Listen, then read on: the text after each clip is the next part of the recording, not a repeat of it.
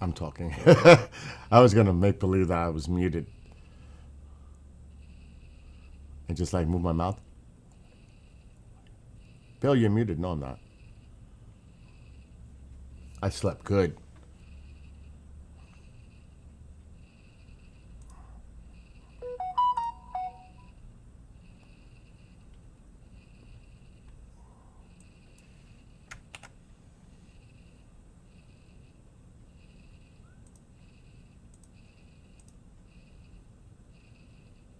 And good morning to everybody. All right, let me get these pop-outs done. It is almost 10 a.m. It's a quarter of.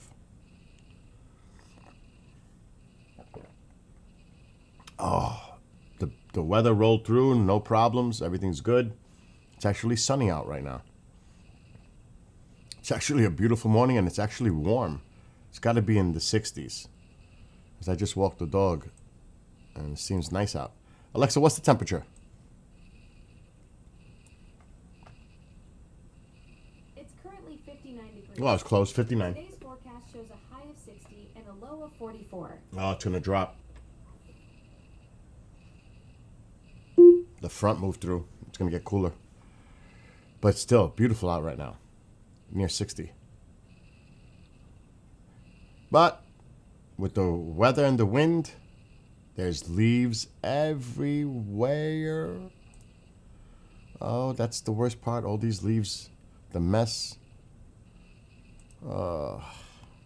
That's the next thing to deal with. And the pool. I got to close the pool down. It's all good.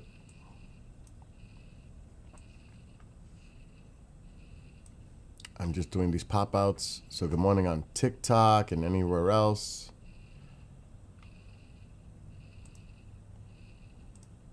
And I was communicating with our new friend Dom, and he likes the first song. He liked them both, but he likes the first song. And he did send it to a few friends, but they don't speak English. But they liked it. It's too bad that I wonder if I can make. Oh, I don't know. It would have been cool if I made a song in Russian. I don't know if that's possible. I wonder if it is. I have not ever tried to do it in another language. That would be interesting. It wouldn't be that song, it would be similar music, but I think that would be pretty cool.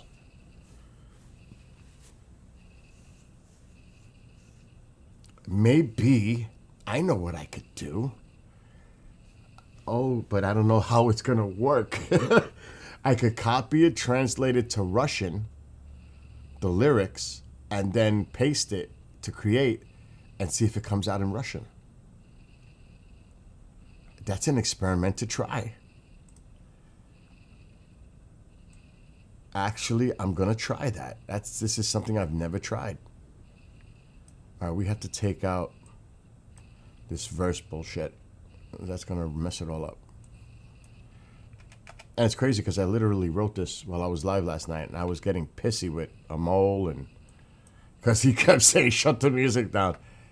And then I said to myself, fuck off. But he knows I'm messing around with him. But I'm going to try something I've never tried. The song I wrote for our Ukrainian friend, the soldier, I'm going to see if I could, because he sent it to friends and they don't understand it because it's in English. But I'm going to see if it's possible with the assistance of AI to translate my lyrics into Russian and then do the music, add the music to it. I'm sure ChatGPT, for example, will translate it to Russian. My lyrics. I'm going to try. This is something I've never done. Translate to Russian. And I got to paste my lyrics. There they are. Let's see what happens. Oh, It's working. It's translating it to Russian.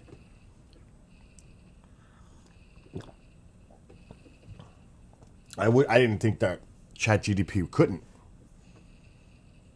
Wow. But now, will the music application do this in Russian?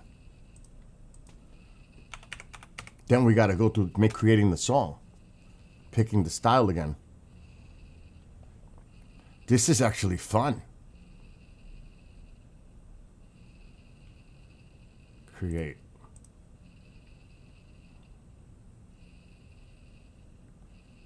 Okay, I'm gonna have to translate the title. Okay, I've got that. Now I gotta translate this word. Translate. Translate to Russian. The title. There it is.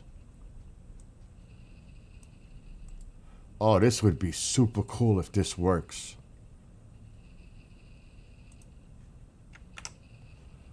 Okay, now I gotta try something else.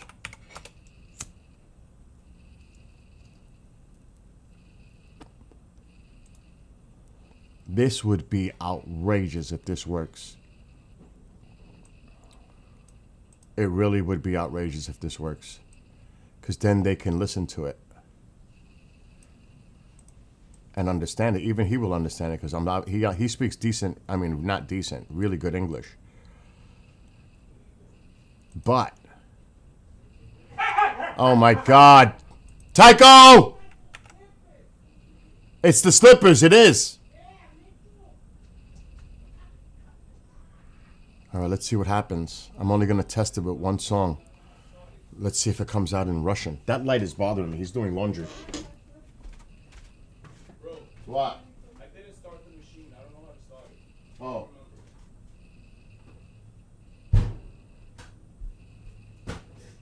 Did you add detergent?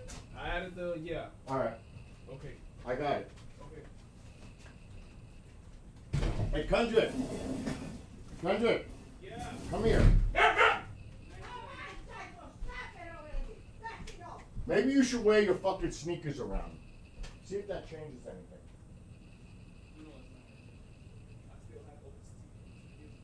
All right. I'm going to give you my own personal opinion about your workout, your body. He's going to get pissed now. Put a shirt on? No, go. Turn around. You should work your back a little more, give it more definition, and definitely try to get yourself your stomach, your abs, make them show. Your chest is fine, but if you could make your abs show more and work your shoulders to make it look more muscular, that's the direction you want to go for your body. Right? I'm just giving you my advice. No, that's good, bro. That's it, bro. Then you really look sculpted.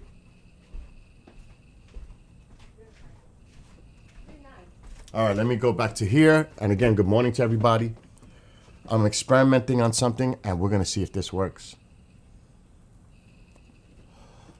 If this works, this would be interesting because that means I could do it in any language. I've never tried this before. What's up, Amol? Amol, you know I was messing with you last night. I was uptight. We're writing the song. And it was a good idea to stop the music because the music was driving me crazy. I didn't have it on because it was distracting me when I was writing the lyrics.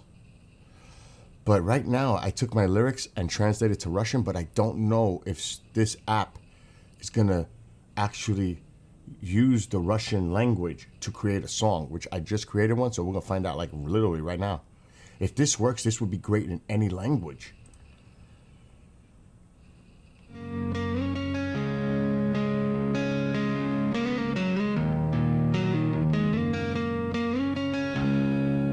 Uh-oh, here we go. Find out. Агрессивное вторжение, старые It works! видения прежней оккупации.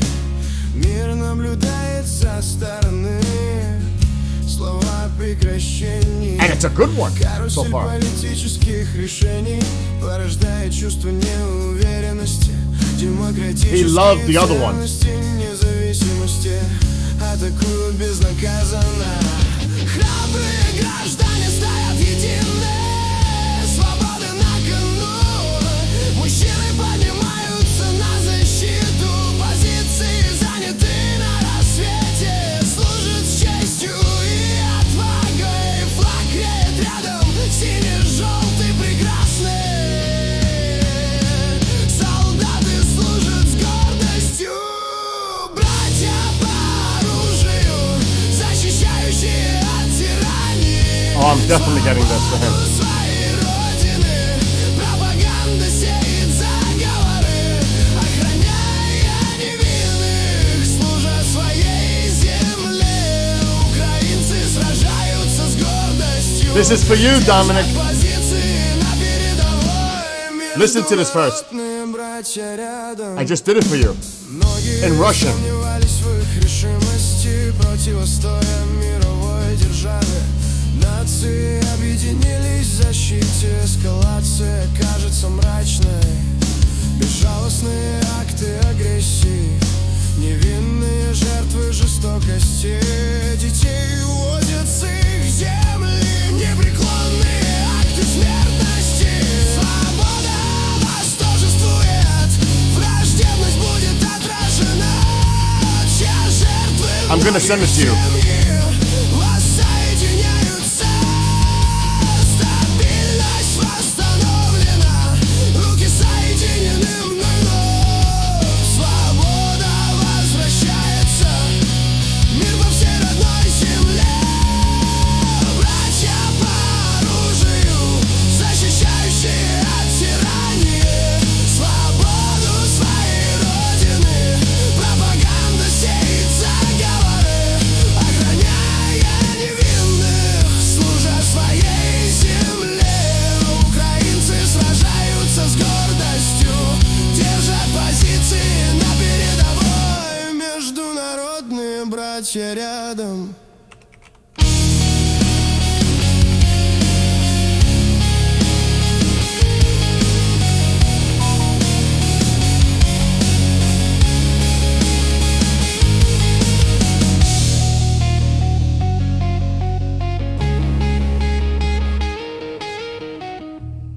Oh, that is freaking fire. It actually came. I want to hear it one more time. He's going to send it to them now, his friends. I want to hear it one more time, then I'm going to bring him on.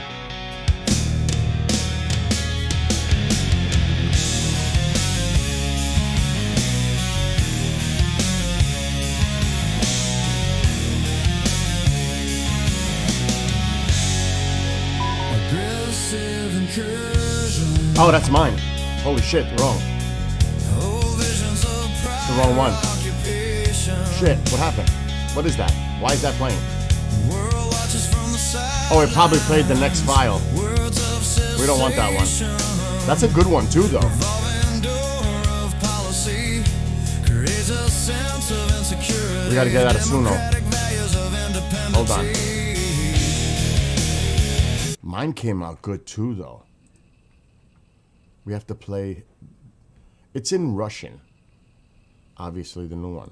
Let me do it again one more time. I'm gonna shut up. Let's go for the Russian people.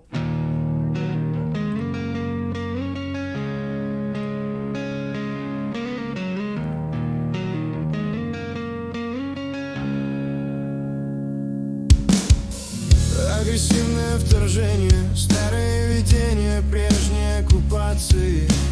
Мир наблюдает со стороны, слова о прекращении. Карусель политических решений порождает чувство неуверенности.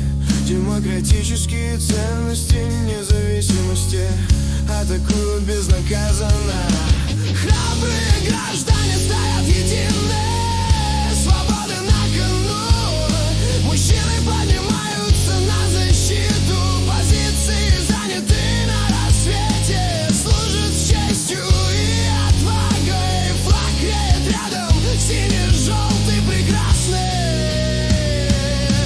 Солдаты служат с гордостью, братья по оружию, защищающие от тирании. Свободу своей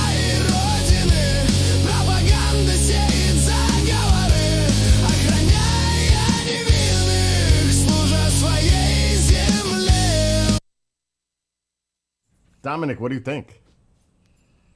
That's amazing song. I very like it. It's very good. I love it. I'm glad. And it's in Russian, so now they can understand it when you share it with them. Yeah, it's okay, but be careful. This song might be very popular, and if you're gonna put this in YouTube, I have a feeling that this song can be very popular in Ukraine. But what the Russians do, they actually stealing your beat, and they remaking from the beat the lyrics to for the Russian military. I have some news right now. I'm gonna go soon in one of the occupied cities. After I will be there for like 1 week. After that, I will be free. So that's like a week or so. After that, I will be able to already travel to US. Wow. So that's a week, and I'm going to New York. So then we won't be able to communicate. Is that what you're telling me also, that you won't be able to communicate for a week? Yeah, no problem. All right, so I won't be able to talk to you for the next 7 days because you're going to be busy doing what you're doing. No, Sorry, you will I'm be having able trouble. to Please talk try with in a me, little but while. not like The New York 24/7 Rangers are because Oh, yeah, I get playing that. the Wild tonight at 7 Alexa, p.m. stop. and it's very dangerous city. There's Oh, drones be careful, flying. yes. Yeah. Well, I am going to post this everywhere. I'm going to put it, because I have a distributor, it'll go on Amazon Music, Spotify, iHeart, Amazon, YouTube Music. This song will go everywhere. And all you got to do is look for, I'll type it to you. I'll just send you the information. But do you want me That's to? good, Do but you want make me? sure- Do you want me to publish it? Ma! Yeah, it's very good, but make sure It's only a you song, Mom. make, the background with Ukrainian flag. Make sure you do that. Oh yeah, the Like video. a picture. Let me see something, because the video may already have. Let me see something, because the videos. Yeah, I'm gonna be very quick because. Yeah, go do your thing. All right, hold on. Let me see something. right now, and I will come back like in 5 hours. I will be around. I will make sure that I put a Ukrainian flag on the banner for this song. Yeah. So I will send you the link. What would 59 degrees Alexa and stop? mostly What do cloudy. you prefer? Today's forecast Alexa is a high stop. of six- What do you prefer? YouTube as a place to send you a link to the music? Yeah. Because it's going to be on YouTube Music. Yeah, no problem. Okay, so that's what I'll do. I'll upload it, and then I'll send you a link on, how I communicate with you. I'll send you a link directly to the song, and then you can share it out, and yeah, and then you could tell people about it. And if Yeah, you I want will to do that. Right now, I have to go do my job. go, do your thing. I'll see you guys later. All right, God bless you and everybody there. Let me disconnect with him. He's very busy. Yeah, he's got to go on a mission for 7 days. I do have an English version too. So that's what I'm going to do right now. I want to get this published as soon as possible, but I want to make sure I get a nice image of the Ukrainian flag to put associated with the file. So I'm going to do that right now. I like it in Russian. It sounds good in Russian. It really did. They're going to love it. And it's coming from an American whose grandmother is Lithuanian. Right, Mom? What? Grandma's Lithuanian.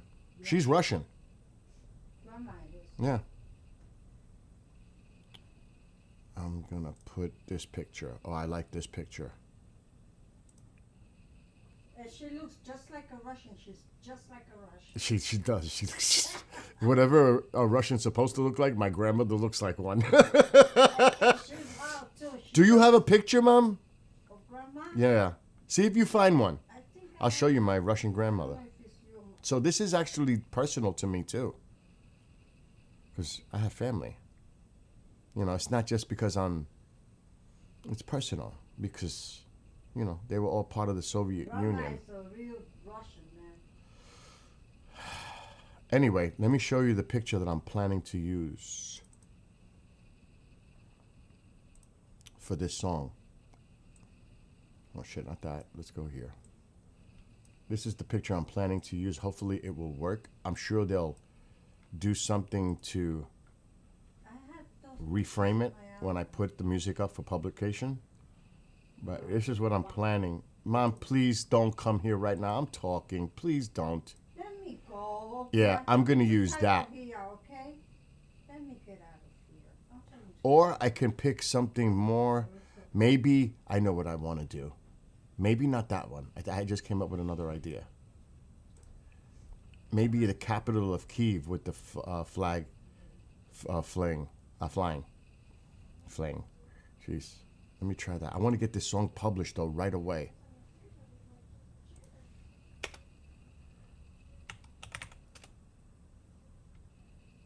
Yeah.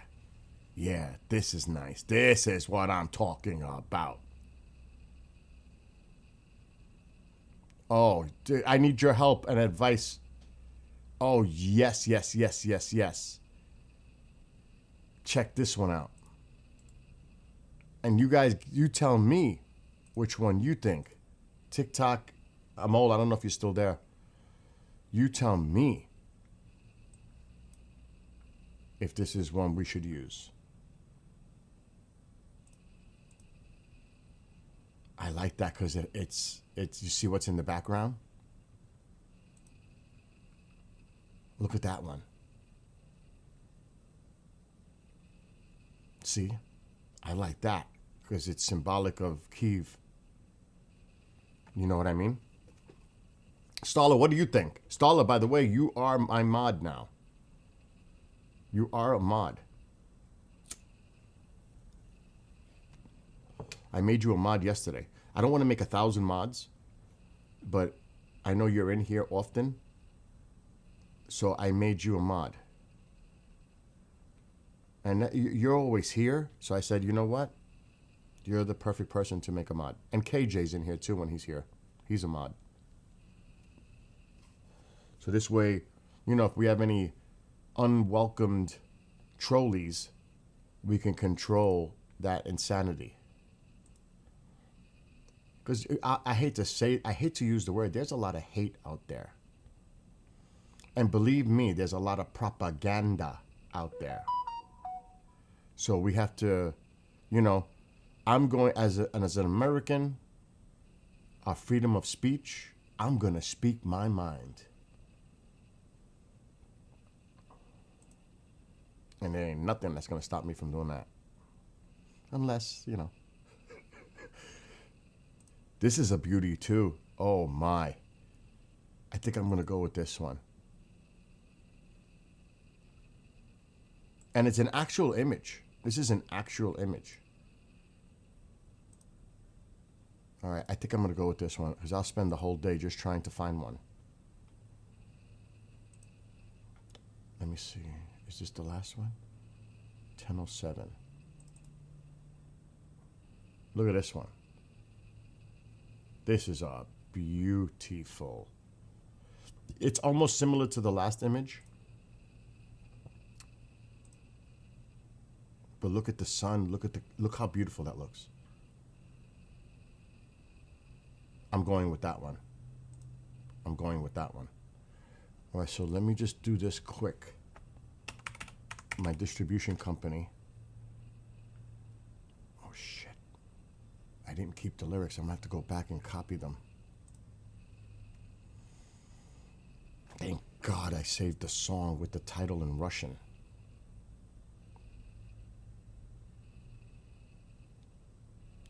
All right, I'm releasing it today. He likes it though, that's the main thing. And his comrades, I hope they will like it too. So this, I'll consider this rock. Album cover, select image. Let's see what happens.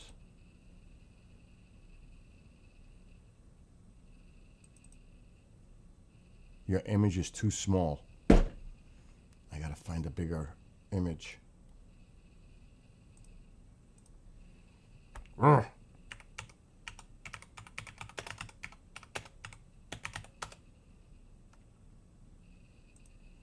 I have to look at the image dimensions.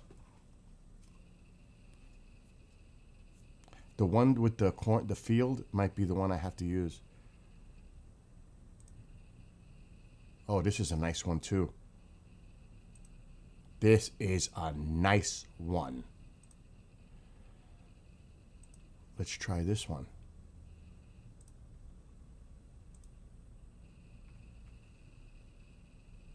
Please work. It's gonna work.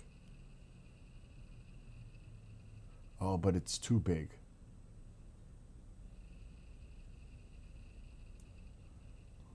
I'm still gonna use it. Recommended 3,000 by 3,000 square. Let me try that first.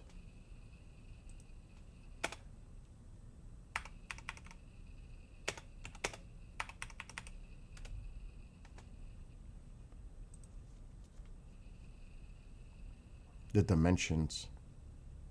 That's the problem.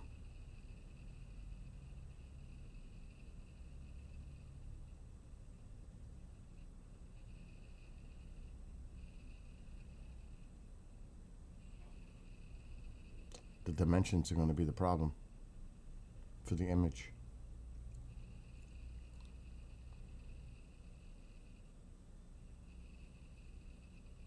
I'm going to have to get cute with it.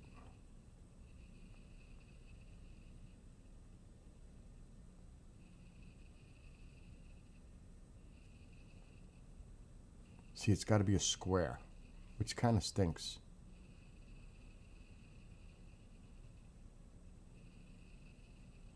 There's not that many options with that size. I'm just going to keep what I got.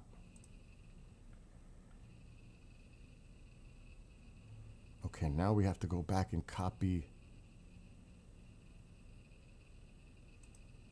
the lyrics in Russian. Okay, title. Copy. The good thing is it's saved, so this doesn't make it too hard. Title.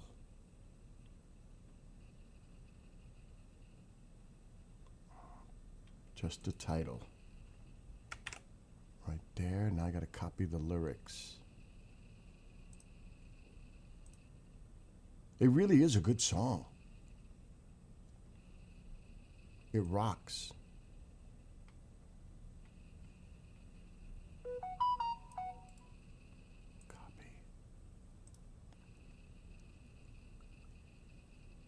Oh, I can't do the lyrics yet. Okay, select audio file. Right here.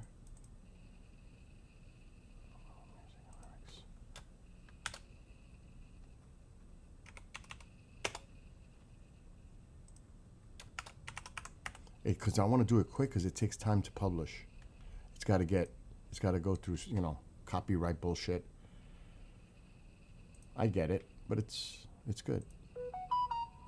Okay, somebody's messaging me, but I can't look right now. So I want to get this published. I'm expecting a Walmart delivery too. What? What happened?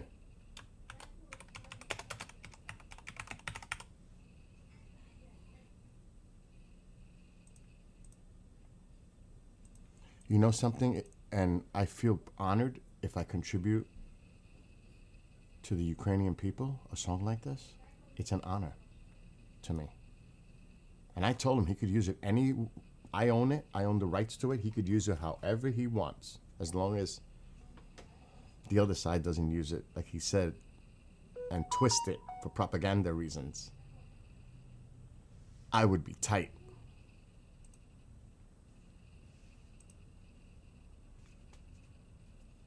Okay. I'm adding the lyrics now.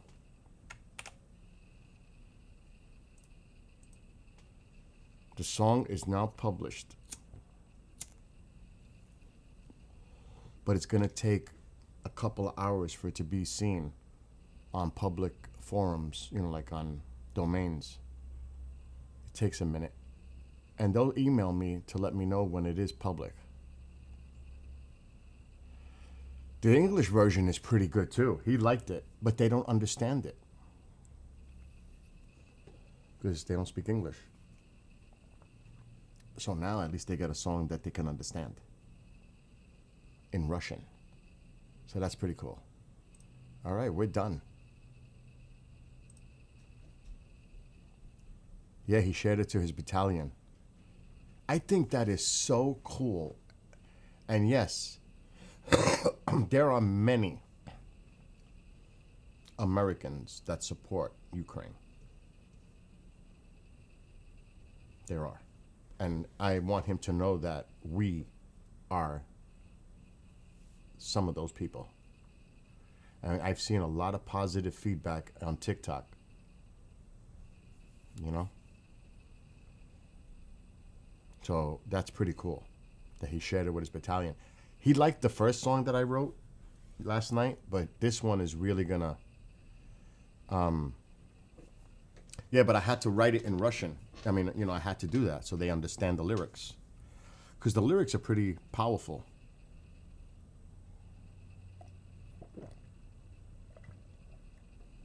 Can you imagine this song? I can imagine this song being played by soldiers and citizens in Ukraine. Because he said the Ukrainian people will love this. Can you imagine my song being played there? That is an honor for me. My contribution, a song that lifts their spirits and shows that, look, check this out. An American wrote this for us. You know what I'm saying? In some small, well, I won't say insignificant, in some small way, I contributed to the cause. Freedom, democracy, repelling tyranny, a freaking dictator who wants the Soviet bloc back, and all those incredible resources of Ukraine.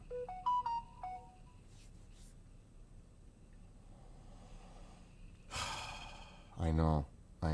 He said that. He's gonna be in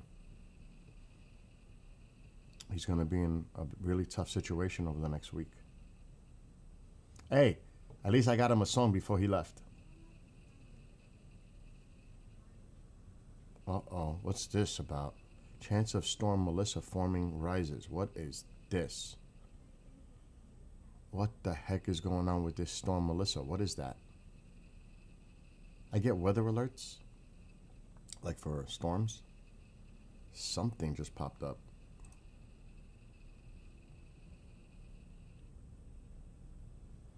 I'm gonna have to look at the models.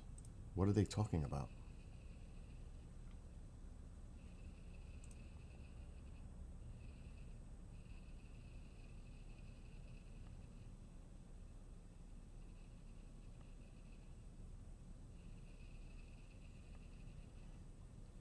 One extreme scenario, so that's not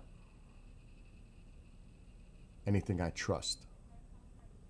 Yeah, they're both, I've seen this model already. One has it coming close to southern Florida, but I'm not buying this. And this, oh, no wonder, it's coming from the Daily Mail. I'm not buying this. I should have known better. Let me look at the models. I do not go based on that. It's beautiful here. The bad weather pushed through. I'm going to play it again in a minute. The song in Russian. Even though we may not understand it, but if any, Ukrainians come in or people who understand Russian, they'll know. Okay, let me check this quick. So the system is down here. Let's see what the Euro model is showing.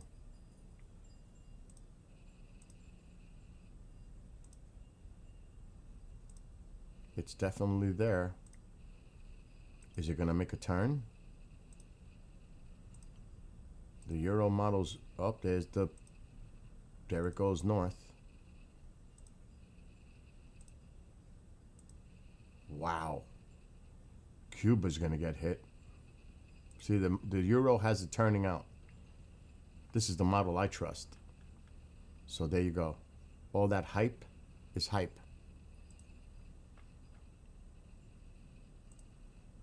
That's why I don't trust articles. Anyway.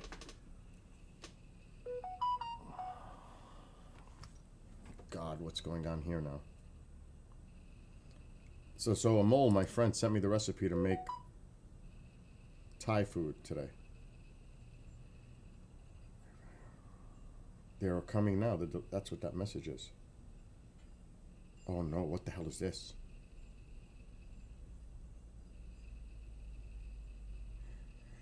Breaking news. A Boeing 747 cargo plane skidded off the runway after arriving at Hong Kong International Airport and landed in the sea.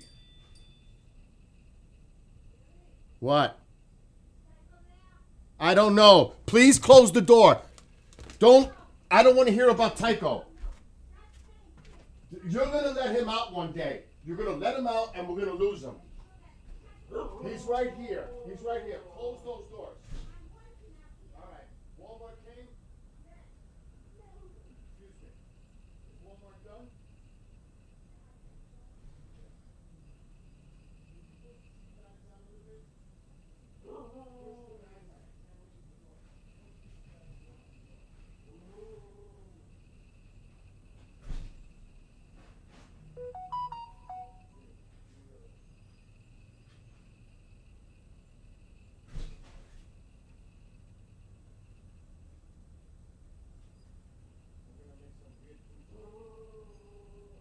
All right, Psycho. Oh, no, you won't. Walmart just got here. Walmart is here. All right. Now I gotta wait for Amazon.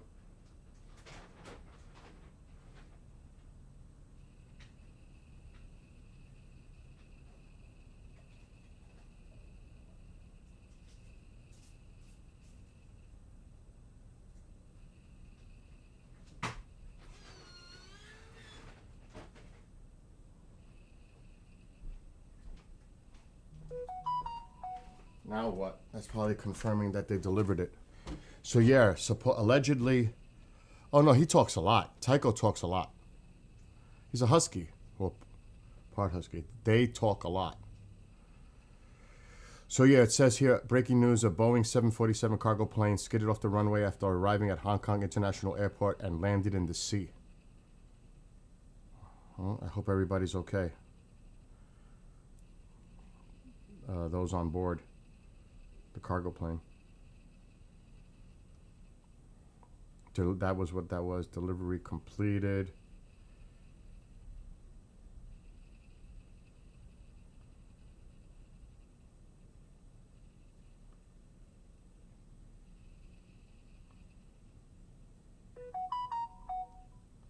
That's mom.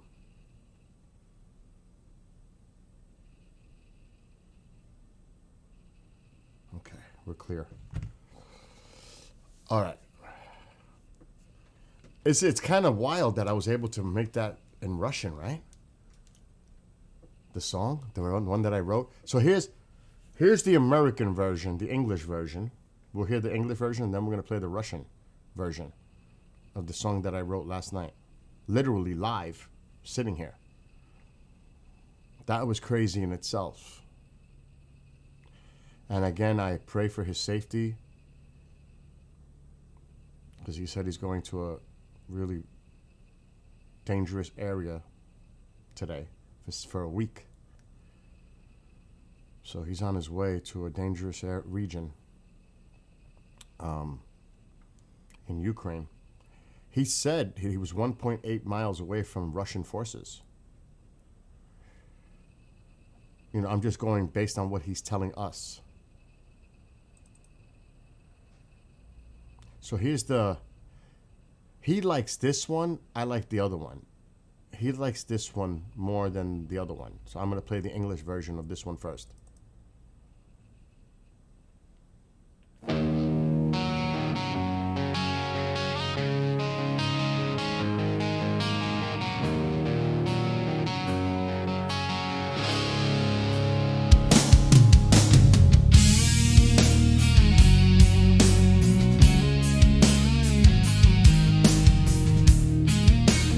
And this goes out to the Ukrainian people and the people defending it.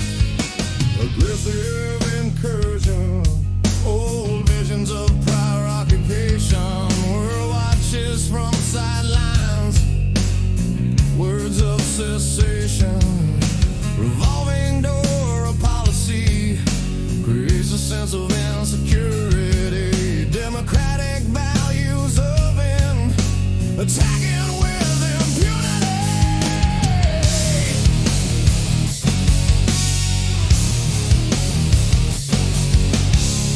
Brave citizens stand united, freedom at stake. Men rise to defend positions taken at daybreak. Serving with honor and courage, flag waving beside. Blue and yellow in its beauty, soldiers serve with pride. Brothers in arms defending against tyranny, freedom of their homeland. Propaganda spurs conspiracy, protecting the innocent, serving their homeland. Ukrainians fight with pride, positions held at the front lines, international brothers at their side.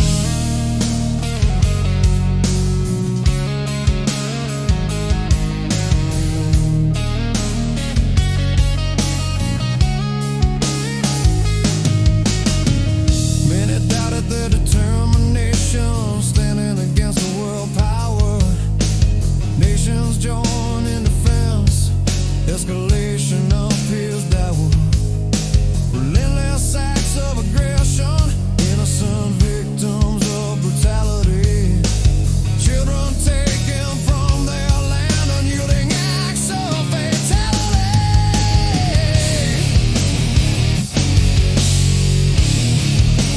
Freedom will prevail.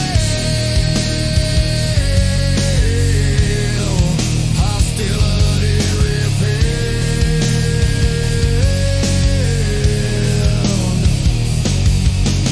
Honoring the sacrifices of many families, reunited stability, reestablish united hand in hand. Freedom once again, peace across the homeland.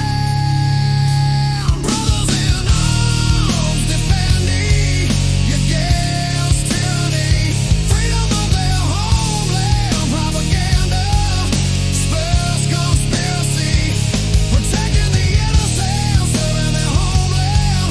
Ukrainians fight with pride, positions held at the front lines, international brothers at their side.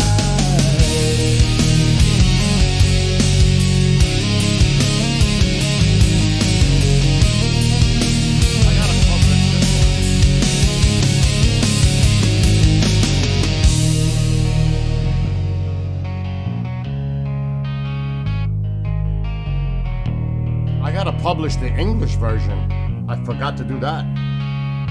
We gotta publish the English version. I forgot to do that. That's important. I did the Russian one. I gotta do the English one. Like now. Before I forget. Because it takes time for it to actually show up and be published on all the audio platforms. iTunes, Amazon, YouTube, Pandora, Shazam, all of them.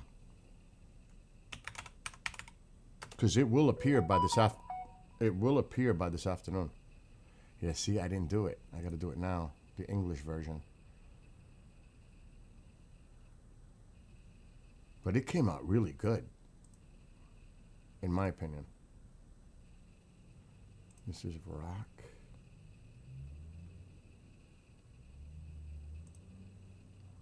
Okay, album cover. I'm going to use the Ukrainian flag again. This one. And it's called Frontlines. That's what I wrote the title as. Now we got to copy my lyrics in English.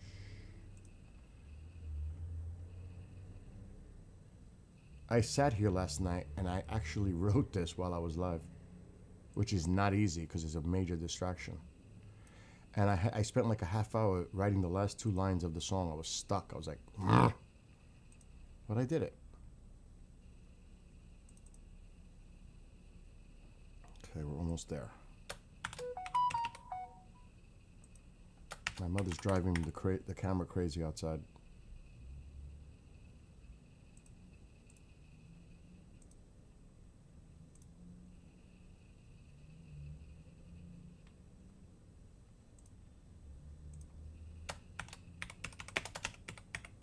So this will be available on all those platforms that you would listen to music on. Pretty much every one of them. Pandora, Shazam, Amazon, YouTube, iTunes, iHeart, all of them.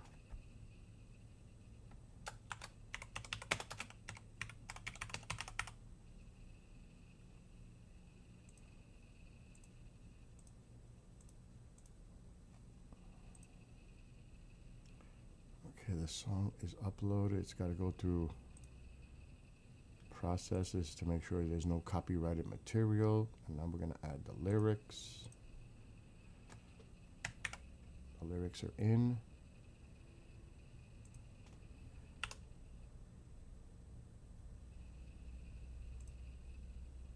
Make sure there's no typos. There are none. Save lyrics. Done. Song is now published. The English version is now published. Cool. All right, so now here's the Russian version.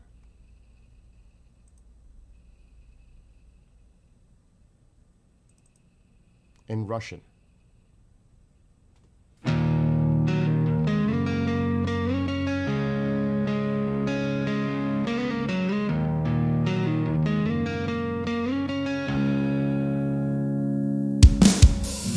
Агрессивное вторжение, старые видения прежней оккупации. Мир наблюдает со стороны, слова о прекращении. Карусель политических решений порождает чувство неуверенности. Демократические ценности независимости атакуют безнаказанно. Храбрые граждане стоят едины. Мужчины поднимаются на защиту, позиции заняты на рассвете, служат с честью и отвагой, флаг греет рядом, синий-желтый прекрасный. Солдаты служат с гордостью, братья по оружию, защищающие от тирании свободу своей родины. Пропаганда сеет заговоры, охраняя невинных, служа своей земле. Украинцы сражаются с гордостью, держат позиции на передовой. Международные братья рядом. Многие сомневались в их решимости, противостоя мировой державе. Нации объединились в защите, эскалация кажется мрачной. Безжалостные акты агрессии, невинные жертвы жестокости. Детей увозят с их земли, непреклонные акты смертности. Свобода восторжествует, враждебность будет отражена. Чья жертвы многих семьи воссоединяются. Стабильность восстановлена, руки соединены вновь. Свобода возвращается, мир по всей родной земле. Братья по оружию, защищающие от тирана. I'm very happy with the way it came out in Russian. I'm really happy how it came out. So to answer your question, I already got a lot of the stuff from Walmart. I gotta wait for Amazon for the sauce, Amol, the peanuts, all that other shit is here. What's up, Mike? So I'll be making it tonight. I got a show from 7 to 9. That's it. I might have a pre-record at 3. We'll see how that goes. You like it, Stala? It is amazing, right? It's an honor that he's honored that I did that. But I can only imagine that song playing in the background or privately by some of the members of the battalions. And even the people of Ukraine listening to that. Because it's when I wrote the song, I wrote it in general about specific things. And trust me, I was frustrated writing this last night. Frustrated because I was stuck with the last two lines of that song. I spent like a half hour like freaking out writing the last two lines. And Amol, I have something for you, a surprise. I want you to give me a hint of a topic that you would like me to write in your native language. And I'll create the music accordingly, like maybe a Bollywood beat. Give me an idea of something you would want me to write about for you. How's that? In your native language. And because now I know I can do it. So think about that today. So, like a topic that you would want me to focus on to write about your native country of India. And I'll put it in the language and I'll put the music associated and let's see how it comes out. So you think about that while you're at work today. Yeah, think about it. And I'm dead serious. I think that's a cool thing too. And you know what? As an American, thank God we have those freedoms of expression and opinion. And we can do these things when a lot of people around the world cannot. We can express ourselves and make our voices heard, or our music heard, or our message heard in a productive, peaceful, positive way. Not in the negative, not in the divisive way, unified way. I am so sick of dividing. Sick. Beyond, you have no idea how sick I am of keeping people continually divided. It's done. We're tired of it. I'm tired of it. I can't speak for anybody else. I am so fed up with it. Attacks of each person on each side, attacking each other constantly, blaming each other, deflecting, all that bullshit. No, be responsible. Be responsible to the people. Be responsible for government. Do the right thing. Enough is enough. And it starts at the top. And yes, we can support the Ukrainian people. And like I said, my mother, she probably forgot, my grandmother is Lithuanian. Russian. I told her to see if she could find a picture of my grandmother.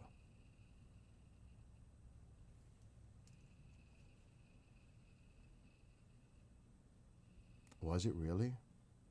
And I know that he's probably right. The Russians will try to use it and flip it with the beat and use their own propaganda. Unfortunately, here in the United States, we feed on Russian propaganda and we take it for like literal to be believed. Unfortunately. And there are a lot of people in powerful positions that buy into the Russian propaganda. Only because they oppose certain other political. It's insane. And how many times can I say it?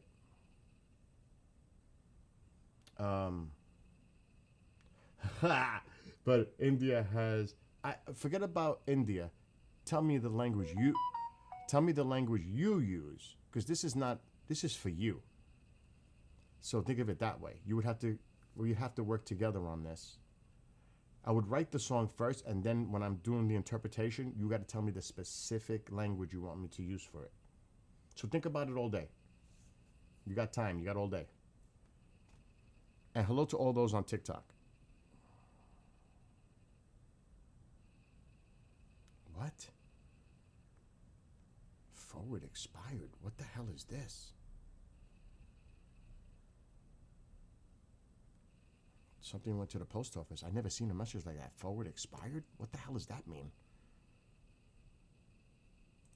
I gotta go to the USPS site. What does that mean? Forward expired. I've never seen that kind of message.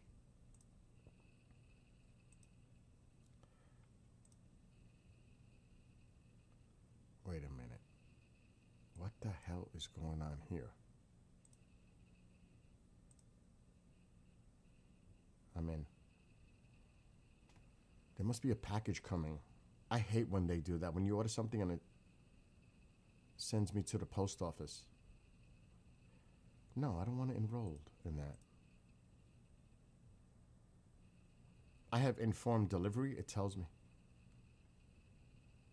Packages 3. Alert.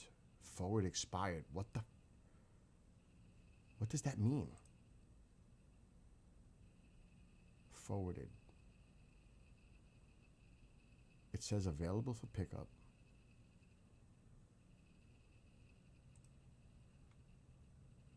Arrived at post office this morning. Forward expired. I don't know what that means. I gotta go to the post office today or tomorrow. Tomorrow I gotta take mom to the doctor, so. Anyway, getting back to this. Nah, it's a postal thing. It was a postal thing. I verified it on the USPS site. I'm gonna see, and it might take me a minute. Somewhere on here, somewhere, and it's gonna take some time.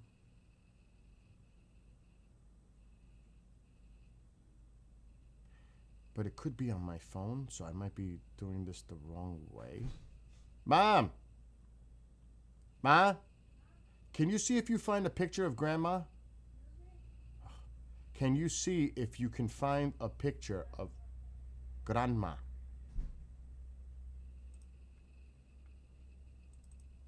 I might have it on my phone because I might have taken a snapshot of it.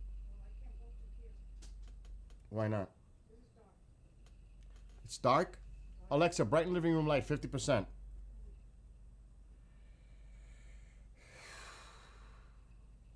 Got it. What? I can now. I could see now. Okay. It's dark there. Let me know when you leave so I can shut it. I'm cleaning the front of the house. Good. Just don't overdo it. No, I gotta do what I gotta do. I know, but don't overdo it. And I found one of my chairs. I was so happy, I told you it was out there, but I didn't know. but I told you. Wow, I was ready to call QVC. Oh, God. That's where I got it from. That might be the order that's in the post office, your QVC order, now that I think about it. You just don't get anything. See if you find the picture of Grandma for me, Oh, I gotta look in the album. the album. I'll find it. I could have sworn I took a photo of it. I'll show you my Russian grandma. Let me tell you something. Don't push my album. That's what I. I don't even know what the album is. That's why I'm asking you. Okay.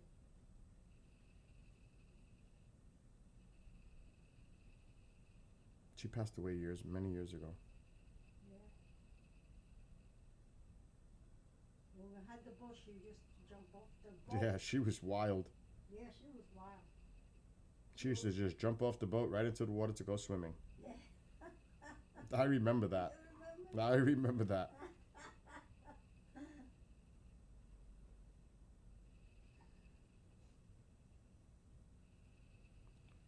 Oh my gosh, you're kidding me.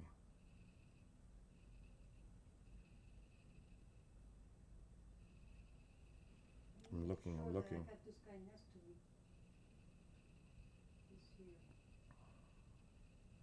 Oh shit, the load didn't start. I gotta check the wash. My God, look at all these pictures I've taken. Oh, what? Like Pine Bush, Roswell, all over the freaking place, really. Yeah, good times. We always have a good time. Oh, wow, yes. Pine Bush, oh. I don't see it.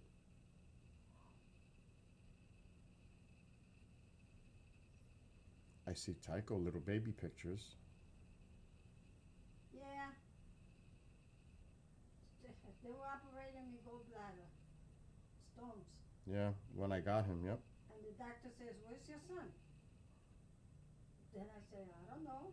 Your son was coming back from Pennsylvania getting the dog. Yeah. Okay, it is not on here. Ma, I need to kill that light. It's really good. Good for him. You could turn the light off. I don't know. I'm a vampire.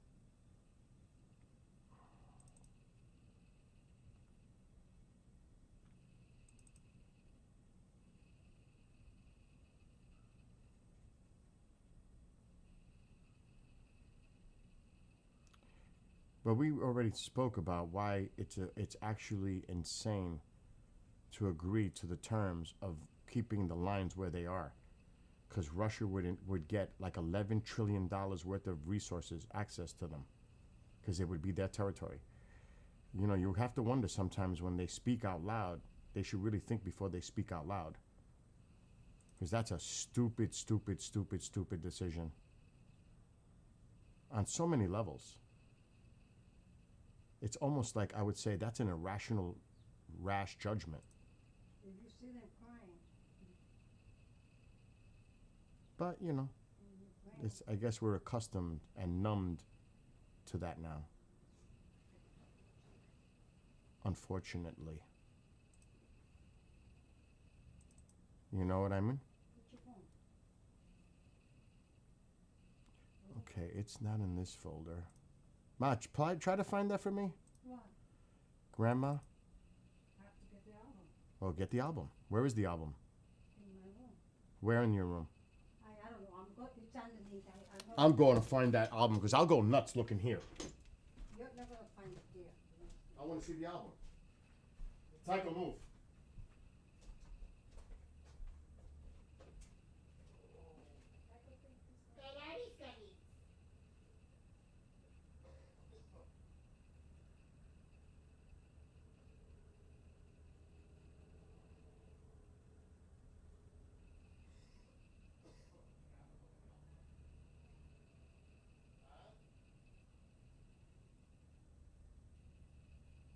Yeah, you're gonna have to find it because it could be anywhere. And that's a precious album. That is a precious album, so find it because I am not going crazy looking for it. I can tell you that. But it's got to be here somewhere.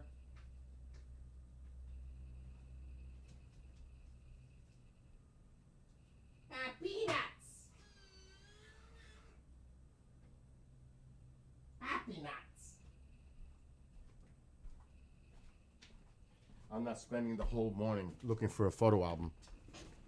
Alexa, shut off living room light.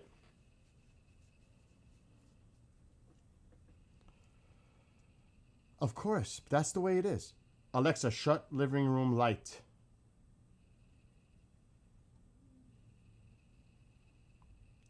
Alexa, shut living room light. I may have to do it manually.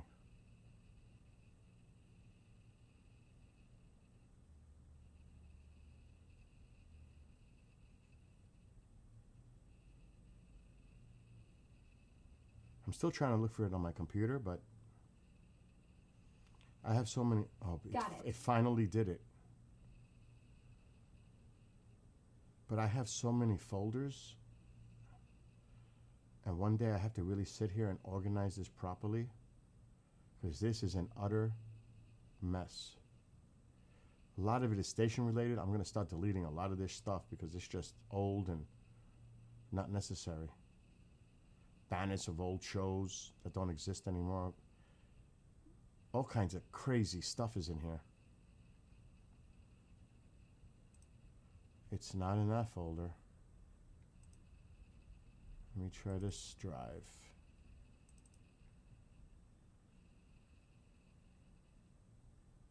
She'll find it eventually.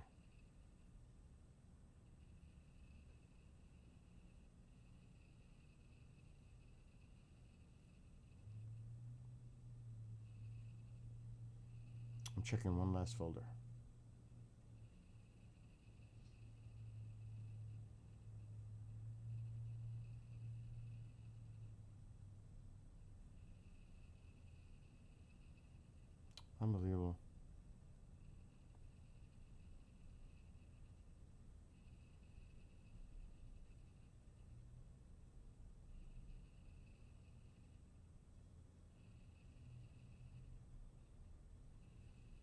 mean, I got cray pictures in here.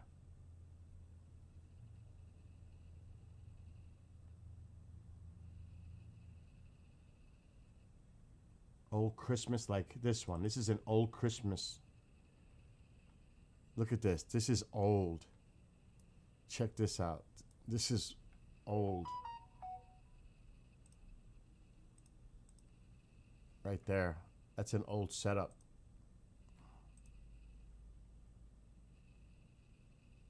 I mean, that is going back in some time right there with that image.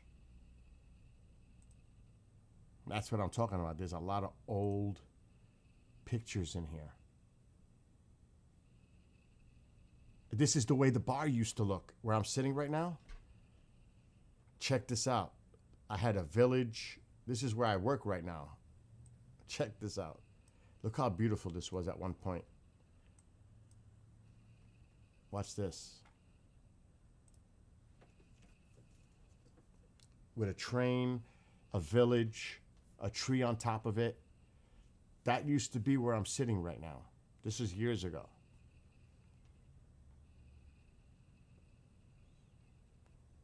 I had 2 trees, one in the dining room and one here. Isn't that beautiful? Because this was a bar at one point. They're coming. What's going on? Really? Russia announced new cities? They're going to Seattle? Wow. So yeah, see, these are old photos.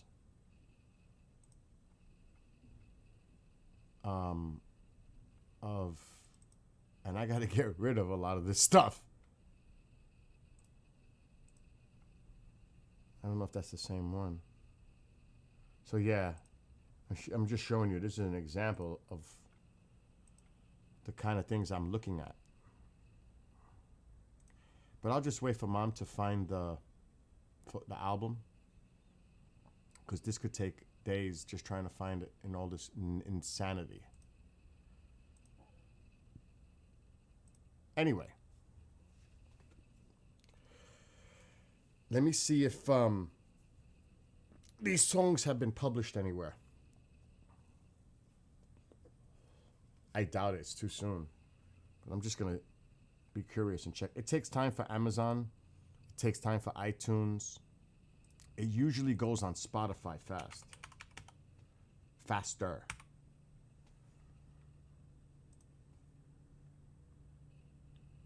I don't think it's going to be that fast. Let's show all. Nope, not there yet. Like I said, it's going to take a few hours before it actually is visible.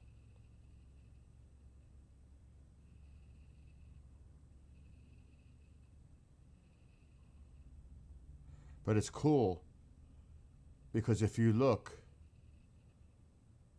I haven't published this yet on this.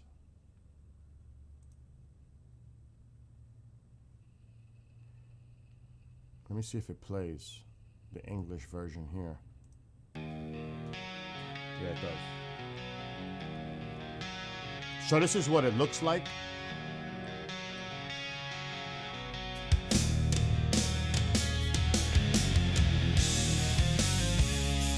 I haven't published it yet on here.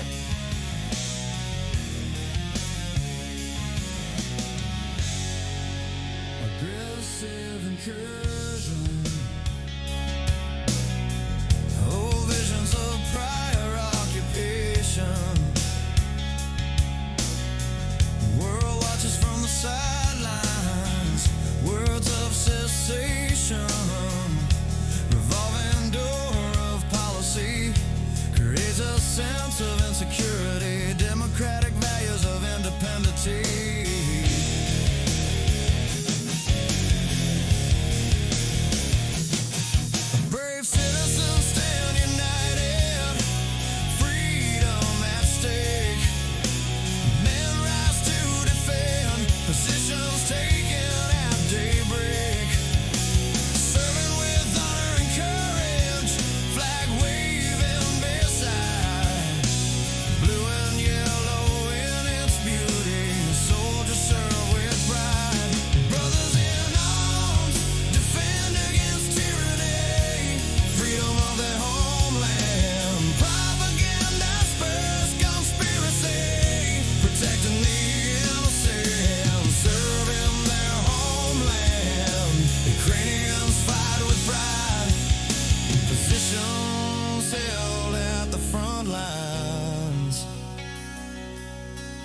International brothers at their side.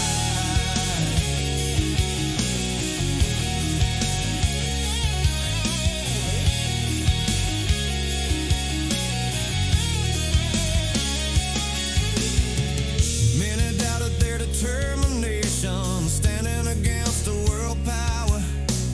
Nation joined in defense, escalation appears dour. Relentless acts of aggression, innocent victims of brutality.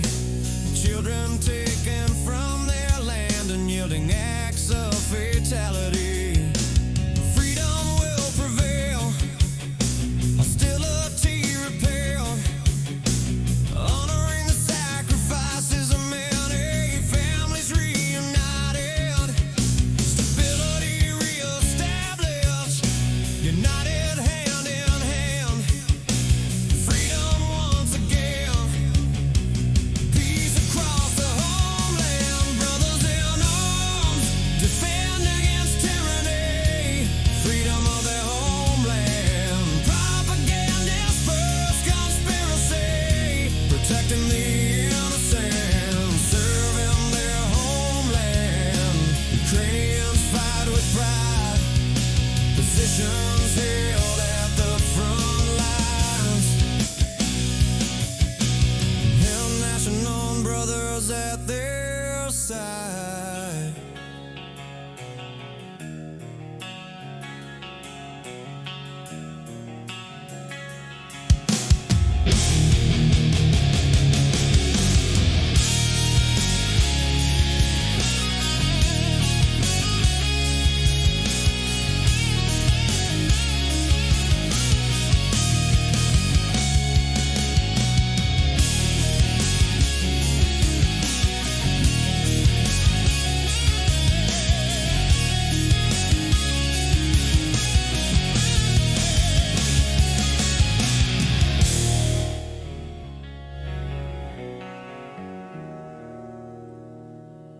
And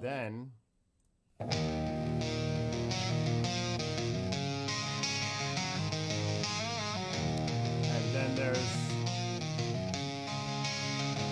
this one. All right, we got to see if this one plays. Oh, there's plays on it already. That was probably him. This is in Russian.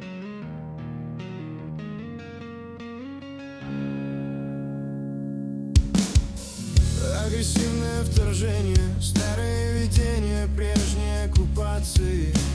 Мир наблюдает со стороны, слова о прекращении. Карусель политических решений порождает чувство неуверенности. Демократические ценности независимости атакуют безнаказанно. Храбрые граждане стоят единые, свободы на кону. Мужчины поднимаются на защиту, позиции заняты на рассвете. Служат с честью и отвагой, флаг греет рядом, синий-желтый прекрасный. Солдаты служат с гордостью, братья по оружию, защищающие от тирании свободу своей родины. Пропаганда сеет заговоры, охраняя невинных, служа своей земле. Украинцы сражаются с гордостью, держат позиции на передовой. Международные братья рядом. Многие сомневались в их решимости, противостоя мировой державе. Нации объединились в защите, эскалация кажется мрачной. Безжалостные акты агрессии, невинные жертвы жестокости. Детей уводят с их земли, непреклонные акты смертности. Свобода восторжествует, враждебность будет отражена. Чья жертвы многих семьи воссоединяются.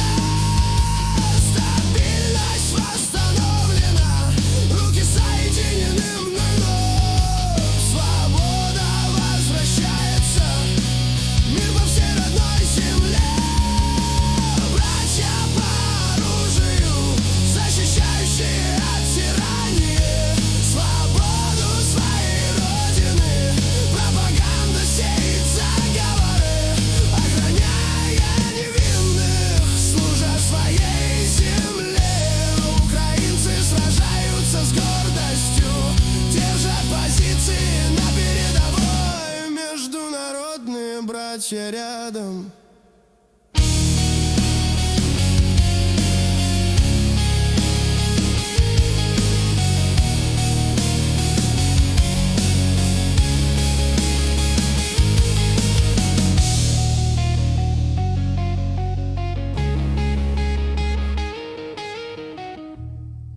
And as Starla is indicating on TikTok, this is dedicated to our friend, and thanks for Starla introducing me to him. He's currently actually going to a very dangerous location. He's a Ukrainian soldier right there in the front lines. And that's dedicated to him, his comrades, and all the people in Ukraine.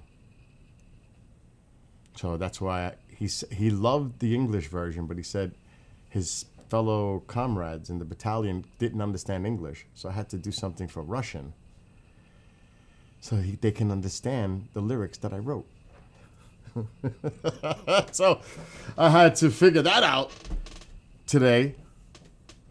So I wrote that actually last night, and we spoke to him twice yesterday. And communication with him over the next week is going to be sparse because he's being deployed to, like I said, to a really dangerous situation. So my prayers go out to him, all the people of Ukraine, and all those brave soldiers that are willing to sacrifice for their country in defense of their sovereignty, regardless of what people have to say. And hello, Jenny. What did you call Ruthenian? What? Ruthenian. What are you talking about? I'm asking you, what is Ruthenian? What is what? Ruthenian. Lithuanian. Uh-huh. It's from a person from Lithuania. So that's what grandma is. Yes, that's why I said, can you try to find that picture?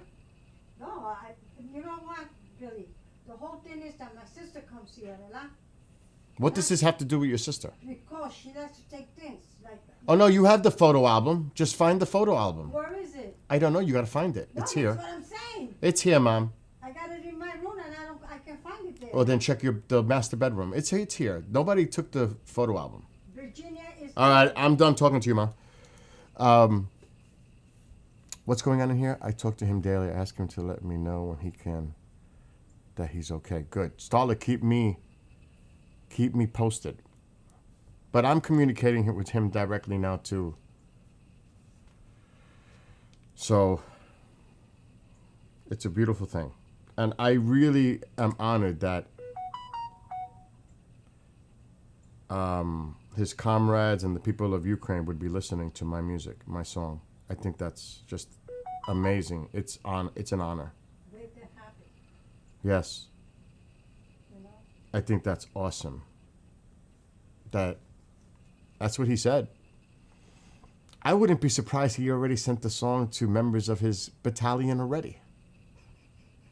He sent the English version to them. They liked it, but they didn't understand it because it's in English. So that's when I woke up this morning when I saw his message. I said, okay, I gotta have to write one. I'm gonna have to write one in Russian, Can you do the it? language. I already did it. Oh, wow. It came out really good, actually.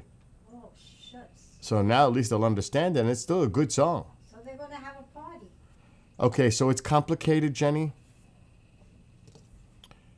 My mom, her parents are both Puerto Rican, but ancestry-wise, Spain, and ancestry-wise, I am related directly, not 15,000th cousin. Like great eighth grandmother, eighth great grand uncle to Christopher Columbus's son and Ponce de Leon. And I have The proof. one that discovered Puerto Rico. Yeah. And I have proof. Christopher. Documented proof of that. Can you imagine that?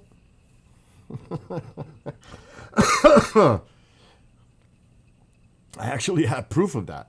Can you imagine being related to Christopher Columbus's son, Diego Colon? Because excuse me, Mom, in Puerto Rico, not in Puerto Rico, in Spain, he wasn't known as Christopher Columbus. He was known as Cristobal Colon. Spaniard name. The interpretation. Cristobal Colon. His son he had few. Diego Colon. And of course, Ponce de Leon, if you know your history, he's a relative. He's actually my 8th great grandmother. Just think about it. That's a direct line. It's Ponce de Leon.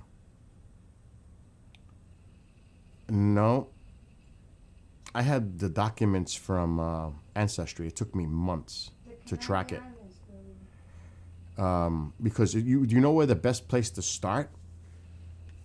Because regardless of what people think, it depends on the trail, the documentation, how far you can look back to it. The Spaniards were great at keeping records. Really? Your family's related to Daniel Boone? That's awesome. But it depends of the origin country, and if it's somewhere in Europe, because we all did come from somewhere, right? Mostly, unless you're an indigenous people. And I don't care how far back you go. Some of my ancestors that I track back goes to the 1500s. So I don't want to hear, my family's been here for 300 years. Well, where were they before that? Somewhere in Europe? Billy. Mom, stop! I can't talk to people with you in the background. What? Some of the people today, they're from Canary Islands. I know that. The Spaniards control the Canary Islands. I understand that. And the only citizens of the United States are Puerto Rican. Oh, Jesus. All right, thank you. All right, we got that. We got that. Oh, my gosh. Anyway. Okay, but I am talking to people, and you're talking on top of me, and it's confusing. That's the problem. I don't know because Okay, so please stop.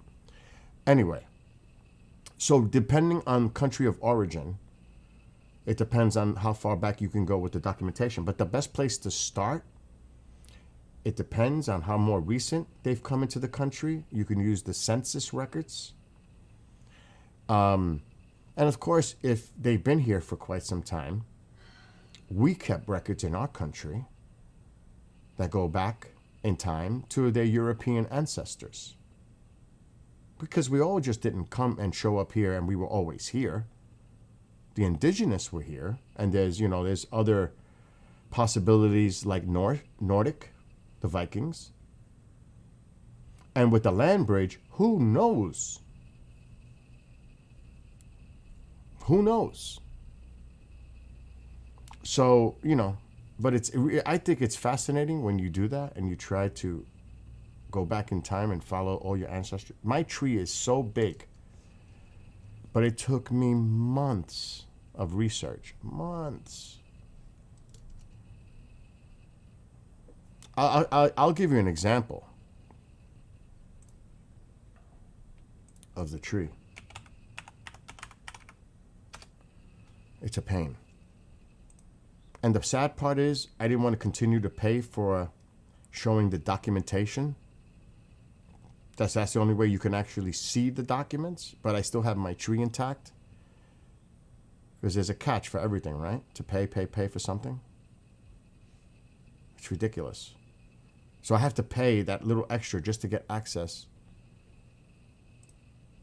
to my information. It's such BS. But I have it. For some reason, Ancestry is not loading properly. Oh, look at this. You may be experiencing some intermittent service with Ancestry.com website. We apologize for any inconvenience this might cause and appreciate your patience. We are working to resolve the problem as quickly as possible. So Ancestry's down. I was wondering what's going on. The family tree.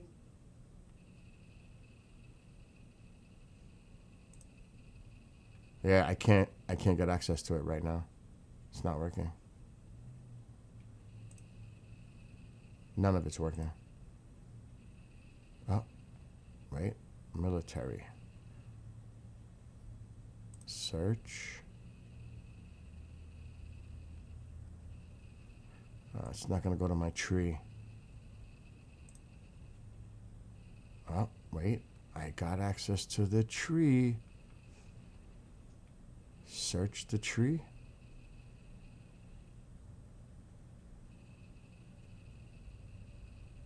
Find in tree. Here's one. I don't know if it's going to work. I'll just give you an example for one. Because I have to be careful on the information I put on the screen. We don't want to put any importante information there. Personal.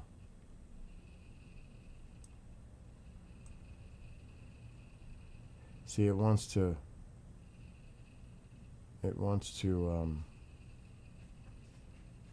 show certain things. What? Dude, I was gonna roll some cigarettes, bro. Do it. Yeah? Ay, hazme uno. Okay. Now Ay, cuidado. Come on, Kendrick. Oh shit, the washing machine. I know, it didn't even start. Yes, you're gonna have to put your sneakers on. I told him that. He's still gonna bite me. No, not with the sneakers. Tato, stop it. It's with the slippers, you and mom. With the Sing- slipper. Oh, shit, that's Me scary. too, with this one, with the black ones. Oh my god. Because he bites me with the sneakers, I feel the teeth. No, he's not gonna bite you. No, he bit me before with the With the sneakers. sneakers, I don't think. He will bite him. Yeah? Yes. You guys is different. Me, he bites me regardless when he's playing around. He loves to try to bite Kendrick. He just plays with me like that. This is not anger, he's just playing. Yeah, but still, it's. I kind of laugh, but it's not too funny. I don't like that. So this just gives you a little hint. I'm not going to show you like, because this is it's not working good. It says it. There's all kinds of issues going on with Ancestry right now. But here's one. This is my Oh, okay. 8th great granduncle. Notice the name Diego Ramos Colon. Diego Colon. That's direct descendant of Diego Colon, Christopher Columbus' son. He was a capitan of the Spanish Royal Army. He was a conquistador. My 8th great granduncle. And he was born in 1606. See how far back the records go? I'm gonna be back. Wow. That's a long time ago, huh? Yeah. That's a long time ago. That's just an example. So yeah, sometimes you can back up talk with documentation. It's not like I'm talking out of, something else. Let me see if I can see it's not working. I was lucky to get this one up, to be honest.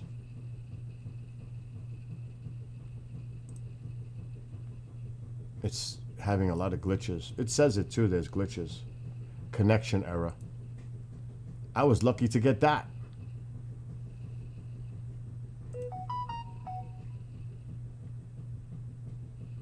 Because it's in my tree. Papa Martin is in the tree. What, Ma? My grandfather. Everybody's here, Ma. I have everybody. I know, but I have everybody. I went back No, really, generations. You just gotta tell me one thing. Oh You my have to get gosh. away Talking nonsense.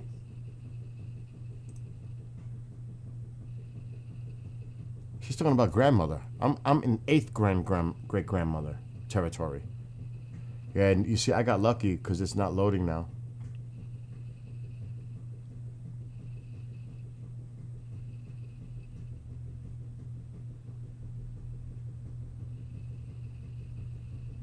She was Russian.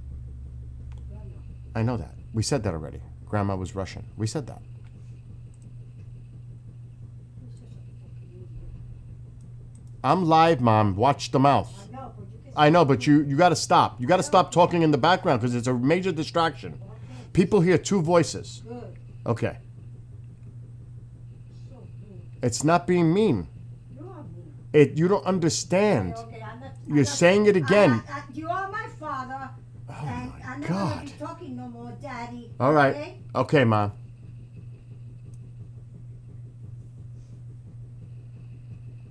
She thinks I'm being mean. It's not. We're hearing multiple freaking voices.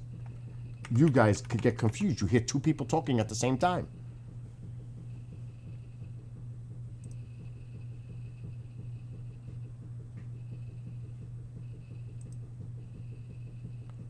Okay, here's another one. I think it might work. Nope. Oh shit, it loaded.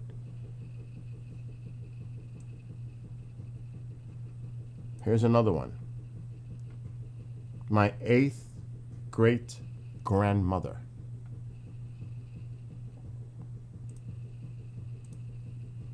Right there. So she's Ponce de Leon.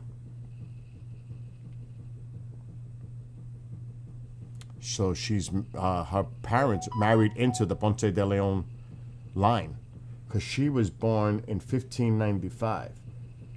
So her descendants is Ponce de Leon directly. See what I'm saying? So she's a Ponce de Leon, my 8th great grandmother. And facts. There's more to that. Oh, there's more, but I'm not gonna show too much on the screen. But so that's just an example. So I'm related to Christopher Columbus's son. Direct. It's not like 15th cousin. And direct to Ponce de Leon. That's crazy, right? It's pretty wild when you think about it. And again, I'm my dad's side, Italian and Russian. What a mix, huh? What a mix. Father's Grandpa was from Rome, and obviously my grandmother Olga, Russian. Russian. Isn't that wild? And believe it or not, there's a weird mix. Somebody's at the front door. Is that Kendrick going outside? The Spaniards, there was a marriage with royal members of England to connect the families. It's way back. I have actually English royalty that married into the Spanish royalty. I guess they did it for some reason, probably political, to create that kind of joint connection between the two. But that's in there too. Some royal members of the Spaniards married into the royal members of the English. I was like, oh shit! I didn't expect that one. Can I learn something from you now? The Canary Islands. She's going with the Canary Islands again. Okay. And Portuguese. Portugal is Spain's neighbor. They pretty much worked together in tandem centuries ago. And the Canary Islands is territories of Spain. Go ahead. Exactly. That's all. Okay.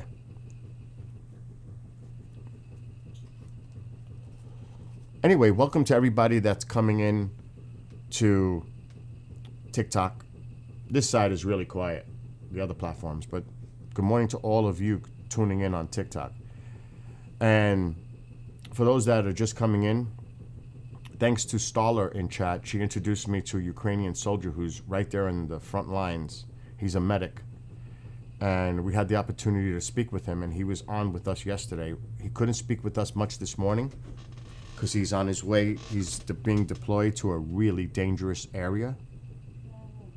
And he'll be there for a week or so. But then after he's done with that, he's going to have some time, and he's heading to the United States. And he'll be hopping into different states, territories. And then hopefully on the way back or while he's coming, he'll be staying here in New York. I'm planning to meet him, bring him back up here, spend an overnight, have dinner with Mom and I. And I will not have him on camera. It's because his identity needs to be protected. I have not asked him that.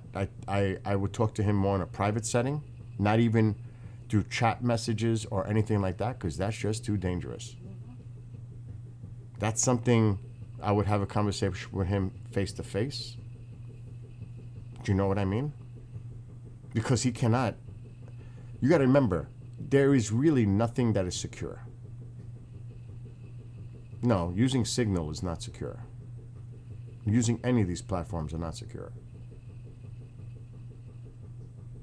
So you have to be very, very careful.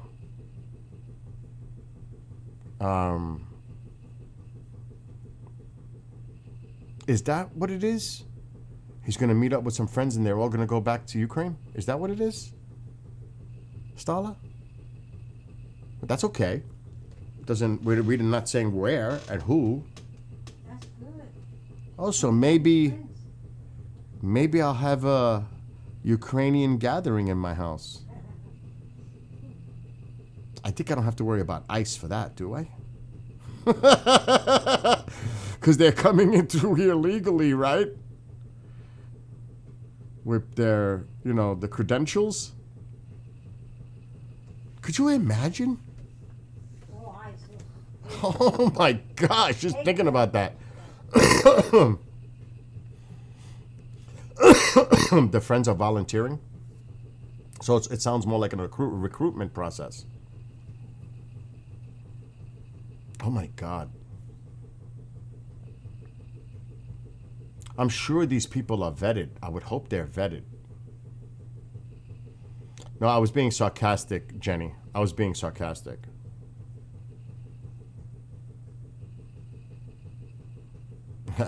But maybe not. You never know these days, right? It's obviously if they're entering the country, it's legally. They have the credentials.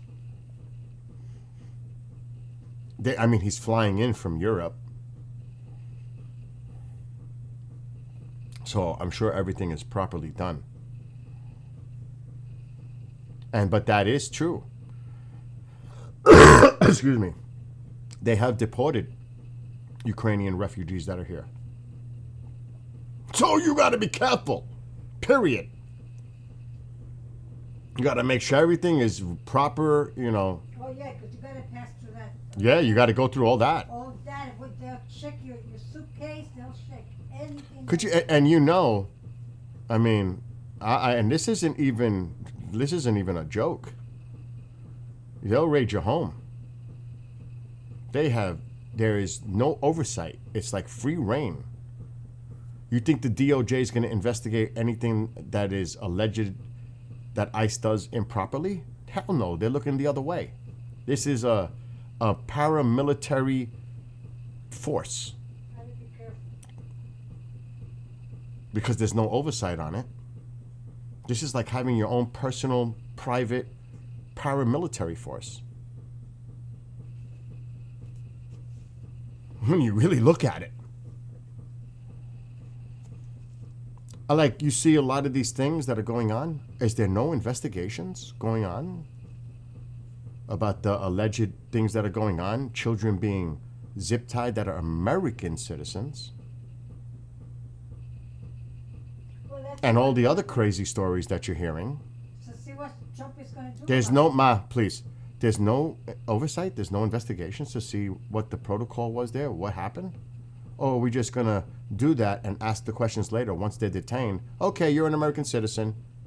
I'm sorry, you can go home now. After putting them through all that, do you realize what kind of trauma you're putting that child through? With all the mother and the father. And how frightened they are with ICE coming in the way they are? And with the aggression that they're showing? And you think that's okay with American citizens? I can understand undocumented criminals. But American citizens having to endure this and living in fear because they're being scooped in all together, being detained, and then hours later, after they can prove that they are who they are, they say they are, then released. Is that shit fucking? Is that okay? I don't think that's okay, and I think the vast majority. I don't want to say vast majority because, you know, there's one certain group that loves it, but I think the majority of this country is seeing this, and they're not thinking this is okay. You know what I'm saying? I think moderate Republicans, independents, of course, Democrats, other people are looking at this shit and they're saying this shit is not cool. This is just not acceptable. The other base is loving it. They love it, of course. That makes sense.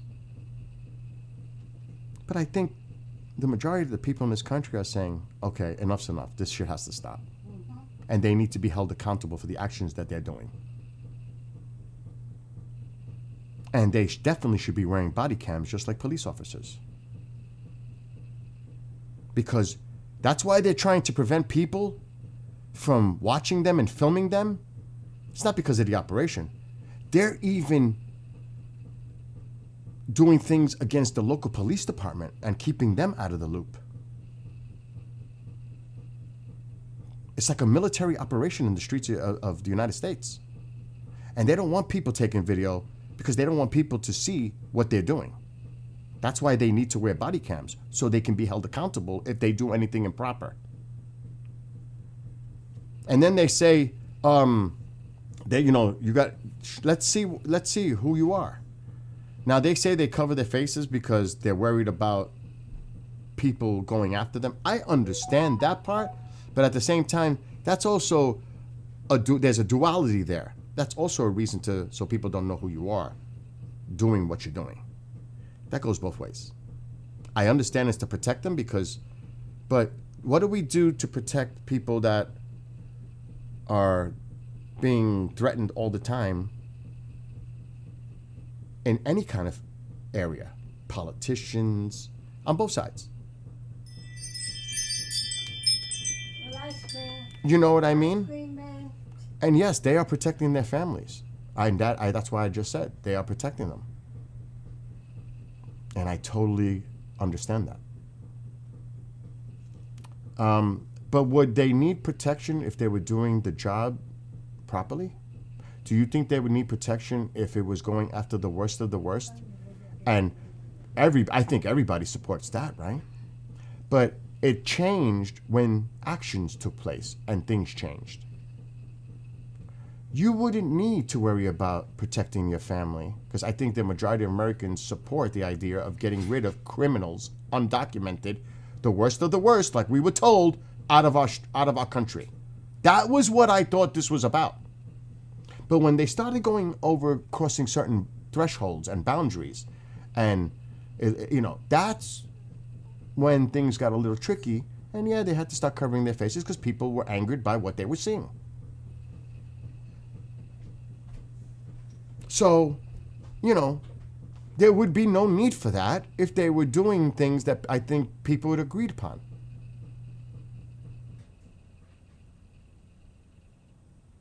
Do police officers need to cover their faces?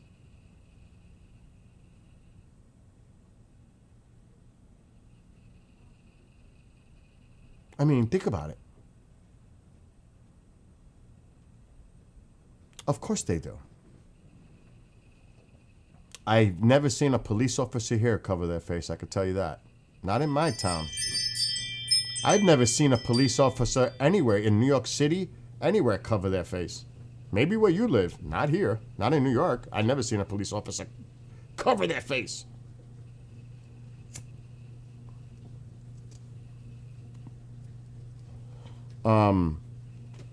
I've never heard that one before. I'm sure there could be. I've never seen it. But I'm just saying. The vast majority of police officers do not wear masks to protect our identities.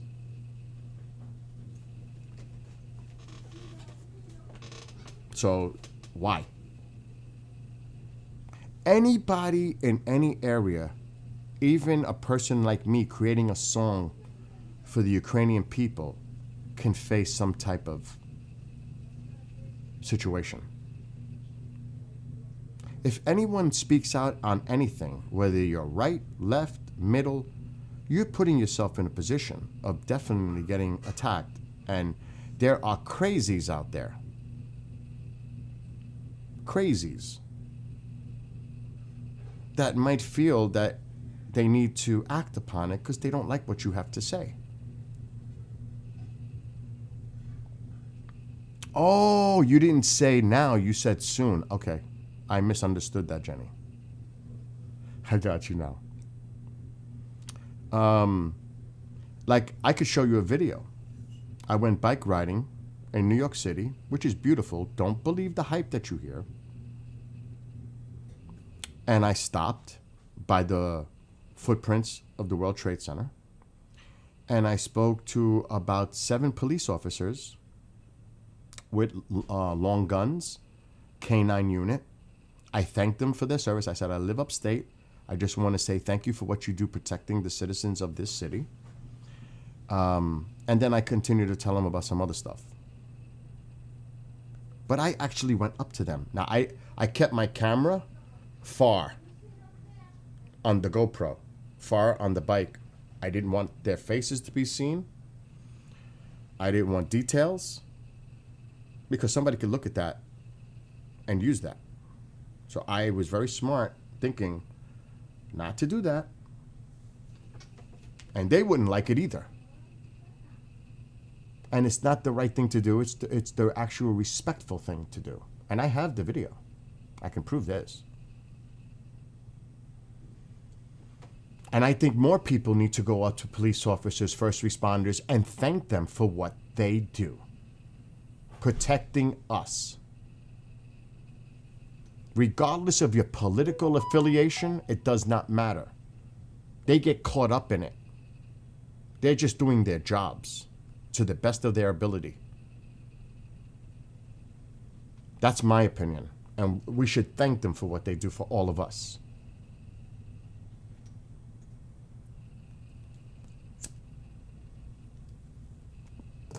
And as Americans, we have that freedom of expression, opinion, our voices to be heard. Regardless of your opinion, that is our right. And you must speak out regardless if you're a Republican, a Democrat, or whatever. Independent, doesn't matter. It is your right to express your opinion respectfully. But when you start using the hateful rhetoric, that's when you lose me.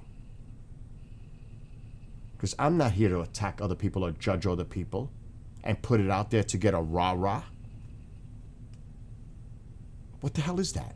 We're rah-rahing against fellow Americans that disagree with us? Really? You enjoy that?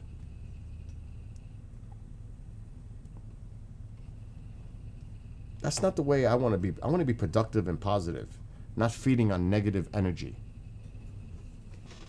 And that's why I am honored and proud to write that song that I did for the Ukrainian people and the soldiers that protect them and serve with courage, honor, and pride of their sovereignty of their country, despite what other people in this own country here talk about and buy into the Russian propaganda and somehow find a way to defend Russia,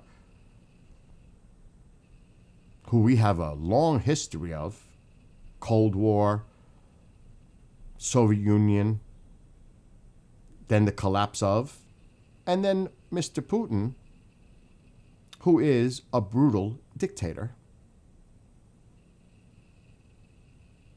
We're going to defend this man, Mr. KGB, over the sovereignty of what was agreed upon by Boris Yeltsin and the independence of the old Soviet bloc countries. All of a sudden you want to flip that script and take them back?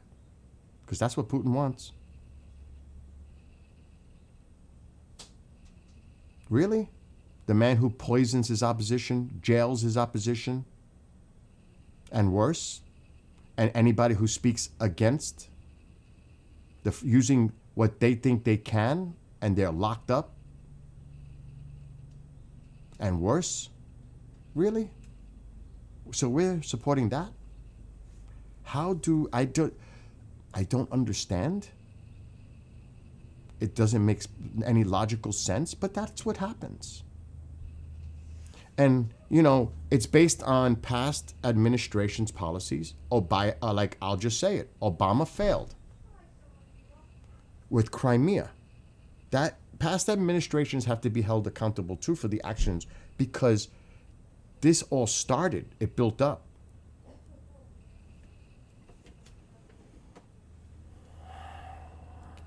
What happened now? Our president did an AI of himself in a fighter jet wearing crown, trapping on protesters. Oh, see, that's childish. That's so childish. Meanwhile, you know, Daddy helped get him out of serving with the bone spurs thing. Got a doctor to sign off on it. And he didn't go serve.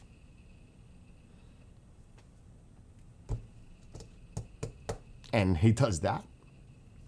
An AI, I have not seen that. I cannot confirm it. But he did an AI of himself in a jet. A guy who found a way, Rich Daddy got him out of serving in the military with a doctor's help, signing off on it. Are you kidding me? I can't believe that. Ma, what are you doing now? I have to make them. Ask Kendrick to do it. He was going to do it. It's always me. Alexa, make an announcement. I'm so unhappy.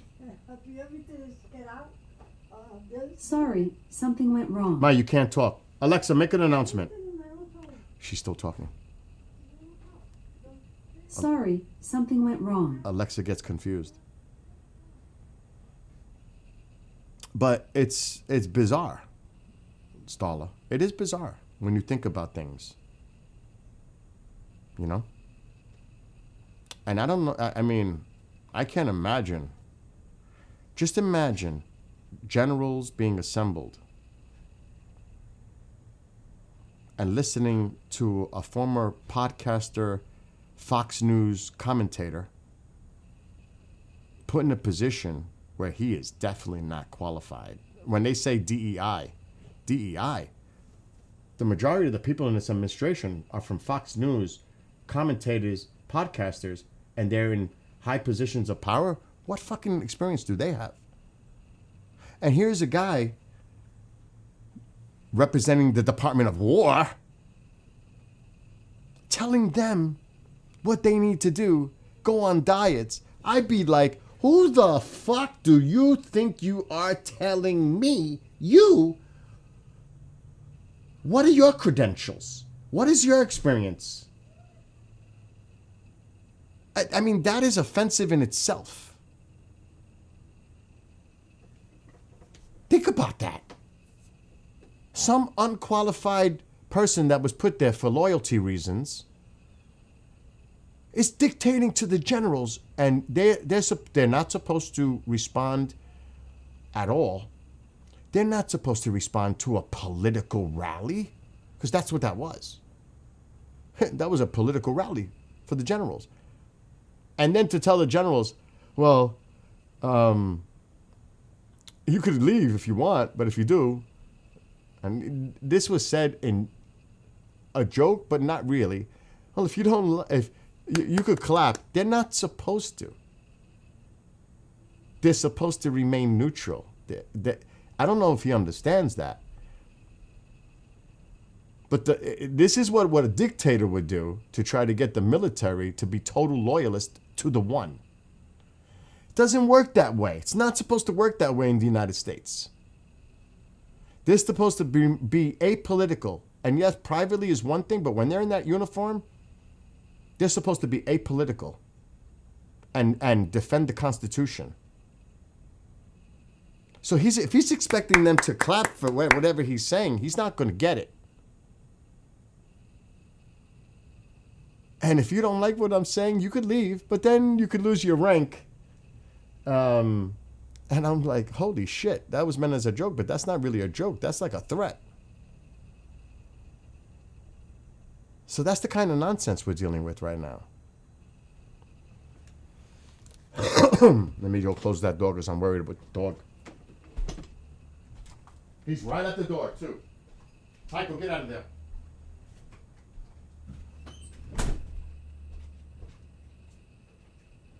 Kendrick, when you get a chance, roll some cigarettes. Because Mom she wants one. Close all these doors, it's getting cold.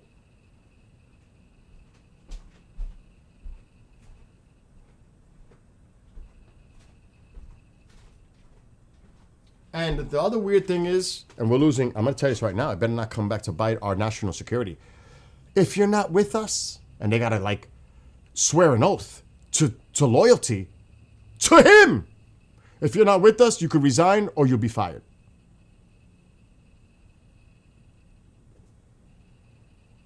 What does that sound like? And then you have stupid idiots saying, well, he can't be a king if there's protests. No. That's not what this is about. It's how things are building up to becoming an autocracy. The signs are there. They're not saying he's a king right now, idiot. And they look so stupid when they say things. They just look so stupid. I'm not a king. No, not yet. And you'll never be a king because you're not royal. But it's about the symbolism of a king. And are they that stupid to even not figure that out? I mean, what? So no, I think from perception of, and my own opinion, I think the majority of Americans are sick and tired. And it's not even about the rhetoric and the nonsense we're witnessing. It's about the state of the economy. Because it's not good, despite what we were told on day one. Oh yeah, I know. Stala, that's next. The economy is not doing well, despite defending all the actions that have been taken. You cannot tell people when they go to the store that the prices aren't going up on everything. Not just groceries, but everything. That's when people, when they're going out there to experience for themselves how it's costing them more to buy goods, that's when people start to realize, oh shit, this isn't so good. This is not what I thought it was going to be. I thought prices of groceries are going to go down. You know, what happened?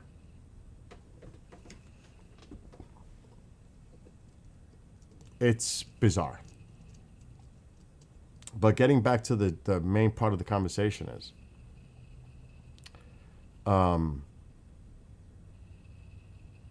like gas is going down. Gas has actually been stable since Obama. It fluctuates, but it was $2.50 under Obama at one point. So gas has been pretty much stable. But don't ask the utility companies about natural gas or electricity because those are going up. Thank God gas is at that price because my heating oil costs more than gas. I don't have the receipt here. I just spent almost $800 on a delivery of heating oil. So if gas goes up, I'm screwed. It's going to cost me $1,000 to heat my home every 6-7 weeks.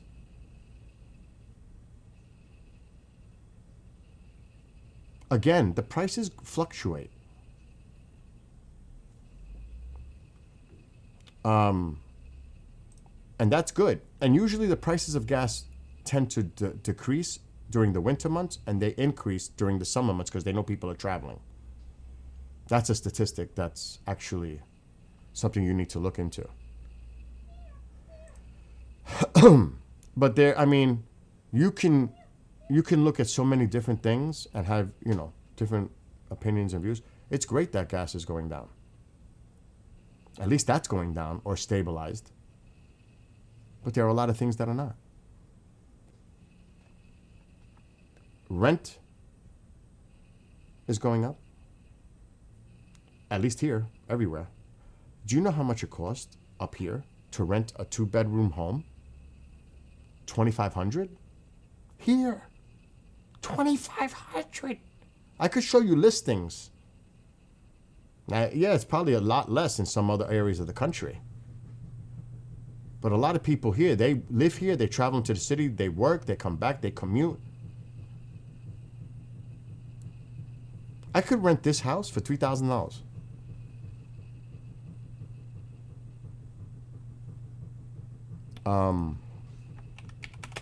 And like I said, utilities are going up.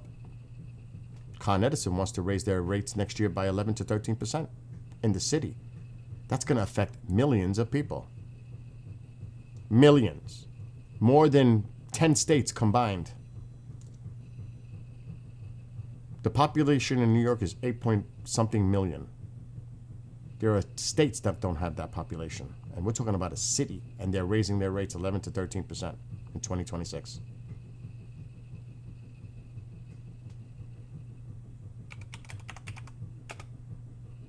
So you could look at it, it depends on your area, it depends where you live, it depends on a lot of different things.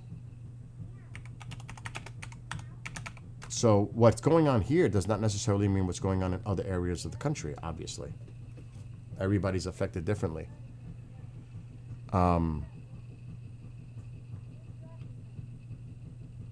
So yeah, you know, you got to take everything under consideration.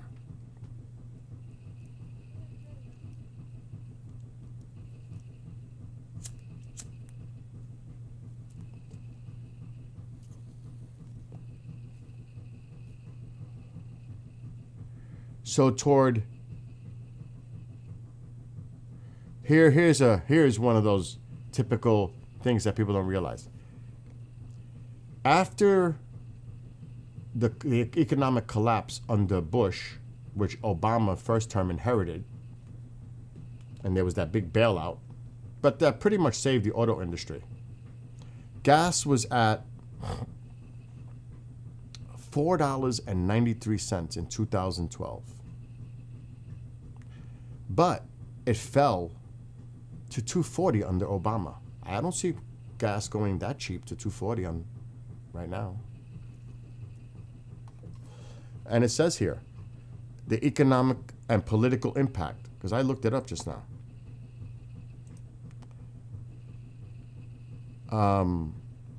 Republicans blamed Obama when gas prices spiked north of $4, but were silent when prices fell below $2.40. That's typical.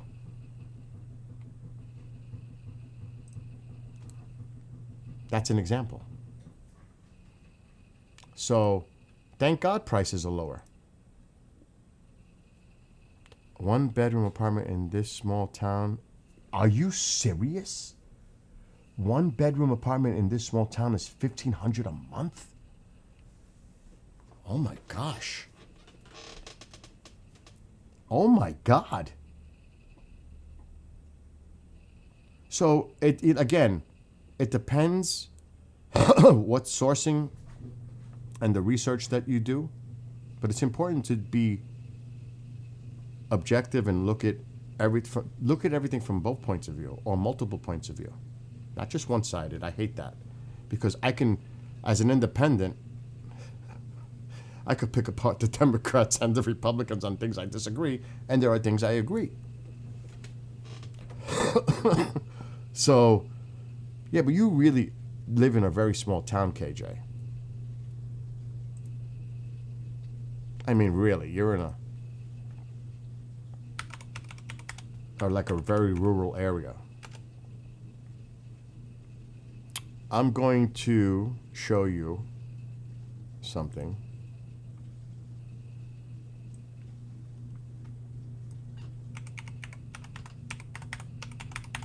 Let's go to a town nearby.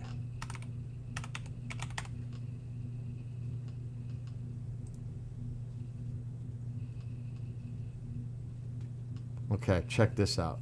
These are rentals in my area. Check this out. These are rentals. 2-bed, 3,000. 3-bed, 3,200. Look at this. 4 bedrooms, 3,600. A 1-bedroom, 1-bath, 1,500, like you said. Same thing. This one is 1,600. 3 bedrooms, like my house, 2,950 a month. Look at these fucking prices. 2 beds, 1 bath. An apartment for rent, $2,750. This is insane. How do people afford that? And then have to pay for food, clothing, utilities, car payments, insurance.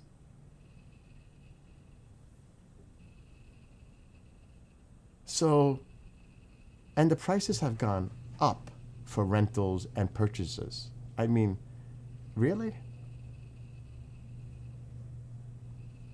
And those are real numbers. Those aren't fake. Those are listings. Those are actual listings in my neighborhood. Crazy.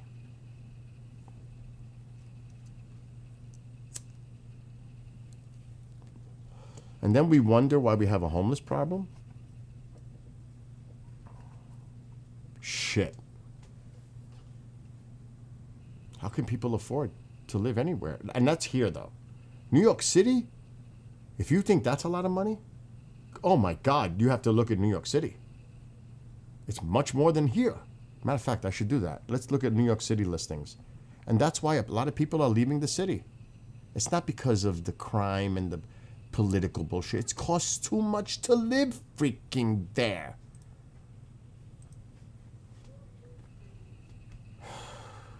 And they'll throw the politics into it because that's part of it, you know? But it really comes down to money and being able to live and not being homeless. Because it costs too much to live there. Let's look at Bronx, New York.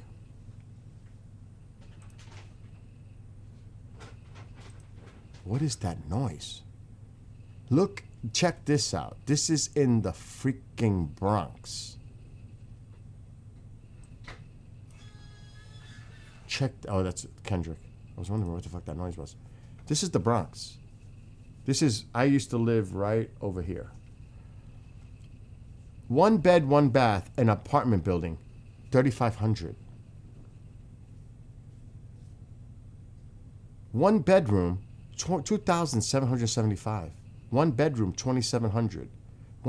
Look at this. A studio is 2,650. This ain't bad, but I wonder what it's a. I know where this is. I know where this is. This house.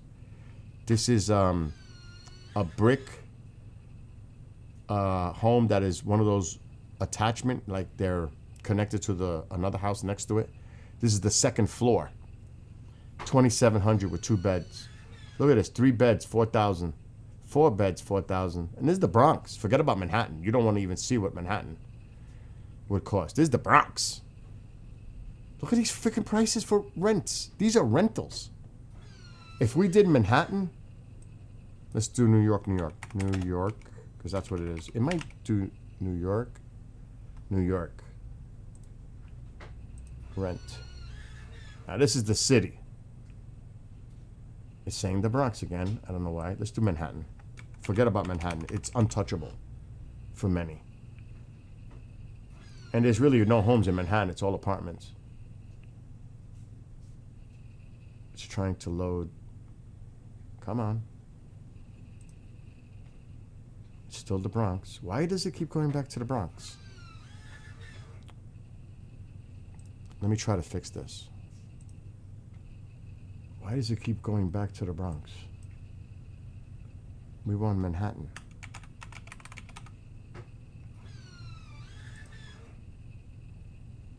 Here we go. Look at this. These are apartments in Manhattan. You want to see cray cray? Look at cray cray. For one bedroom, 6,252. Now in Harlem, for a studio is over 3,000. In Harlem is up here. It's the northern Manhattan area. Look at this, 4,500 for a one bedroom. And if we go into the exclusive areas down here, forget about it. 7,000 waterfront, Waterline Square. It's in Midtown on the west side, $7,224 for a one bedroom. $7,000 per month for a one bedroom on the Hudson River, overlooking the Hudson River. That shit is cray cray.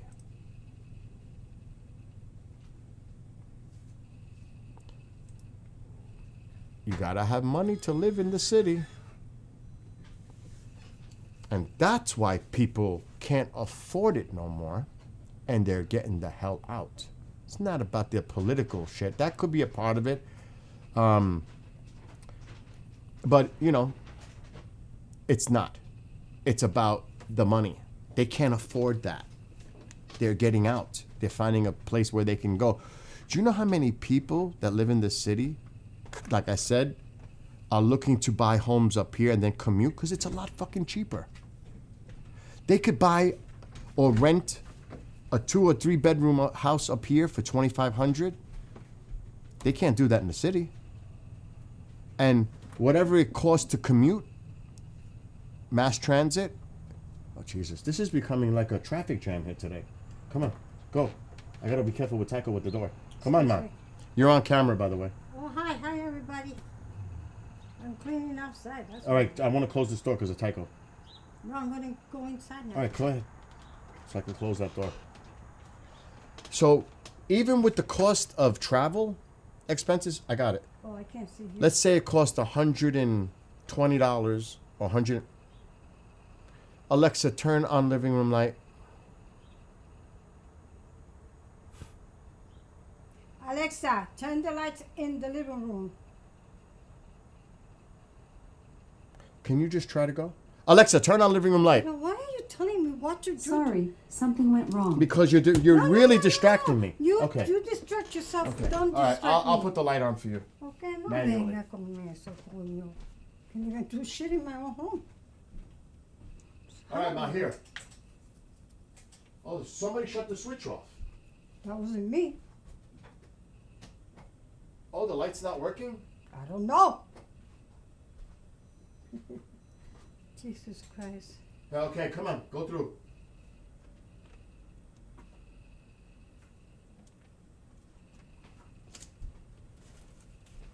Trying to clean the front of the house. Good.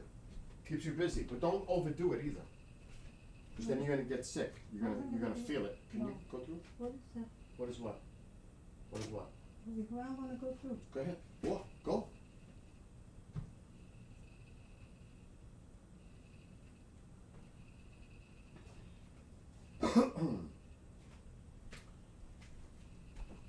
And this is why I tell people, Alexa, shut off living room light. Excuse me? To show the living room right where I wanna sit down. Sorry, something went wrong. So she doesn't understand how bright it is in my face, but I don't want to start a conversation because I'm getting a But headache. this is my house. I'm It's not the supposed to relax in it's my not the house. point. I'm doing something right now, and you're interrupting it, Mom. Relaxing, man. Anyway, 30 years ago, in the city, maybe more than that, bullshit. 40 to 50 years ago in the city, the South Bronx was unlivable. It looked like a war zone. No, not the gangs. There was a lot of abandoned buildings. You'd see rubble and filth everywhere. Thank you to the person that said cool room. I'll give you an example. And this is why when people don't understand the history, the context, and they make opinions about stuff that they don't understand because they don't live there, but they make judgments based on what they see in the media, they have no idea. I lived in New York City the majority of my life. Mom lived there. I was born in Manhattan. Don't tell me. You definitely don't want to tell me. Well, Horse Point Avenue, No. that was nice, the market. Horse Point Mall. So this is an example of what the Bronx looked like back then, the South Bronx. Like that. Burnt out, abandoned buildings everywhere. Just everywhere. Look at the filth, look at all the dirt, garbage. And you'd have squatters in these buildings, attics, all kinds of stuff going on. If you think things are bad now, no. You have no clue how bad things were at one point in New York City. And this is in the 70s. This is going back. It was absolutely, you would think it was something out of a movie, a horror movie, like The End of Times occurred, or some kind of a thing happened, some kind of catastrophic event. This is the South Bronx. This is just some images of what it used to look like in the Bronx. And again, some people have, they don't know. I remember as a little kid when we used to travel to Alexander's, Ma, on 3rd Avenue and having to go to these neighborhoods. Ma, Yeah, remember? yeah, but there was a Horse Point market there, but it was. Oh, that's the Huntsman Market. I'm not talking about where we're talking about right now. There was no there people in there. God. Huntsman Market. Making business. That's nothing to do with what I'm talking about. I live in Castro Street, Um, in the house. I just changed the filter for the search. Now let me see what I find now. Okay. It's so sad. And minority community, of course.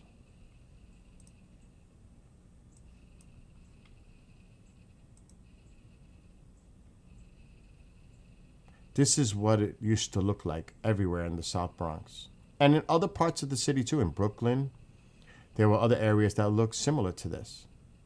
All those buildings are abandoned, burnt out, rubble everywhere. It looks like a war zone. It looks like a picture out of a war zone, okay? That's what it used to look like. And there's a reason I'm showing that. Over the years, and if I could show you, you would be shocked to see if we went to Google Earth.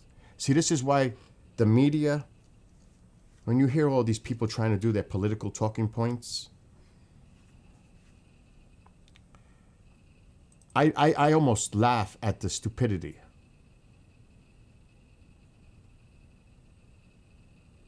Because they're so ignorant and judgmental, and they have no fucking clue what they're really talking about. They don't. They're just feeding the meat.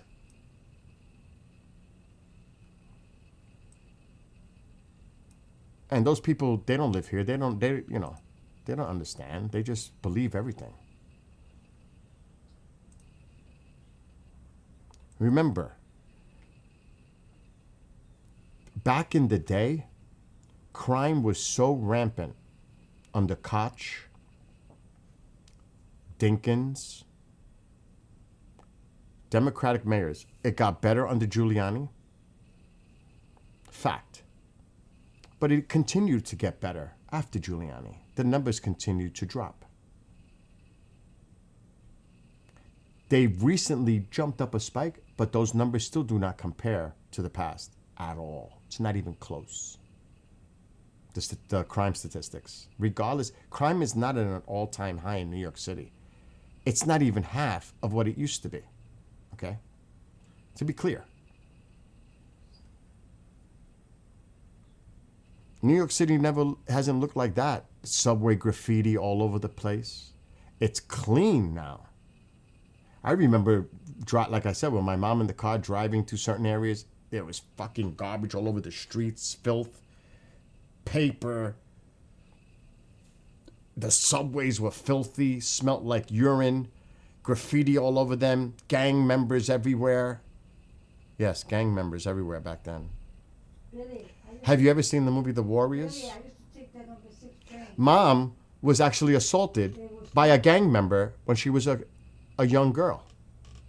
He tried to do something to her, and my mother fought back. Right, Ma? On the west side? You got to hear the stories. She was attacked by a young teenager trying to assault her, but she fought back.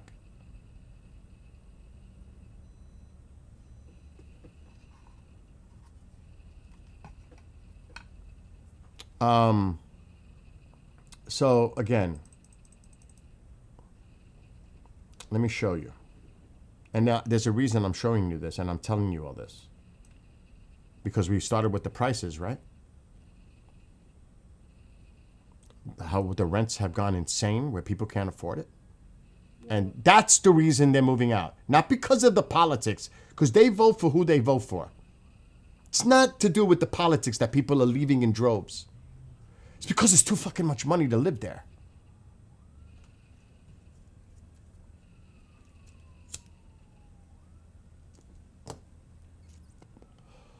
And to be honest, you get tired of being around. A lot of people love that shit. To be in the city life, you know, access to everything. Some people just want to get the hell out and move to a place, a rural place, to raise their young family, you know, all that. There's so many reasons. There's so many different scenarios for anyone.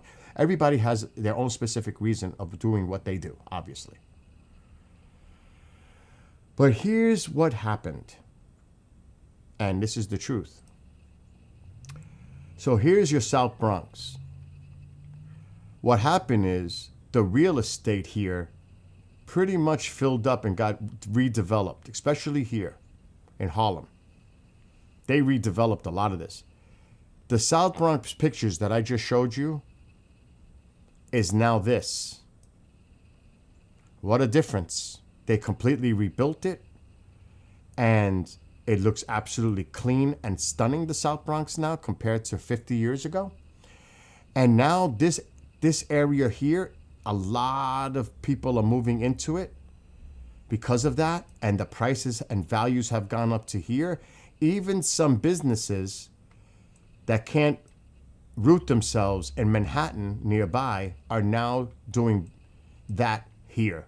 They're developing here, and they're pushing the poor people out who cannot afford it, especially the way rents are going up. So what a difference this is today than it was decades ago. It is rebuilt, clean, totally different than what it was decades ago. Those houses that you looked at right there in that map are worth anywhere from $500,000 to $700,000 in the South Bronx. At one time, it was all burnt out apartment buildings and rubble. Not anymore. That's what's going on. And believe me, you could look up Zillow. Look for a house for sale or rental in the South Bronx. You'll see how much money it's worth. Or the rental's going to cost you. Because a lot of those people are living there now so they can commute right to Manhattan easier. Jump on the subway there at work. It's not all project. No, ma. There's still rent control Section 8 apartment buildings there, but they're even trying to get rid of them. The rent controls, they're trying to get rid of them. They're trying to price them out and get them out. They're raising their rents all the time so they can be pushed out because they can't afford it. So that is the real crux of the issue why people are leaving in droves from New York City, because they simply cannot afford to live there.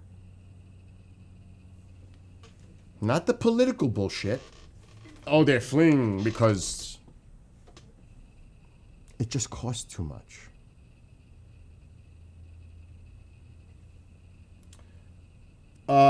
Like they would rather pay, like I said, $200 a week to commute back and forth from the city and live up here than having to pay those rents down there.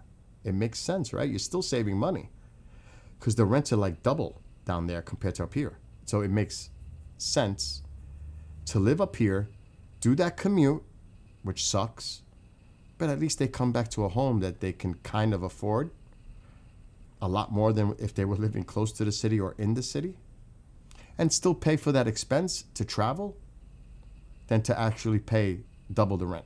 They're still saving because it's not costing as much to live there. It makes total sense. Dollars and cents. So when you look at it and you break it down in realistic terms, logical, common sense terms, you'll see a lot of other reasoning why things happening. And believe me, there are people that live there that they're not all Democrats in the city, especially in Staten Island, northern areas of the Bronx, Long Island. There's a lot of Republicans too. Now Long Island is not part of the 5 boroughs. It's Suffolk and Nassau. That's different. That's heavy Republican. The northern areas of the Bronx, definitely Staten Island, there are pockets where you have Republican voters. But the majority are Democrats in the 5 boroughs. But you'll definitely have the Republicans who have that opinion and saying, we need to get the hell out of the city and let's move to Arizona or Florida because of their political view. Not really saying, listen, it's just costing too fucking much to live here. I need to get out. I want to just get away from the city like I did. I wanted to get away from the city. I was tired of being around all these people, dealing with the subways and all that nonsense. I got tired of living down there. And yet I was criticized as an American citizen who can move anywhere in this country that I choose to, as we all are, and then being told when we move here come the Puerto Ricans, there goes the neighborhood. Who do these city people think they can come up here and take over up here? Who's taking over what? What are you fucking talking about? That's the kind of shit that happens. Or you might hear people that live in red states and they denounce people coming from blue states into their state. We don't want them here. We don't want those liberals here because they don't want that to change the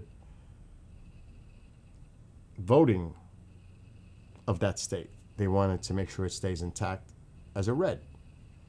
They don't want it to become purple. That's the real reasoning behind it. And there could be others. But they're fucking American citizens and they can move anywhere they fucking want, whether you like it or not. Period. Period. And this gerrymandering on both sides is insane too. Both sides. I grew up with it. Riverside Drive. So, you know, you have a lot of that going on. There's a lot of tension when it comes to that too. You have people saying, well, if you're this, don't even think about moving here. Right? I could tell you a story that's true in the Bronx. She's got to stop because it's really giving me a headache, her talking in the background. But in the Bronx, in the neighborhood I grew up with, I'm not going to get into specifics. It's definitely vastly, at the time, white people that live in this neighborhood. A black couple comes into the neighborhood they're interested in buying the house. After they leave, people in the neighborhood told that owner, If you sell to them, you won't have a house to sell. That's the kind of shit that went on.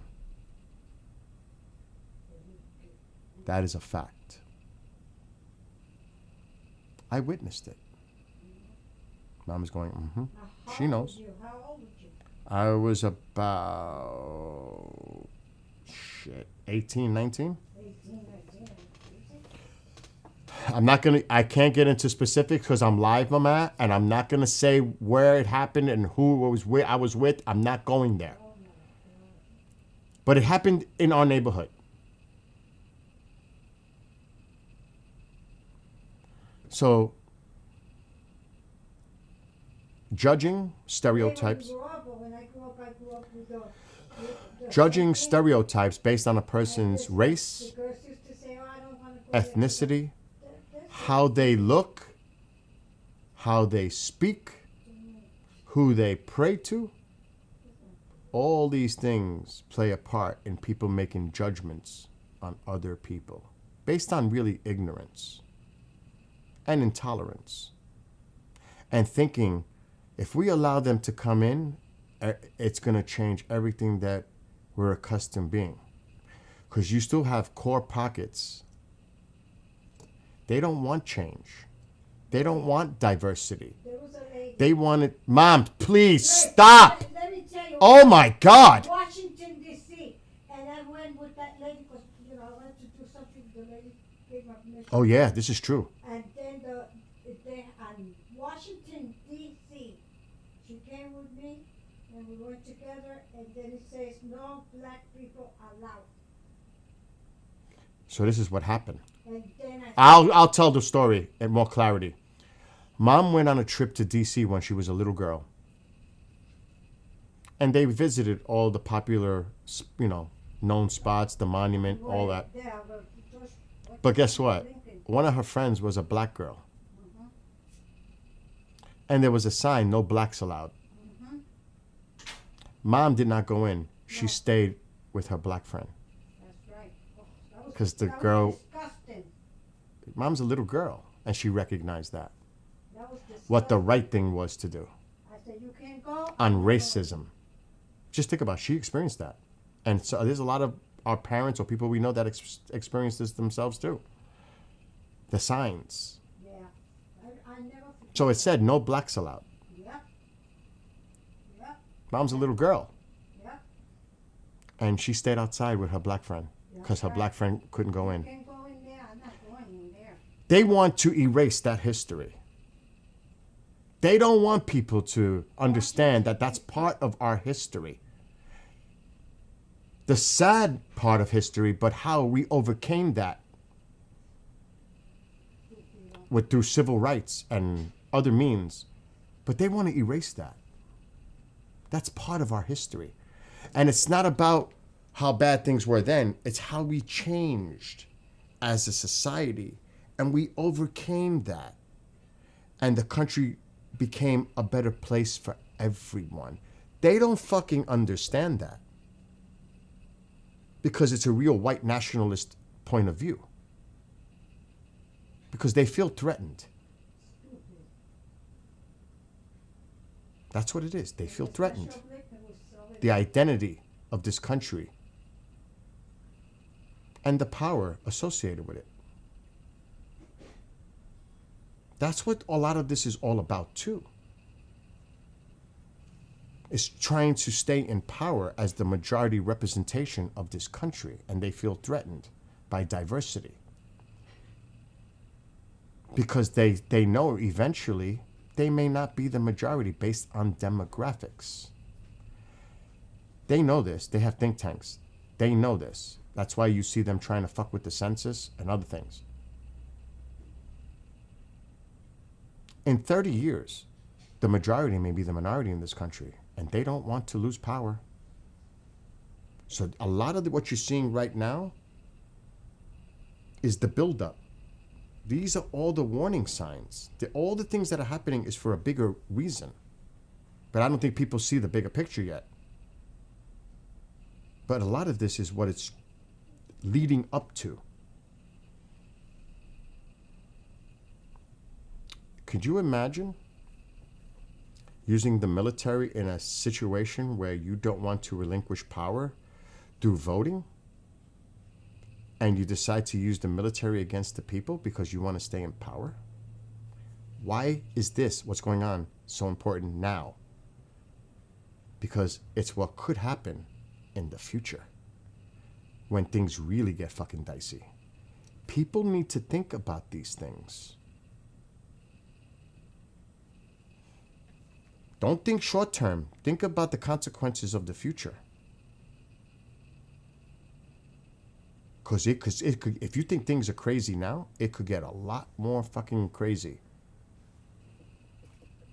Think about that. And I think a lot of people should be thinking about it on those terms, the bigger picture.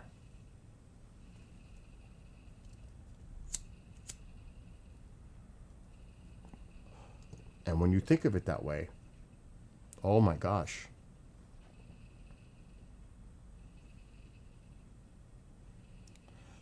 Exactly, Stala. But see, this generation, the older generation, the middle-aged and those older that have these views, eventually they're going to be gone. People my age and older, and their views and their positions of voting are going to be gone. What is the younger generations going to do? Because they're going to be the ones in this position. What happens then? Do you know that, and I can pull up statistics, a lot of, you're always going to have those numbers. The vast majorities in the midterms, the last time that voted were 67% voted Democrat. No, how come when it came That's to, why that big wave didn't happen, the big red wave didn't happen. when it They didn't came- expect that. Yeah, when it came to Obama, A lot of young people went out and voted. they didn't want Obama porque eran negros. Yeah, there's always going to be, extremism on both sides. You always hear radical left. And I said, Well, I'm going to vote what's so not radical about the right? They're both radical. and I did. It's funny how they use the terminology all the time. The radical left, the radical left, the radical left, the radical left. Well, what the fuck do you think you are? You're moderate? The moderates are called rhinos. Republicans in name only. What the fuck is that? A moderate? So what are you? You're an extremist. You're a right-wing radical. Just like the left, progressive liberals are left-wing radicals. The hypocrisy is sick. It makes, are we supposed to be that stupid? Or is that just because they're just doing that for the base? Probably. But the rest of the country is listening to that and they're like, here we go. Here come the tropes, the typical attacks, the same rhetoric. People are becoming hip to that bullshit. It's old. It's been reused so many times that people are like, oh, this is same old shit. You know what I mean? People are becoming hip to it. It's not working. It might be working for your base, but the base alone is not going to get you any power. Because that's still the minority. You need the independents. You need the moderates. You need Democrats to cross over the party line to vote Republican, like many did. But would you ever see Republicans cross party line to vote for a Democrat? I can say yes, because it happened in my county. This is a Republican county. This is red. But yet, we voted for a Democrat to represent us in the House. So it does happen. It doesn't happen often. That's more like outside the norms. But here's an example where it can happen. Because the people that live here are more moderate. And yes, you're still going to have extreme pockets, right, left, always. That's goes without saying. But the majority of the people here that live here are moderates. Independent, moderate Republicans, moderate Democrats who will cross party line. based on what they believe that their representative is going to do for their constituents, not just on a party line basis, but for our personal interests. What are you going to do for us here? What are your plans for our county? What is your vision? What are you going to bring to the plate representing us? And that's what it should be about. Think about these people that live in red districts. And believe me, there is a big core of this that depend on Medicaid and depend on the marketplace to get their health insurance. And they have their representative representing them in these red districts, and yet they vote for a bill that's going to directly hurt them. That's why they won't do town halls in these areas, because they know the people are pissed. Because it's going to hurt them. You're supposed to represent us, and you went along with it. And that's what they're saying. You went along with it. That's what they're saying at the town halls in red districts. You went along with it. Because it's going to hurt them. Does that make sense? Your representative is supposed to represent your interests. But yet, you betrayed us and you followed because you were afraid for your own political ass to do the right thing and not vote for something that's going to hurt your constituents. That's when you know shit is crazy, and these people are going to get hurt directly. And you think these people are just going to let it go and forget? And know what their party represents now? And they're towing the line? Hell no. Because that's when people, when people get directly affected by policy making decisions, we hear about immigration's a big part of the landscape.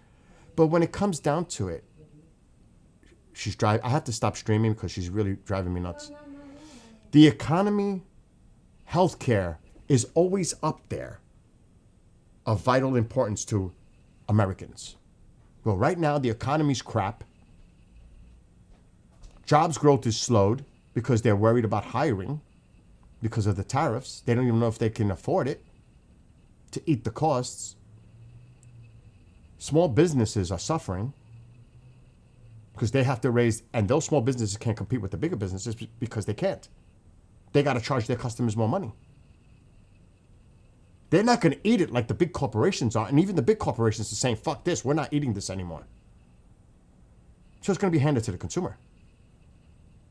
And when you threaten healthcare, Alexa, how many Republicans depend on the marketplace for their healthcare? Sorry, something went wrong. Oh, she's not working now. Alexa's broken right now. I think it's like 45%.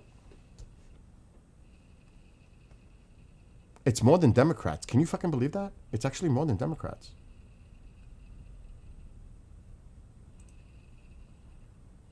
Now, there's like 150 million people in this country that are covered through their workplace for their health insurance. So those people don't have to worry about this. They don't care. They couldn't care less. Because it's not going to affect them.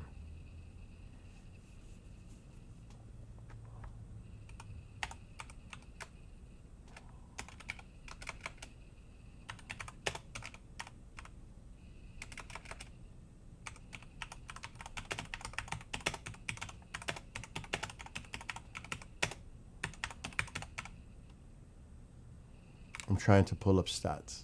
So when you really look and crunch numbers and look at statistics, not media, not podcasters that spin it for one particular party. When you really do the research and you be objective, you're like, oh shit. They won't tell you this.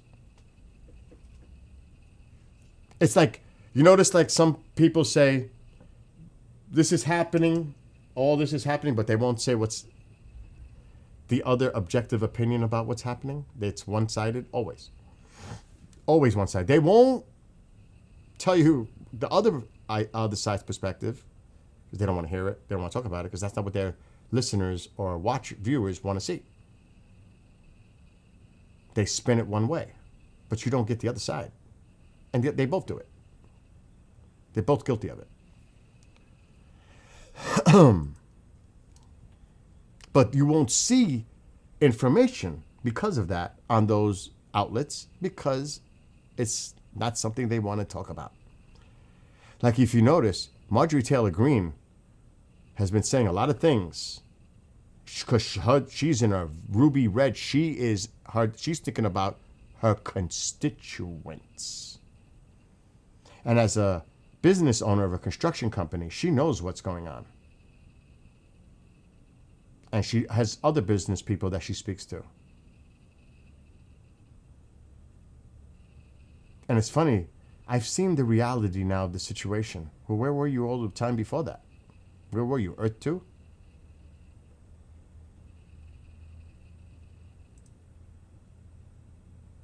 Oh, now you realize, huh?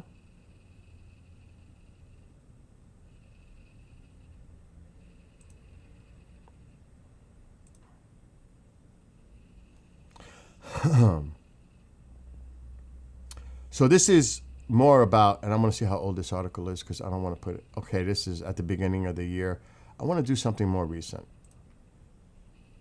Let's change the timing. Let's do past week. Check when you see this, it's stunning.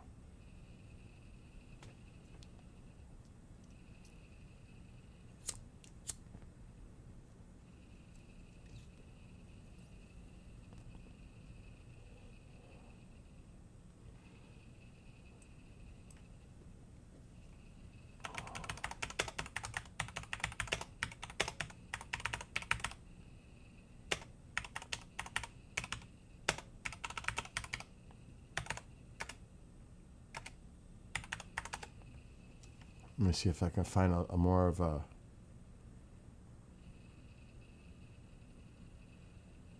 And people are starting to receive their letters in the mail too for the marketplace. And estimated increases as quadruple what they're paying now. They're starting to receive the letters. Because November 1st is when the marketplace opens. So people are starting to get the letters and they're freaking out on how much their premiums are going to go up. I actually read a couple of those letters that people posted last week. Real.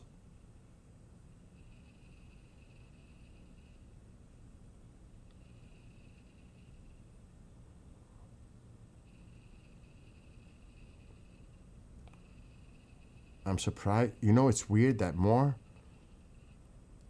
articles are disappearing.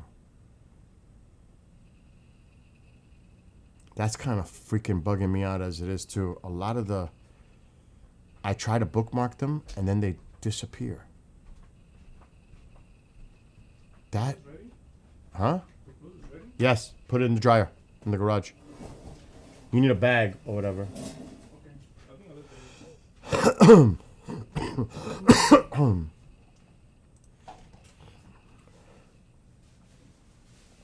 Okay, here we go. I feel like I'm getting sick. And that's not good. If I get sick, it's big implications across the board for many things, including the station. I have to work sick.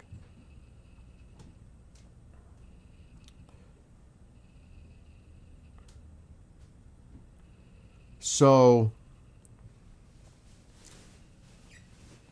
I'm trying to find statistics.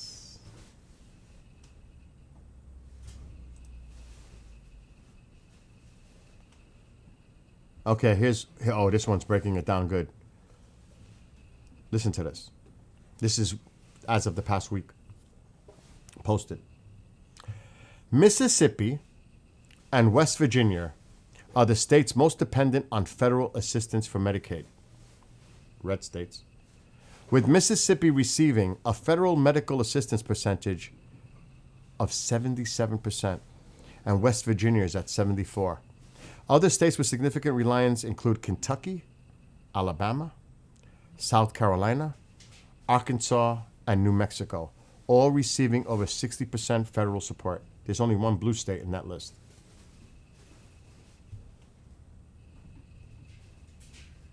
The majority are red states getting federal assistance for their Medicaid program. So who's it hurting?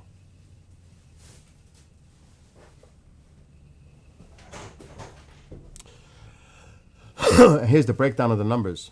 Mississippi 77%, West Virginia 74%, Kentucky 71%, Alabama 73%, South Carolina 70%, Arkansas 69%, New Mexico 72%.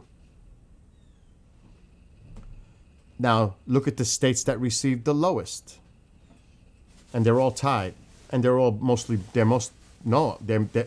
they're all fucking blue. That received the least are all blue. Washington, they all have the same numbers. 50%. Washington, California, Colorado, Connecticut, New Jersey, Massachusetts, New York. Least dependent on federal assistance for Medicaid. You would think otherwise, right? Why don't you see this on the news? Why don't you see this on those media platforms? Because they don't want to tell them.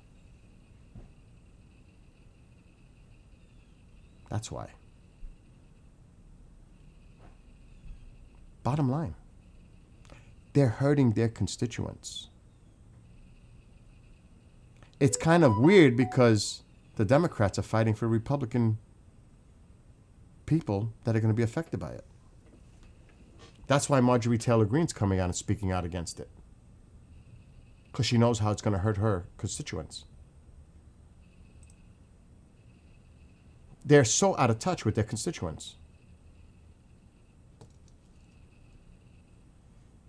And elderly couples went from $2,500 to $7,000 a year. This is what I'm talking about.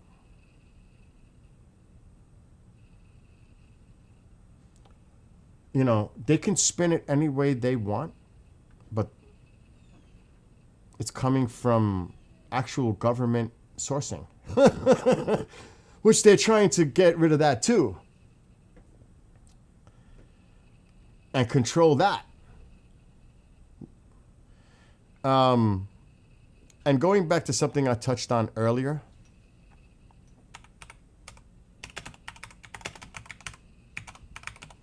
now this can only go back so far. Let's go visit the NYPD. Alexa, shut living room light.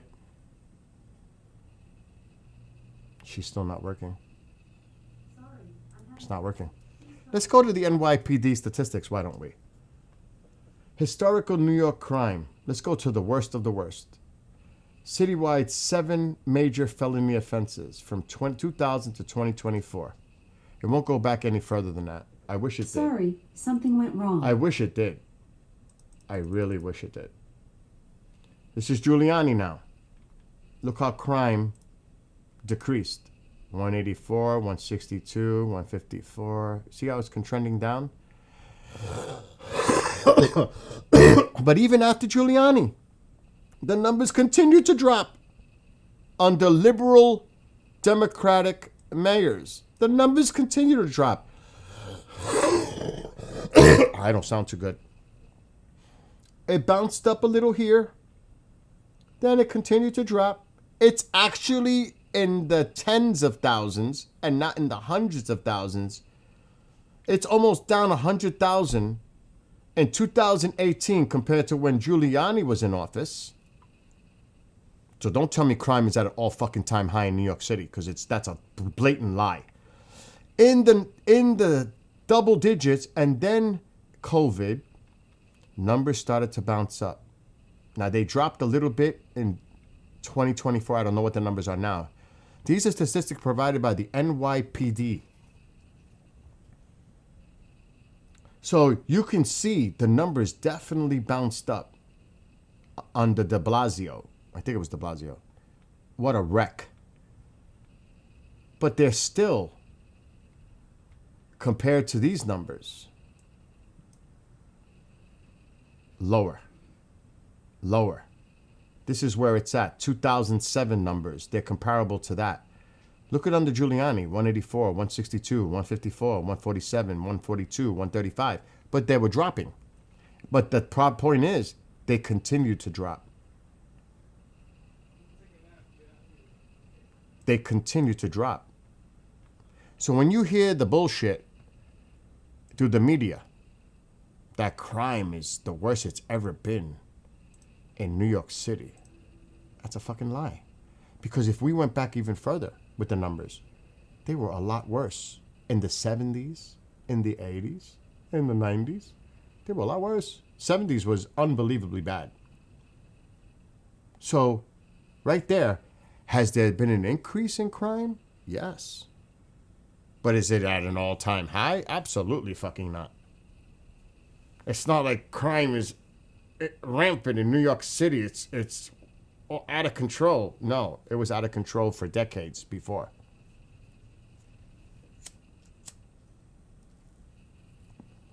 And Giuliani ran on the crimes. And he did awesome for the city.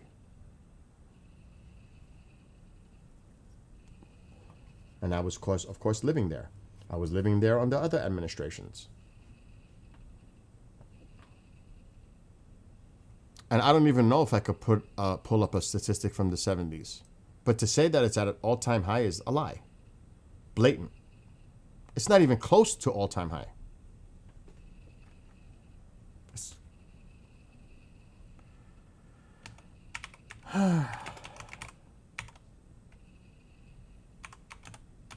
And that's the NYPD site.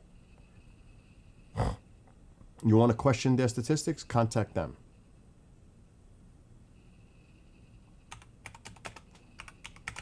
Because that's what people will say. How can we trust those numbers? Well, how do we trust what you're saying? What are we supposed to believe? You?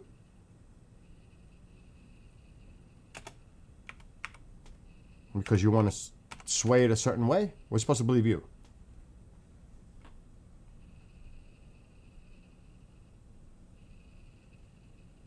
Look at this. Oh, there's statistics. Oh, I want to see this.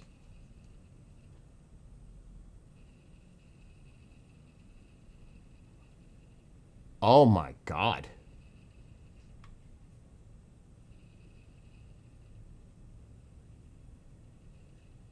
This is overall the whole state of New York. I don't want to see the whole state of New York, but you got to see the numbers for statewide. Oh my God, how high they were back from 1960. I got to keep this. I got to bookmark this. But that's statewide. The statewide numbers are sick.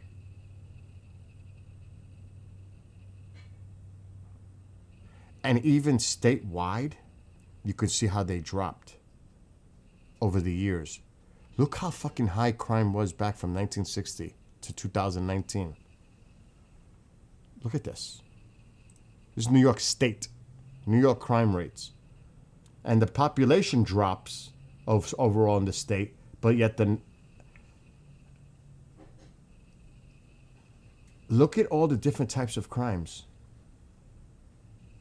Look at these numbers. Look at these crazy fucking numbers. But if you go down, look how they drop. Look how they drop from the above numbers. This is statewide.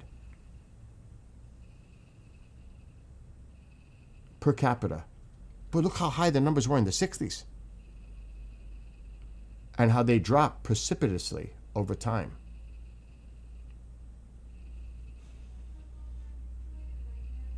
So when you look at statistics, they show the clear picture.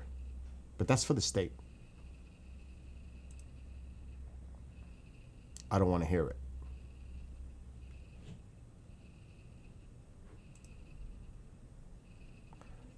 I don't know if this article is going to work.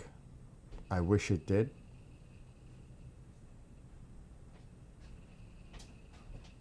Billy, are you gonna eat now? I'm going to eat soon because I got to work soon. So you better just get ready. Okay, here's an interesting chart. This is, I hate to put it, I'm gonna actually, I'm afraid to show it.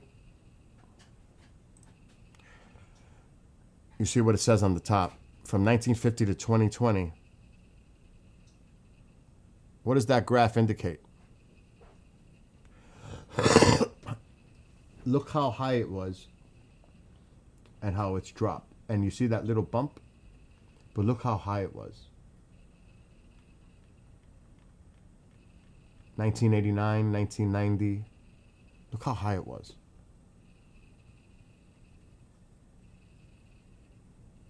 And look at the graph.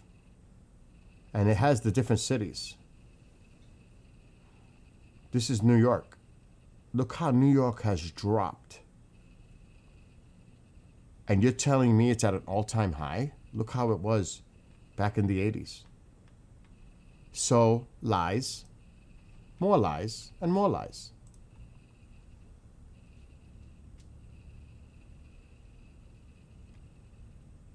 I remember, sadly. Yeah, little boy. I was a little boy, but I remember. Little thing like this.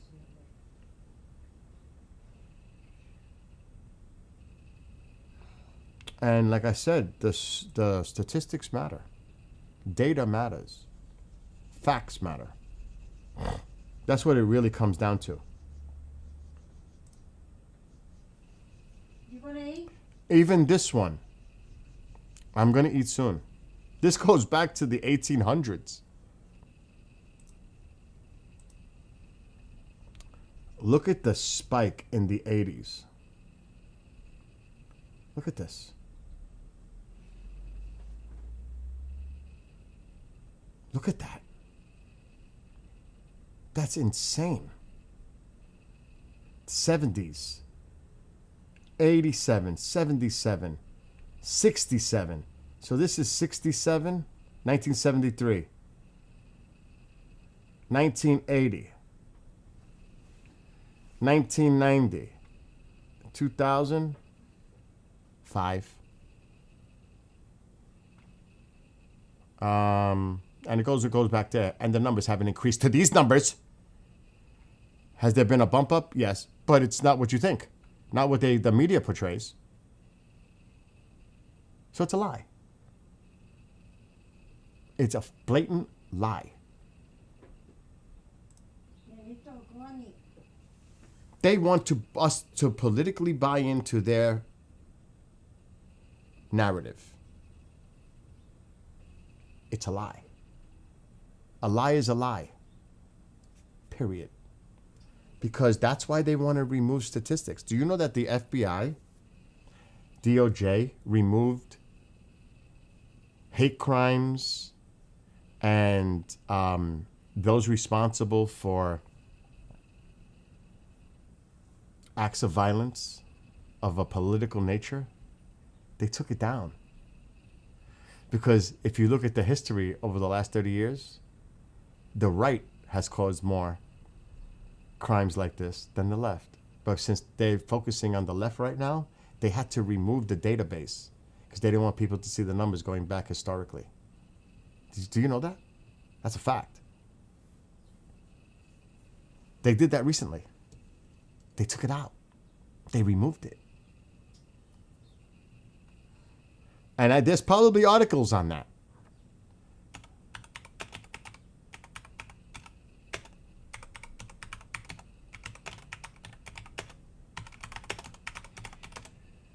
You can't get them.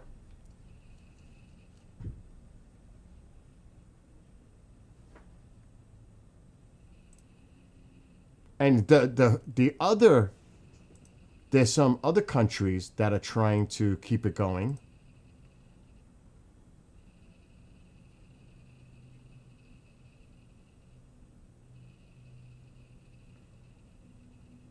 And they took it off. Here's an article based on it. Explainer. This is coming from another, because they removed it. Explainer. Why does a deleted U.S. government report, what does a deleted U.S. government report say about the politics of domestic terrorists? And it happened after Charlie Kirk, sadly. Republican politicians in the U.S. rushed not just to ascribe to a left-wing motive to the attacker, but to blame the political left more generally for the rise in violence. So, of course, that's the narrative they want to do, but the research says differently. A now removed report whose disappearance from a government website was noted by the news website 404 Media summarized findings by the National Institute of Justice, the United States Justice Department's research arm. However, archived copies of the report tell us about domestic terrorism having remained accessible and now can be downloaded in full. Since 1990, far-right extremists have committed far more ideologically motivated homicides than far-left or radical Islamic extremists, including 277 events that took more than 520. That's what they hid. In the same time period, far-left extremists committed 42 ideologically motivated attacks that took 78. They removed it because they want to create their narrative that it's the left that commits most of this. Because remember, he said, it's the left that does all the violence, not the right.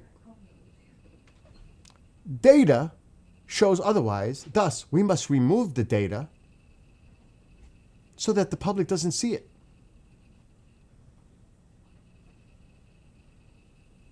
How convenient is that? That happened a few weeks ago. I caught wind of it. Psycho, stop it. See what I'm saying? They're trying to control, remove data, and it's also science related as well.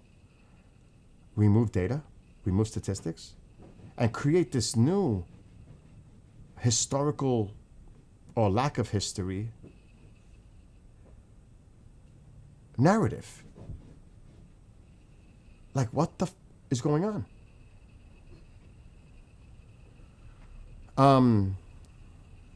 It's they anything, and I want to see if this is downloadable.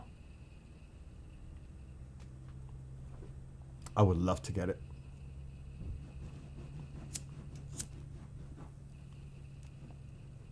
It was available until September 12th. Then they took it down. Ah, shit, it's for members only. I would love to get that PDF.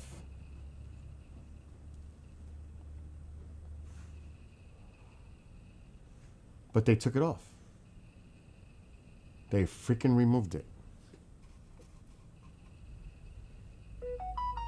I'm sure somewhere out there somebody has it. I'm sure. But to try to find it would take some effort. So they removed it. Because they didn't want people to see that.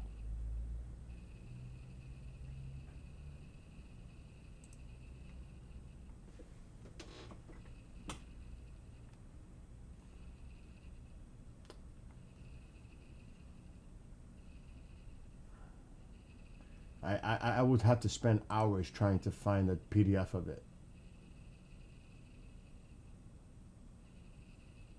Because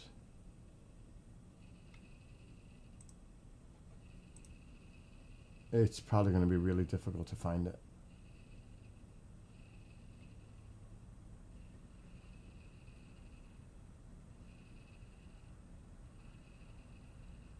More, here's one. The National Institute of Justice.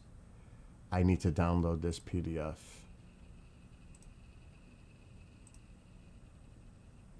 Here's one.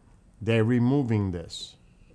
I only got it because another outlet managed to get it before it disappeared forever. But this is what I mean. They're trying to control everything. What kind of countries and leaders do that? Think about that.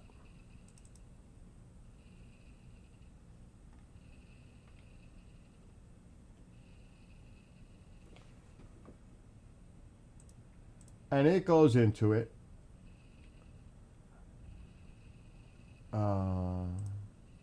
I'm trying to see if I can make it larger.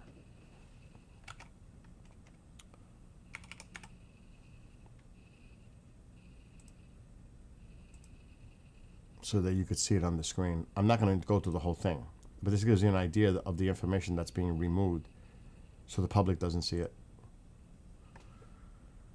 You stop? Militant nationalist, white supremacist, violent extremism has increased in the United States. The fact the number of far-right attacks continue to outpace all other types of terrorism and domestic violence extremism. Since 1990, and it goes into the numbers, Billy, Trump started that. so I'm not going to go through the whole thing, Trump started that. but they removed that. To the right. The actual statistics, they removed it. Because they don't want people to, they want people to think that the left is responsible for all political motivated T crimes. It's not true. So they had to remove that so they can continue that spin, that narrative, that it's all the left. And in actuality, the numbers aren't even close. Since 1990 to now, who's responsible for more, the right or the left? The right is by a lot.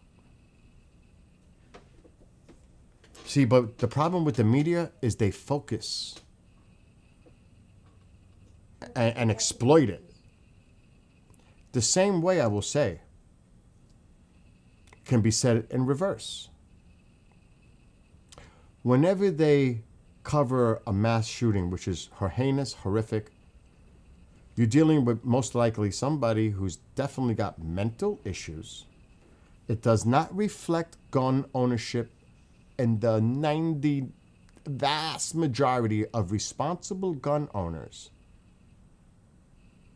they focus in on that.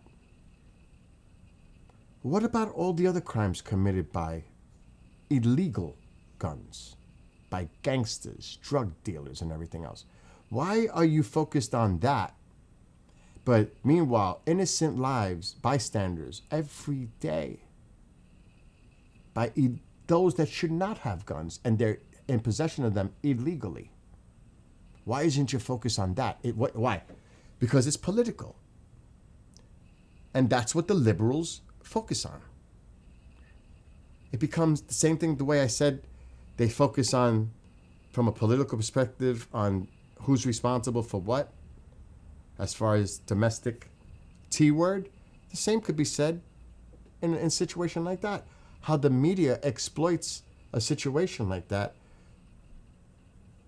and it's agenda driven, and demonizing people that own guns responsibly. It should not happen. We know that. It should never happen. But you got to remember, there are a lot of people that are unstable mentally. And sadly, somehow, it's not diagnosed, or nobody notices the flags that they're displaying,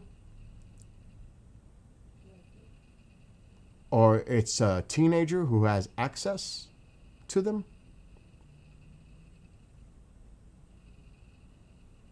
And there could be other things, bullying, who knows what it is, when these horrific acts happen. But like I said, do you know how many innocent people perish every day or are harmed by illegal guns? Why doesn't the media focus on that? So I'm using both as an example. Across the board, they're both responsible for what they do. To be fair. So this is not to throw blame against the Democrats or the Republicans, but when you look at the different things that go on, they're both responsible. That's just to be very fair about it.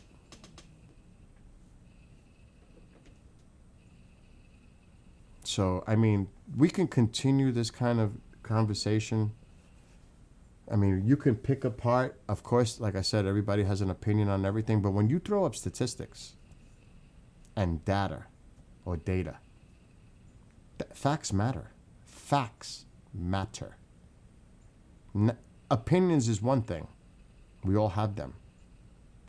But it's important to see facts, which are now being taken away and being deleted and removed. That is happening across the board. It's either you submit and you abide, or you will be destroyed.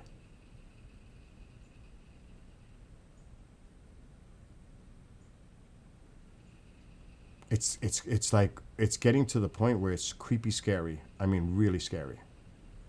Is it raining? I was thinking, what is it? It's raining. It's pouring. No. Yeah, it's pouring. Oh my God. I'm a weather nut, as many people know on TikTok. You know how I'm a weather nut. Do you know how much research relating Oh, now I'm gonna go to weather, next to extreme the window, weather, next to the and window, they with my hate pillow, they hate the with word my blanket. climate change or global warming. They fucking despise it. So they're removing all that.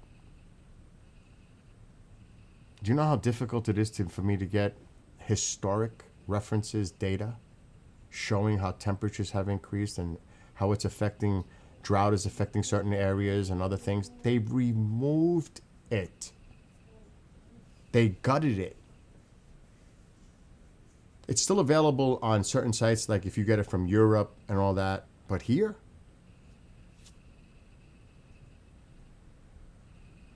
they don't want you to see that because it doesn't go with what their agenda is. That says a lot. And I'm gonna tell you, from my point of view, like having that as a statistical reference, historical data, to see, since they've been keeping records, to me, that's important. And it's so hard. The NASA site was gutted. Gutted. I don't even know if they still use the word climate change in the NASA site. They might, and even if they do, it's gutted. There's no real historical reference. They took it, it's gone. It's gone.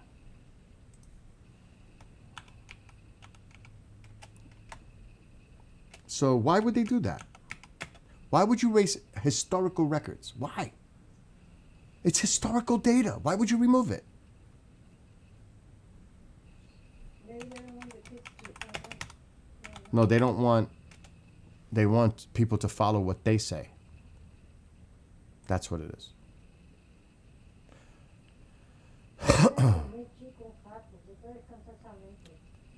Hold on, I'm trying to see. See, they took off the historical stuff. I'm surprised this is actually still up.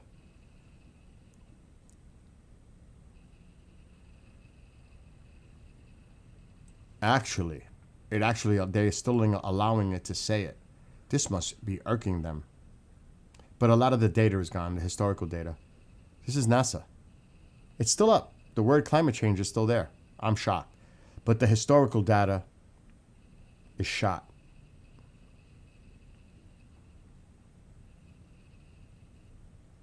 Historical. They used to have before and after images. We'd be lucky.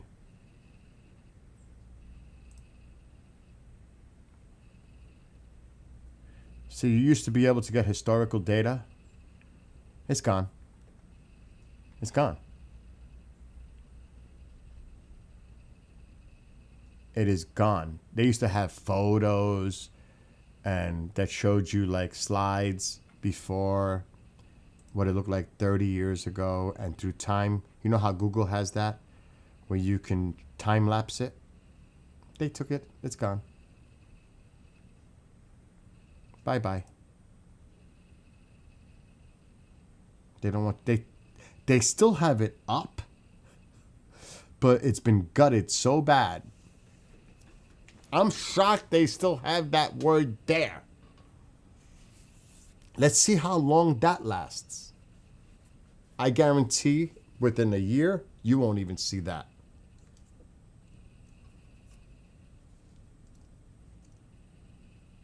I bet you won't even see that.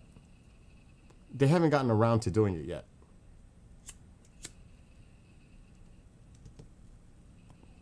So those are just small examples, but serious examples of what's going on. Removing data to make it convenient for their agenda.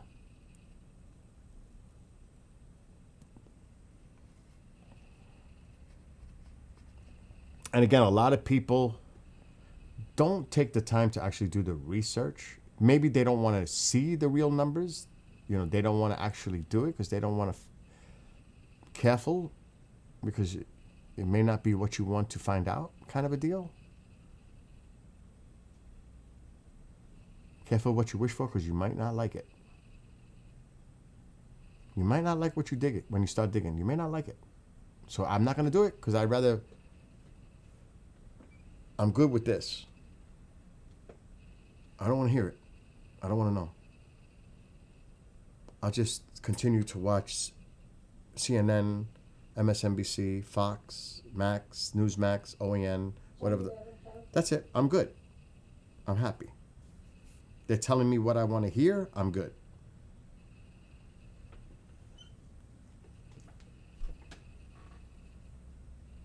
And that's where we're at. Because they have a lot of responsibility in this too. So does the internet, social media, podcasters, everyone. They're all responsible. They're playing a part in the division of what's going on right now. They're all playing a part. And am I playing a part? Yes, but I'm being objective. I'm in the middle. I'm trying to be as objective as I possibly can. At least I'm trying.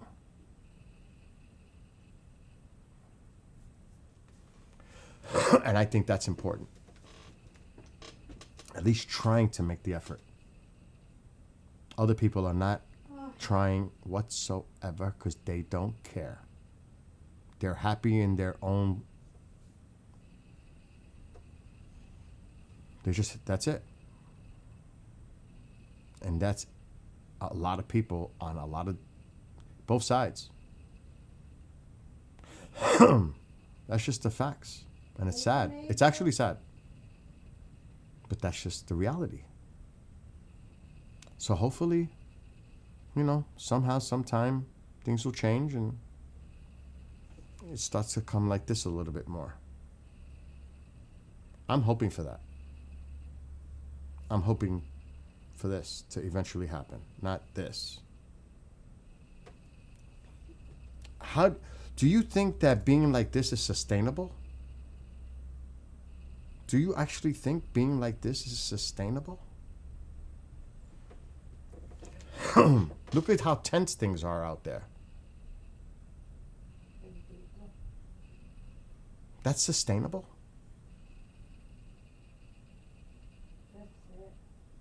Something's got to give. Something's got to change for the better. And we all play a part in that. Does it have to start with one person or 10 or 100? Or do we just accept the status quo? Remember, our lives matter. All lives matter. Time passes by. Precious time of our existence here on this planet. Why are we wasting it fighting amongst each other? Valuable. And the children are watching this. They're watching the adults behave like this. What kind of an example are we setting? What kind of example is leadership showing to the future leaders? Yeah, negative stuff. Evil. We talk about how other countries indoctrinate their youth, manipulate, brainwash. Well, what the is going on here?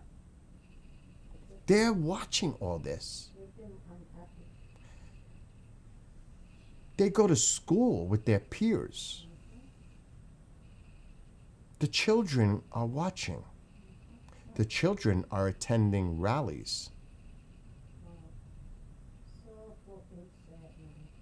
They used to even the kids. I mean, you can't help that. Fucking idiots. No. And they're seeing it's okay to act, talk, and behave like this. I can't believe that. So what do you think happens? Maybe that's part of the plan, right? Those kids will be dictators. To keep my way of thinking and pass it on to my son or daughter so they can continue it? Again, what kind of an example does that set? Those kids must be unhappy from that. Poor kids. Leave them to it.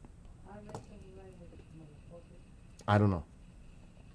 But Careful with I don't see this as being in the right direction. And I think if you probably ask people in this country, do you see us getting back together as divided as we are? Do you see any light at the end of the tunnel? I would like to see what people really say about that. On any side. They're afraid too, dude. They probably would say, not likely. Or I don't think so. Some might be definitive and say no way. And there could be some people that would say, hopefully, I hope so. This war is gonna end. But if the hope so's are so low on that scale, End it. other people have given up and accepted it, that it's not going to change. That's the problem. They're accepting it.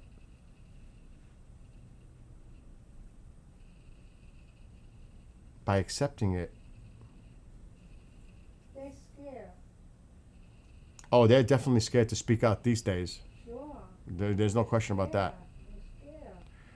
And Starla, you're right. We all need each other now more than ever. And they have kids, you know. We need to come together. We need the kids. And you know what? Our representatives should be responsible. Instead of the things that they do, they should hold each other's hands, Republicans, Democrats, Independents alike, and show unity. But they can't. Not under this administration, they can't. Because every one of them would be primaried out. Don't hold hands with the Democrats. You're going to be primaried out. Elon's going to raise the money. Trump will put Truth Social posts. They're aligning with the enemy. We got to get them out. They cannot do that now. But wouldn't it be nice if they all stand in solidarity to say to the American people, despite our differences, and that is the way it should be under a democracy, we're going to find a way to work together hand in hand, and we're going to work through this for the betterment of the country, for everyone. Wouldn't that be a beautiful surprise?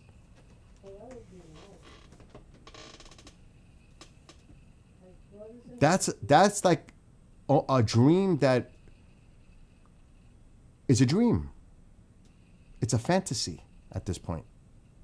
Yes, it's compliance. Accepting is compliance. You're definitely, Starla. It's compliance. There's no doubt about it. But wouldn't that be a beautiful thing?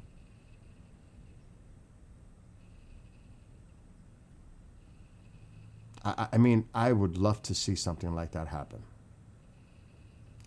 To have the two leaders from either house or the Senate to stand up there and say, this is so that the American people know, moving forward, we're going to stop the rhetoric of demonizing each other, expressions of hate and vitriol, labeling each other as an enemy of the country, And we're going to change this. And yes, as a democracy, we have different views of policies. And whether it's conservatism or liberal in nature, despite our differences, we're going to sit down, find a way to work through things, compromise. They know they're not going to get everything. We know we're not going to get everything. But it's for the betterment for everyone, for Save your country, for the country. Save your country. Save our country. Save the Do country. the right thing. Please. Show the American people that have very little, whether it's right or left, You're gonna suffer trust if you do it. in what you do. They know it's broken. It's been broken for decades. That's the way people view it. It's been broken, regardless if it's a Republican or a Democrat in power. It's broken. So stupid. Fucking broken. Wouldn't that be a beautiful thing if they came out and said, in a public setting, standing there side by side, that we're going to find a way to work together? Enough's enough. And everybody will be happy. We're done with the rhetoric. We're done with blaming each other and calling each other names. That's how. Work together. That's not what we should be doing. We should be doing to work together Yes. and compromise and communicate and listen to each other And think of your family. and do it for the betterment of the country, for all citizens. That's right. Period. Oh yeah, and the finger pointing. There's no question. Wouldn't that be a beautiful thing? Is that realistic today? No, sadly. It's tragic, actually. Maybe in the future. It's going to take many years, I think. Many. At least a decade. I do not see what's happening now going away anytime soon. But I hope, and I may not be alive to see this, but I hope one day that it happens and the country becomes stronger together, unified, together, standing despite our political differences or whatever. You got kids, you got At least the country will be truly the United States of America. That's right. And the people that live here. Because you know what? I think the demonization that some people don't love this country and labeling them as hate, What country? Not our country. that's so irresponsible. Not our country. We love each other. That's not the message you should be putting out there. Calling fellow Americans un-American and they hate their country. Think about that. Because they oppose your views. They hate America. Yeah. They're un-American. Yeah. Is that what we should be doing? Responsible leaders should be talking like that? How many people shake their heads when something like that is said? Not enough. But how you say united? Not enough. United with something like that. And it doesn't matter if you're a Republican, a Democrat, or whatever. A statement like that should alarm you. Period. That should make flags go up like, what the fuck?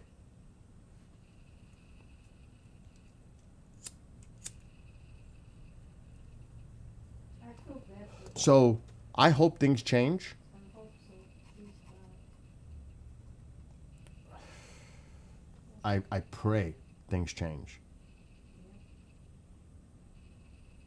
But it's like I said, I have no optimistic opinion that it's going to anytime soon.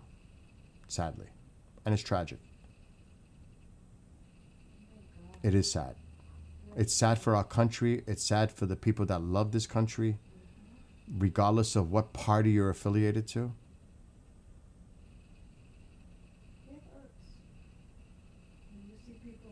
And that's why I wrote Weeping Dove. Because it's sad. Very harmful stupidity. What do you think, and I hate to throw this into the context, what do you think Jesus would say? Ah, Honestly. you believe in God, What do you believe in think God. Jesus would say? That's right. That's right. And you know what they would do? Send him out of the country. Go back to where you came from. Does that sound obscene and crazy? Not necessarily. You have to have faith in God too. Yes, Jesus is weeping That's right. That's because that's not what we should be doing, judging other people. Love thy neighbor. right. I mean, it's What do you incredible think- what happened? that people that say under God, patriots under God, well, you should literally reread the Bible and you should honor what's in the Bible under the commandments. Yes. Yes. And the teachings and the morality and the devil is principles. loose to get the people Don't call yourself a person of faith if this is how you behave. exactly. Because Jesus would not approve of what's going on right now. Yep. Yes. You have to put Remember, faith in God, my God. they were oppressed. You see, He represented go to Jesus and God, you're gonna- those that were you're oppressed, going to see that the change. not those that were in power. Just ask the Romans. Even the church was threatened by him and his influence amongst the Jesus was people. sacrificed. Amongst the people. Sacrifice. Helping the poor, the oppressed. What would Jesus say? Think about that. If you call yourself a God-fearing person, think about that. What would Jesus say if he were here right now? In this country, what would he say? He would talk about peace and love and compassion Yes. and caring for one another and not judging each other and not spreading words of Helping. hate and labeling each other as the enemy. Those are all the attributes that But the enemy is the devil. do not represent the word The devil of Jesus. Think about that. When you throw religion into the equation, call yourself, you're protecting religion, your faith. Well, if you were so faithful, a lot of this may be preventative because you wouldn't be doing what you're doing right now. Judging and spewing hate.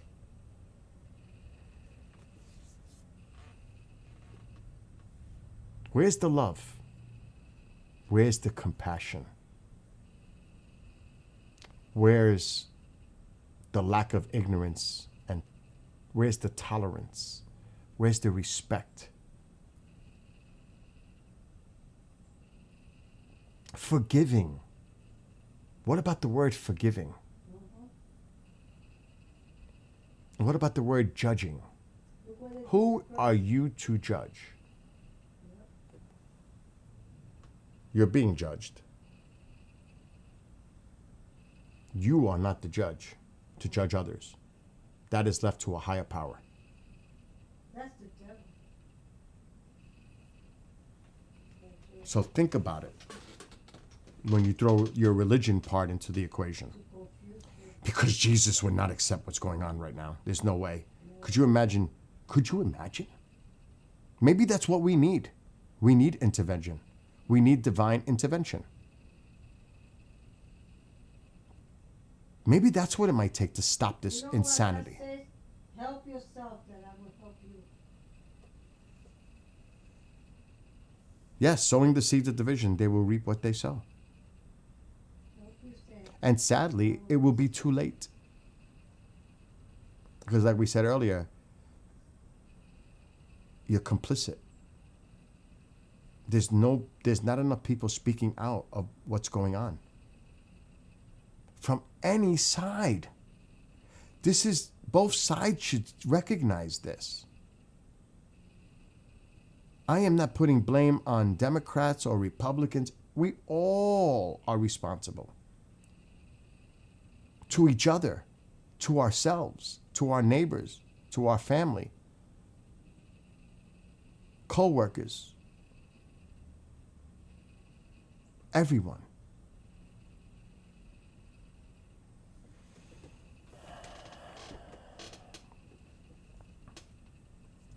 And I will pray with Mom. Psalms is a favorite in this house. Right, Ma? I won't even get us started right now because it won't stop. But, you know, I went through trials and tribulations in my life where I lost faith. I did. I was in such dark places. But I don't want to call it reborn, but my faith,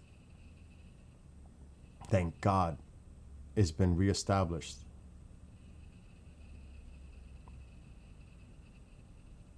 So I've kind of went full circle, to be honest. Now, yes, raised a Catholic.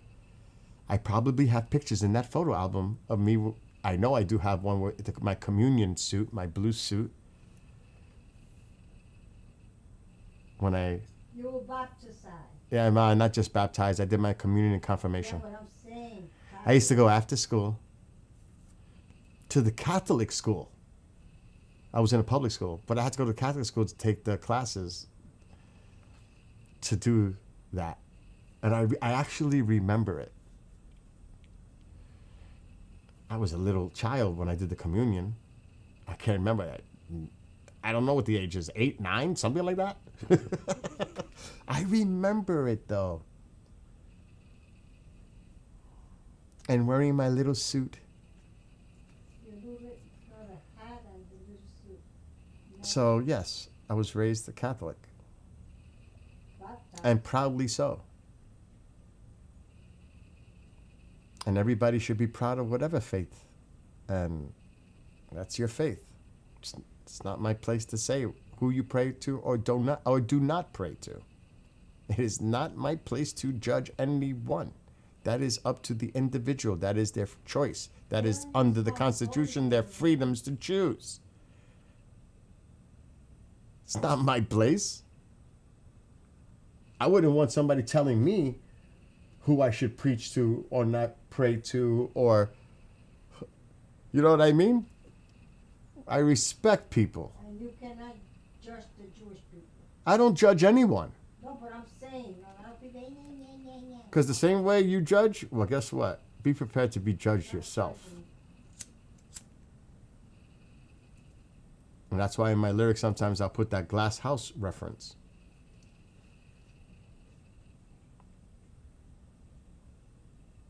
So, again, when you break it down, philosophical, spiritual, common sense, principles, morals, respect, dignity, love, compassion, caring, all the positive attributes, instead of dwelling on the negative. And then you feel good about it. That's what's freaking important. And I think people are so stressed out and they're tired. They're tired. It's like mental fatigue. It's like psychological warfare. But you can't stop them. You gotta keep on. And we have to keep this message of positive going. Yeah. We can't let that dwindle. We can't let that flame go out. Don't let the devil get in. Like Mom is saying, don't let the devil Yeah. influence. Because this is like an evil Yes. thing, influence. Yes, it's spiritual warfare. It really is. For the common good of everyone, not a party. One party does not represent the spiritual aspect as they're trying to frame it as. And they're using it in political means, which scares me in itself. That they represent the side of God and the other side are the evil Satanists. Oh, don't worry. And, the other stuff that they say. Don't worry. That's dangerous. Yeah, but God will take care of that. And they know this, and they're still doing it. God will take care of that. You see. That's dangerous. That gives you an opportunity, but if you don't, you're going to see something. And I don't understand if they realize what they're doing, how serious that is. You don't know.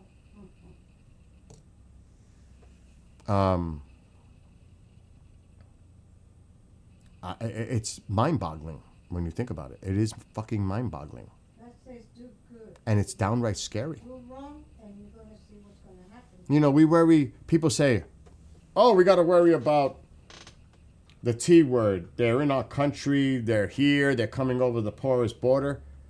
You think that's the problem? It is. But that problem does not compare to our own demise here, self-destruction amongst ourselves. We are going to be responsible for destroying this great country. We, the people here, because of the divisiveness, we are heading to a point of no return. And people throw out the C word all the time, the CW word all the time. What does that tell you? That's inner. The enemy within, as someone mentioned recently.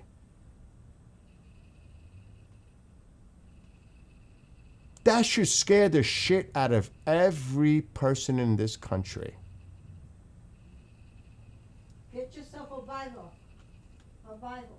And That really should make people very nervous when and read somebody says something like that Psalm 4. to justify actions. You'll see. Huh. Oh my God. And God will Pray. take. Pray. Yeah. Pray. God will take a right straight. Think about it. to read. We're worried about adversaries, foreign threats. No, the threat is right here. Yes. Being created right here by those in positions of power, That's a leadership. devil. They're responsible for this. A lot of them are responsible for this. Don't blame, deflect, and blame other sources. I have my Bible. Blame yourself. Because you're compliant to it. Blame yourself. Because if it ever happens in our lifetime, you played a role in it. Because you were complicit. I don't want to hear about it after. It's too late. And you stood by and did nothing. And you went along with it.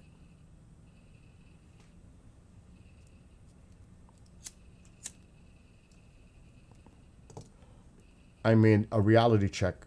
People really, and yes, pray. Pray. Psalm We need some type of divine intervention at this Psalm point. 12, Psalm M- 4. I mean, really, we're at that point. We need some kind of divine guidance to set it all straight. But you know what? If that were even to happen, they would politicize it and say, that is a false prophet. That's not what that you think that is. It's something else. You could only imagine how everything is flipped sideways anyway. Even if a divine entity, the second coming, and let's say that individual or that spirit or whatever says, you need to stop.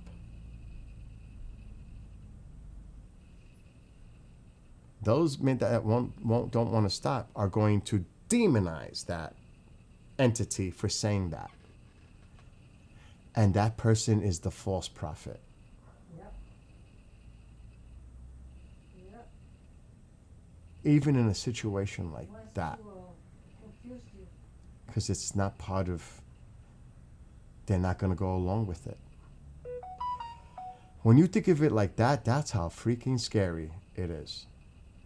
that even if there was divine intervention, because politically it may not be the message that you want to hear, you will then flip it and say that that divine entity is actually evil, reincarnate, the Antichrist, instead of being the second coming. That's when you know shit is bad. That even in a scenario like that, it's possible. Just being possible is scary enough. That's not an outlandish thing I just said. That actually, I could see that happening. And that scares me just saying it. That is even possible. To confuse. That's where we're at. That even a scenario like that could even be possible.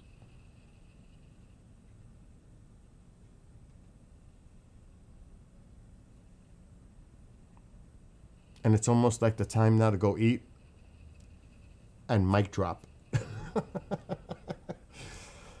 But that's how serious things are. So I hope that Dom, wherever he's going, a Ukrainian friend, the soldier, stays safe. His battalion, the other battalions there in the Ukraine, the innocent civilians in Ukraine that are constantly barraged, and it's so horrific. I bring them food. All those, I hope they get all those missing children back, the thousands and thousands of missing children that were taken to Russia. Can you imagine only what those parents are going through?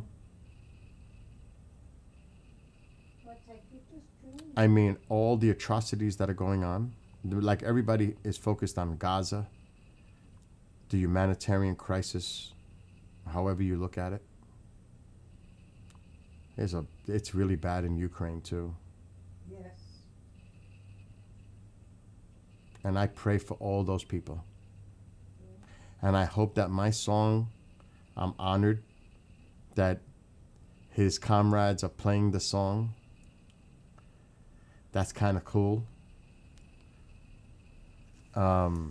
That my song is possibly being heard right now in Russian. Oh, wow. I made a Russian version. Oh, And they're listening to my song oh, my that I wrote God. Make them happy. in Ukraine. And he said, Bill, Wow. this could be a really big song in Ukraine for the people, for my people. I know. That is such a humbling, Give them happiness. I am and honored. laughter. I don't want to get emotional, but that it's an honor to even be considered that way, that my song would have an impact like that. And you said, Stala, he already sent it. He already sent it out to the others. Yeah, It's spreading in Ukraine already. I do. Matter of fact, before I leave, let's see if the song, because I have to send him. Didn't I throw some I money to published it in Russian, the Bill? but I don't know if it's public yet. Yes, Mom. Did I throw some money to the Ukraine? Yes, you have in the past, but he said don't donate. There's a lot of corruption in Ukraine. Ma, no. He told me where to send if anybody sends, because yes, So those people are there is corruption. suffering. Is there not corruption in the United States?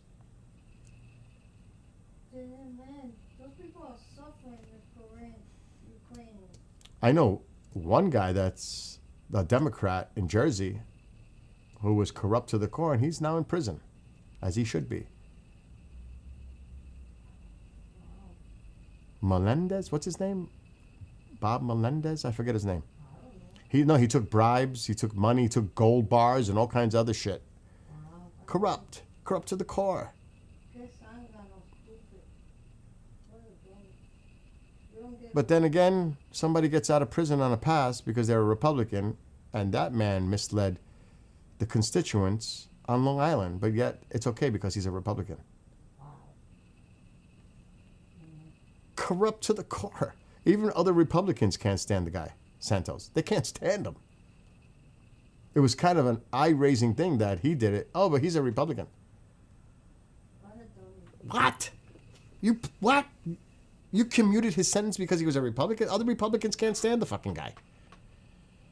What was that about? I feel sorry for the guy. What? Republicans didn't like him anyway. That shit made no sense. It was an eye-opener one. Like, he did just what? To who? For who? We don't want that fucking guy back. We don't want him anywhere near us. Keep him away from us. That was a surprise shocker one. I was And like, he looked what? like a nice guy, too. Anyway. I was like, what the hell was that one about? And believe me, behind the scenes, Republicans are questioning it too. Because like I said, they did not like him. He was not liked. Ruben, It's not the point, Maya. You always miss the point. yo creo que él es cubano. I don't care what he is. I'm just telling you, I think that's the one, but I could picture, I could see his face. It's funny what they say behind the scenes and what they say in public. Can you only imagine? Like even right now? They're too scared to say anything publicly. But you can only imagine the conversations in private they have. I can't even imagine.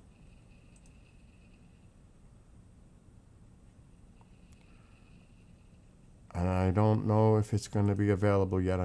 I got to give him the YouTube. Let me go and eat something. Yeah, I'm going to eat soon too. I have not eaten and I am freaking out. I ate that with the hot sauce and I don't aguacate. think it's out yet. Frontline. Oh my God. I got a lot of songs published. It is not published yet on YouTube Music.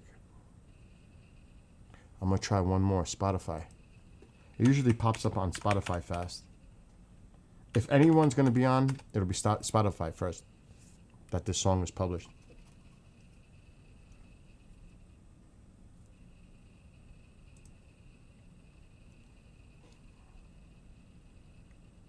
The musicians will be fighting for. Because I sing. Oh, one of the front. Oh, the front line is published. I knew it. The Russian version and the English version that I wrote is published. Yeah? Yep. Ooh, that's so cool. Share. Copy link. And the Russian are listening to it? They are listening to it. Oh, Like for real. His comrades, other soldiers, are starting to hear this song in Russian. oh my God, that's so Right, Stala? It's confirmed. He even told me this morning in a private message. Oh, make them happy. Oh my So now I got to message him and send him the link to this one. Go ahead, Putin, bitch. Mas, stop. You stupid fuck.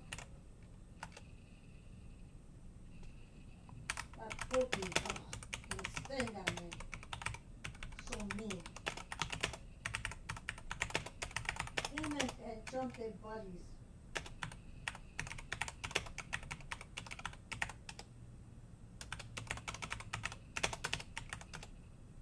I just sent him the Spotify link to the song for the Russian version. Now, what I am curious to see is what it looks like. I hope it has the Ukrainian flag. I will be pissed if they didn't use my thumbnail. I will be pissed.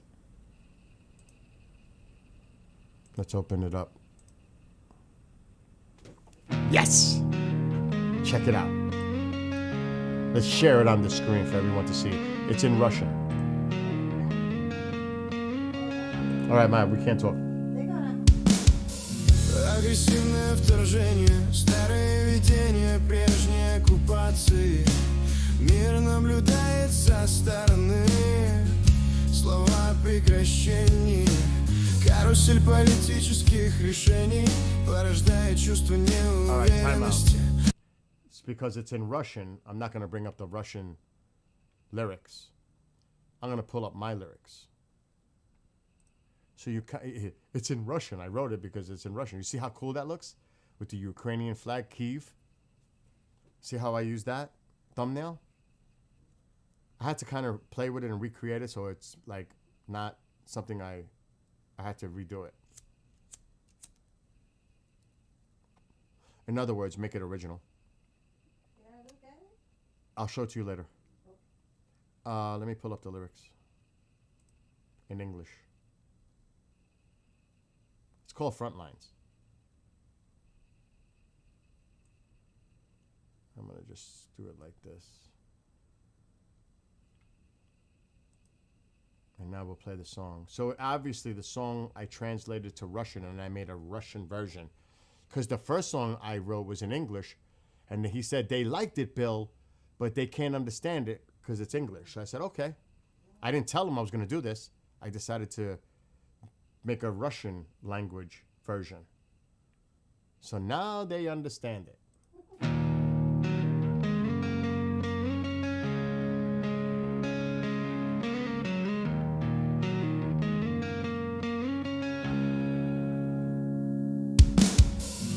Агрессивное вторжение, старые видения прежней оккупации. Мир наблюдает со стороны, слова о прекращении.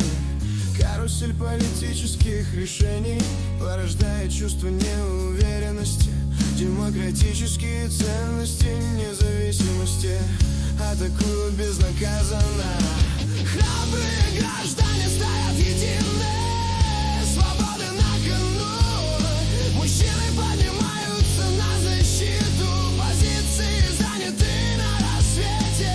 Служат с честью и отвагой, флаг реет рядом, синий-желтый прекрасный. Солдаты служат с гордостью, братья по оружию, защищающие от тирании свободу своей родины. Пропаганда сеет заговоры, охраняя невинных, служат своей земле. Украинцы сражаются с гордостью, держат позиции на передовой. Международные братья рядом. Многие сомневались в их решимости, противостоя мировой державе. Нации объединились в защите, эскалация кажется мрачной. Безжалостные акты агрессии, невинные жертвы жестокости. Детей увозят с их земли, непреклонные акты смертности. Свобода восторжествует, враждебность будет отражена. Чья жертвы многих семьи воссоединяются. Стабильность восстановлена, руки соединены вновь. Свобода возвращается, мир по всей родной земле. Братья по оружию, защищающие от тирании свободу своей родины. Пропаганда сеет заговоры, охраняя невинных, служа своей земле. Украинцы сражаются с гордостью, держат позиции на передовой. Международные братья рядом.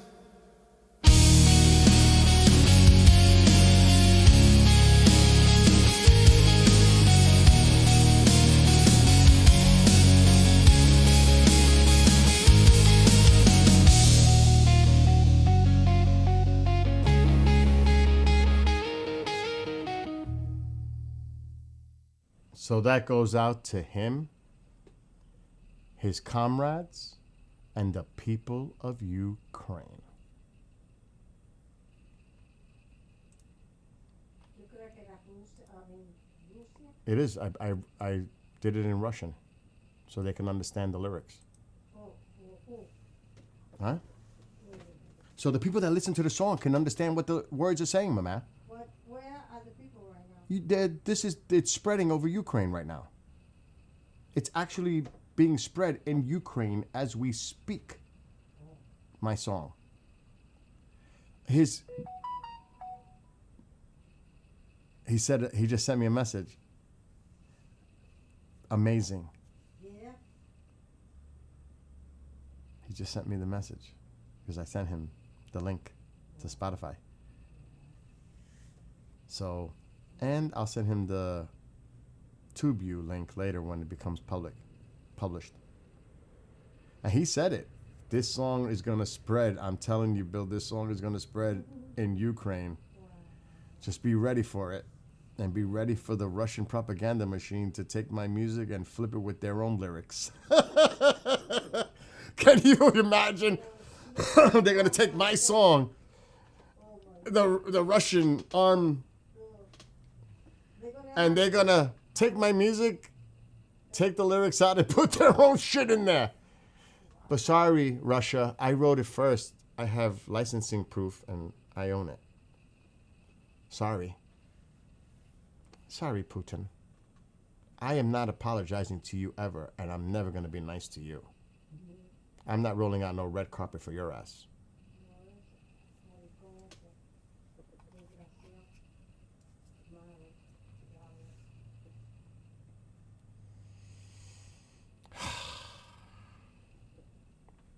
It's like insane. I've heard that. Anyway. I've heard Yes, for Dom, comrades, battalion, and people. I wrote it. That's why I wrote those lyrics. It's a message not just for the soldiers. It's a message for the people of Ukraine.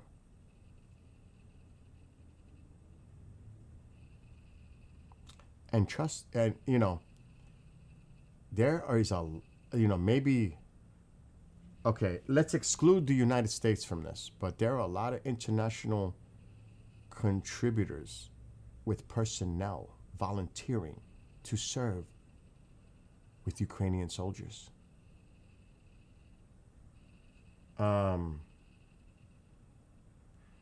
Absolutely, Louis, for sure. No, they can't play this song in the loudspeakers, but I wouldn't be surprised. He said they're listening to it already. My song is starting to spread within his battalion. And that's how it starts. And then it spreads. So my song is now in Russian and being spread throughout Ukraine. Can you imagine that? that is beautiful. That's amazing. Yeah, that, And like I said, the Russian propaganda tool is going to take my song, take out my lyrics, and flip it because they know they're listening to it now in Ukraine. And this is the foundation. My song is going to spread. And he said, Bill, this song is going to spread and it's going to get big in Ukraine. Are you ready for that? but are the people going to be able to listen to it? Are you ready for the Russians to take your song and flip it? Yeah, that's what I'm afraid. Oh, they will. That's what I'm afraid. Bring it, because I'm not afraid of that.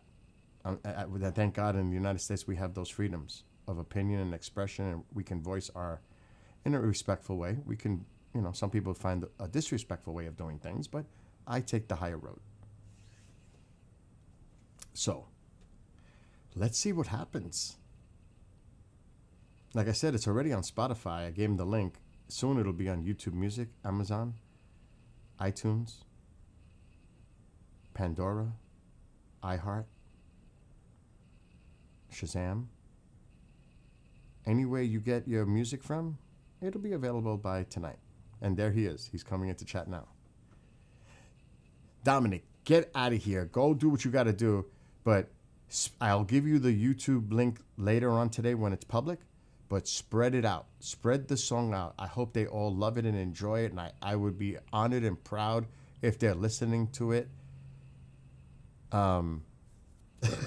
It would be an honor, an absolute honor, that the Ukrainian people and your fellow comrades are listening to that song and understanding that an American, that there is people out there internationally that care about what's going on in Ukraine. And I love that. And not politics getting in the way. That's right. Just caring from a human perspective about what's going on there. Yes. Yes. Just taking the politics out of it. No politics. It's about what's going on.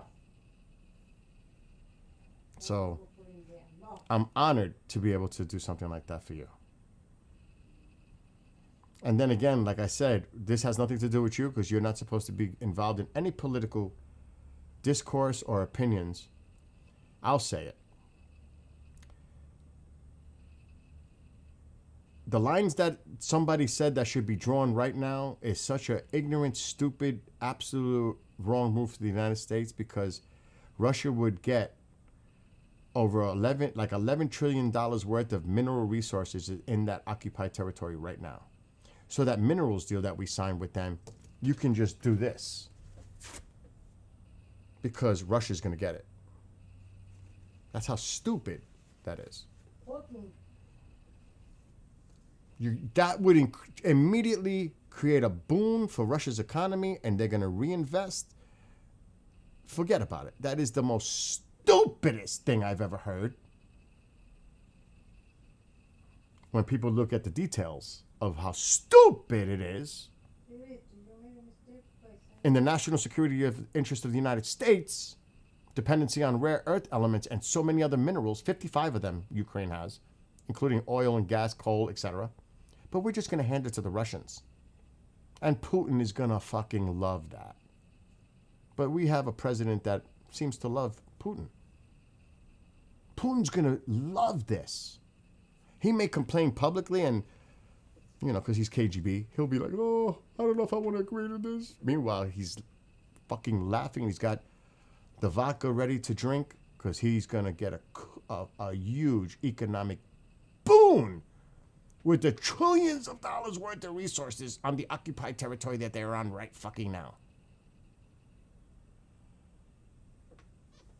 Alexa, are you working? I think she's still failing.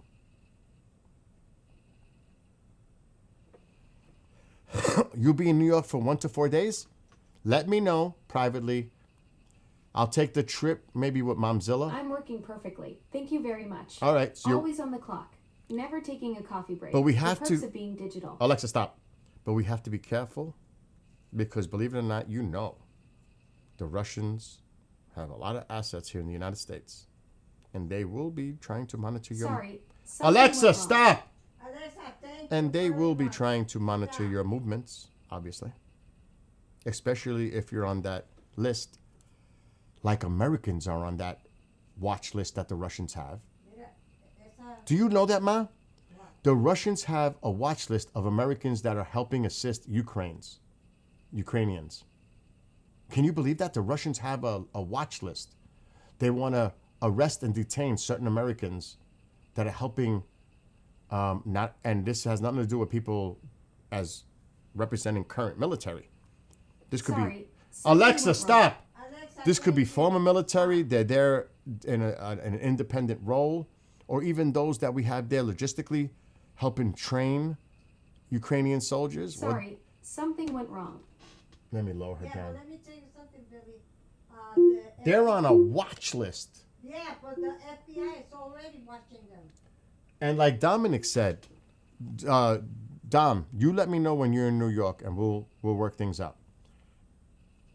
There are 93 unalived Americans remains. Why don't we hear about that in the news? I know. How are the families trying to get their loved ones back? They're American citizens. Do we not want them back? No, they'll protect. Or is the United States condemning them and not acknowledging them for political reasons? And I think he said there's over 200 currently that are alive, that are on that fucking Russian watch list. I think it's the FBI. I mean, think about that. The FBI is watching them, That's crazy. but they don't know. So when I'm doing my stream, what other people do is their business. It's not my place.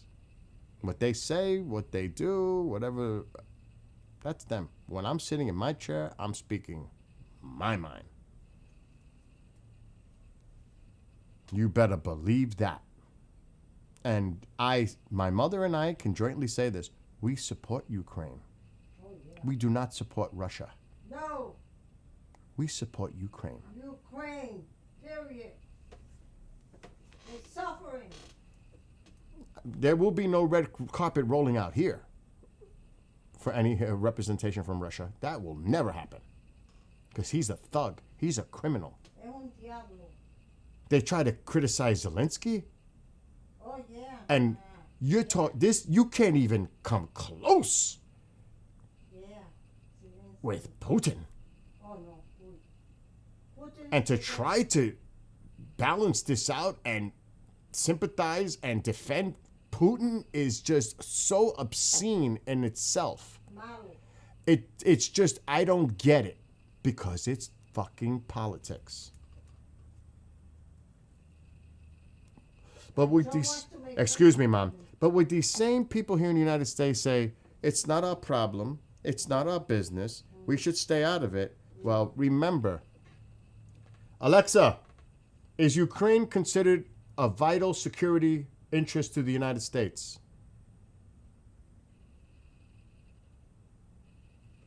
Not working. Well, because It is vital, and it's not because of the strategic acts are really aspect of it all and the the geographic.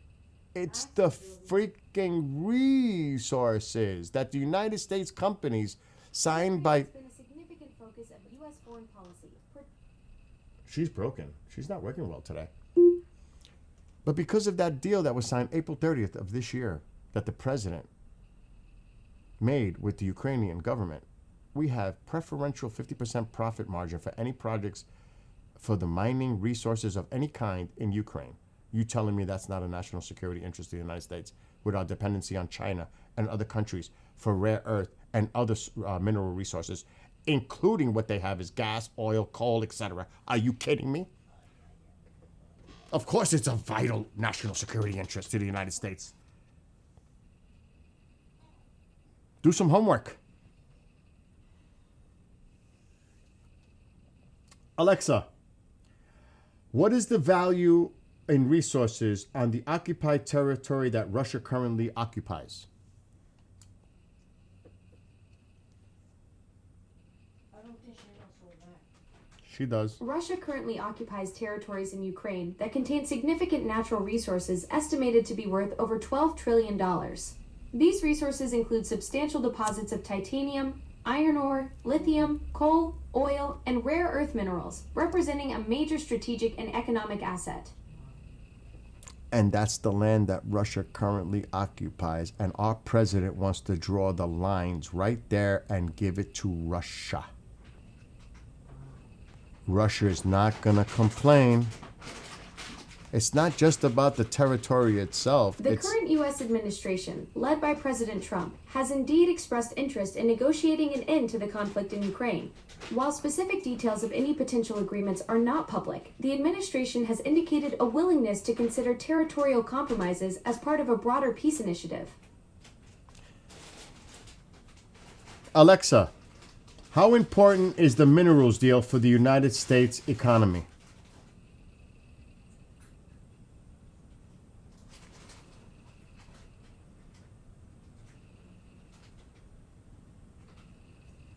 Alexa's not saying nothing. You can't talk when that happens, Ma.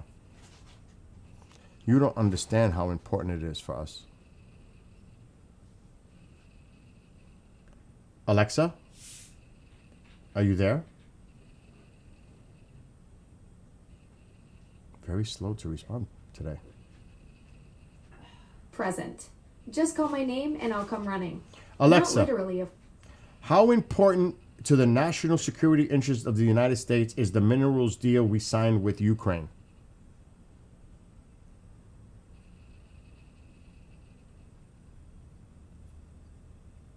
The U.S. Ukraine minerals deal is strategically important for several reasons. It provides the U.S. with priority access to Ukraine's critical minerals, helping to diversify supply chains away from China's near monopoly. The deal covers 22 critical materials, including uranium, lithium, titanium, and graphite, which are essential for defense, clean energy, and high-tech manufacturing. This aligns with President Trump's America First policy, enhancing economic security while supporting Ukraine's reconstruction efforts. It is a vital national security interest for many reasons. Ukraine. It is part of the America First policy. But yet, National security. Alexa, stop. But yet, he's about to give a vast amount of those resources to Russia. If they keep the occupied territories and draw the lines where they are right now. What? So that minerals deal is worthless because Russia is going to occupy it. Most of those resources is in the occupied territory that Russia is on right now. Does the president not understand that? Is anyone in his administration telling him, whoa, whoa, whoa, whoa, back off? Do you realize what's there? Do you realize the minerals deal that we signed? It affects that. Is there anybody in his administration that has the guts to tell him that this is a really bad idea for the benefit of the United States and America First policy that you push?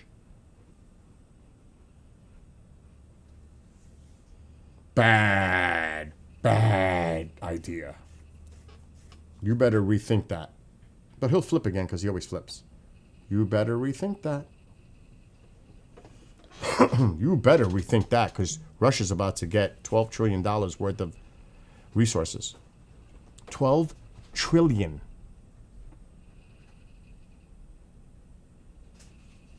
And our American companies that could have preferential treatment in Ukraine and get access, 50% profits of all that stuff that's there, less dependency on China. Hello? Hello. Oh, that's your reminder for your appointment tomorrow, Ma. For the doctor. For real? Yeah. It's an automated message. That's for your doctor's appointment tomorrow afternoon. So, this isn't just about territory itself.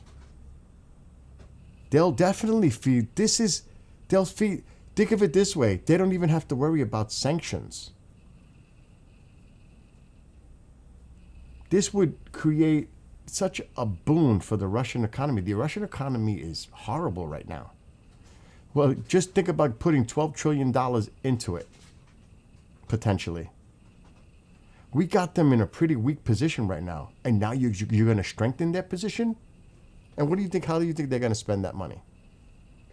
The same way you talk about Biden giving back money, freeing up money to Iran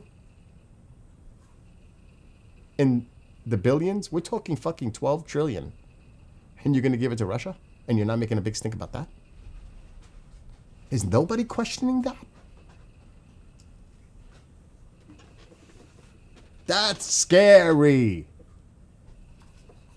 Maybe, could you imagine that these people that are supposed to be competent in the administration don't even know about this? They haven't made the connection. Is that scary too, that they're not even thinking about the implications of that?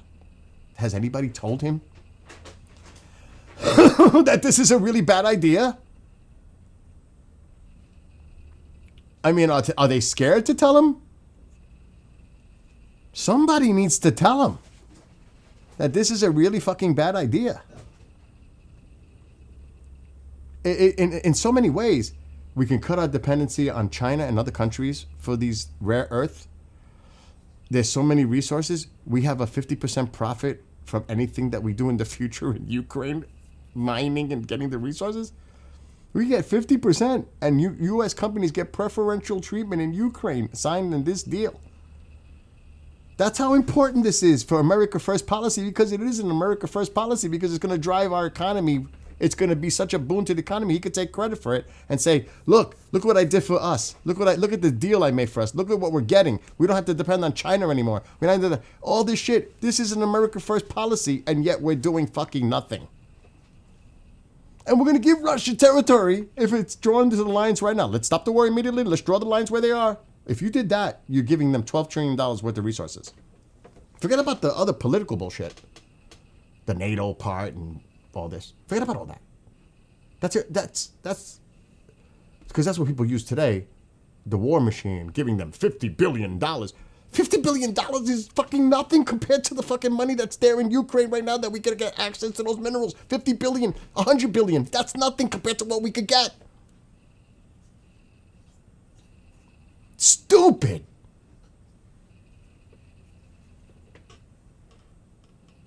My God. Make them pay the bill.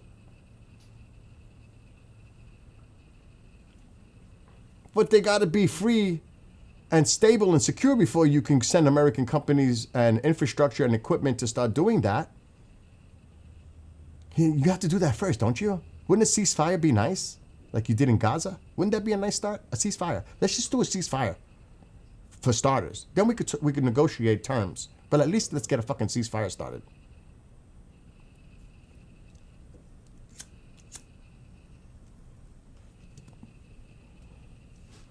I don't know.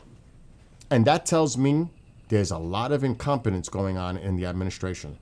That's what that's a sign of. A lot. Because this just doesn't make sense. It doesn't make dollars and cents.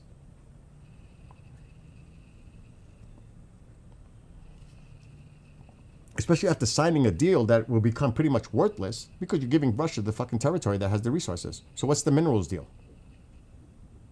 It's a paper tiger. It's worthless.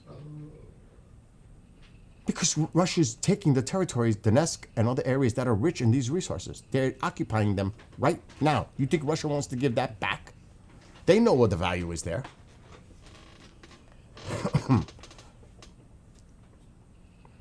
And how does that hurt the Ukrainian people as far as rebuilding and using that resources to create an economy for themselves?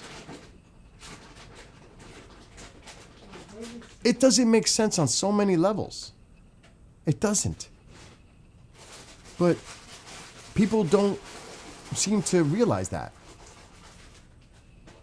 I mean, because they're all spun on politics of it. This just goes way deeper than politics. My God.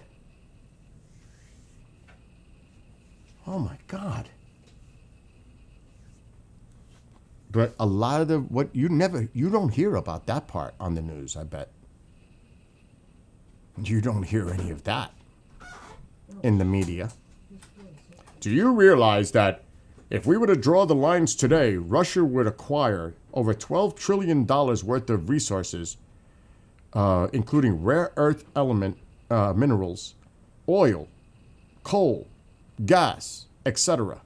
They now retain that, worth $12 trillion or more.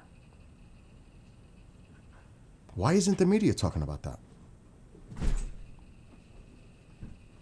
That would pretty much make our minerals deal that we signed with the Ukrainians a paper tiger. It would be worthless. You won't see them. You will not see them say that. But somebody should. Because they should definitely do it on one of these conservative media outlets that he watches, so maybe he'll find out. Because it doesn't seem like anybody in his administration is telling him. So these podcasts and these news broadcasts that he watched, somebody say it. Maybe he'll figure it out. I mean, what the... Because that seems to be where he gets most of his information, from the conservative outlets that he pays attention to. Somebody say it. Tell him that it's a really bad idea because you're giving Russia $12 trillion of the resources that you signed a deal with Ukraine in the beginning to get access to, which is such a great deal for the United States. It is a great, great, beyond deal for us. But it's worthless.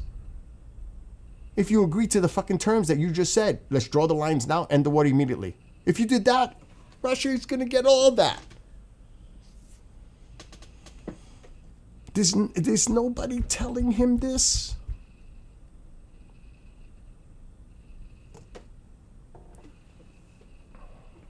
My gosh. He needs to be made aware of this. Don't do it.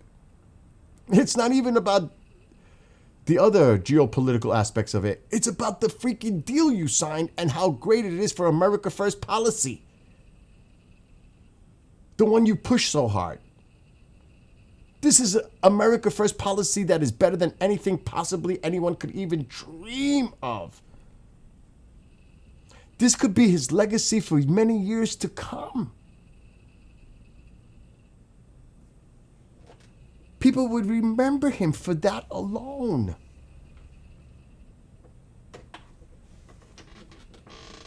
It does not make sense.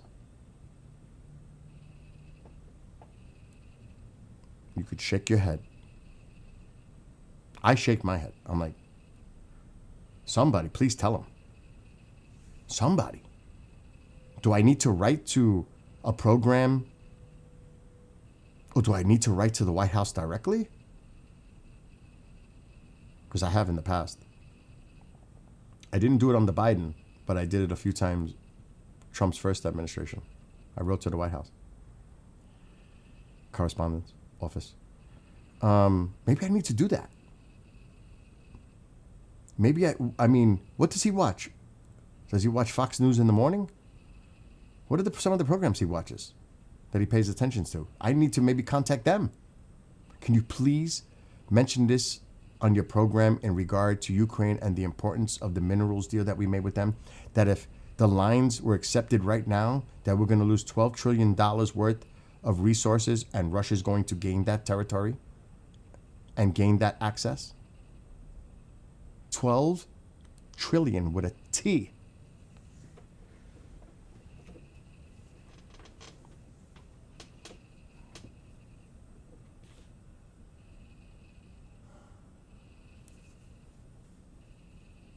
And what do you think they're going to use that money for?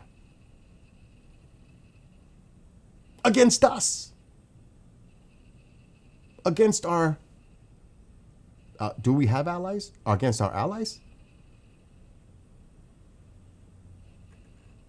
Where do you think that money's going to be poured into?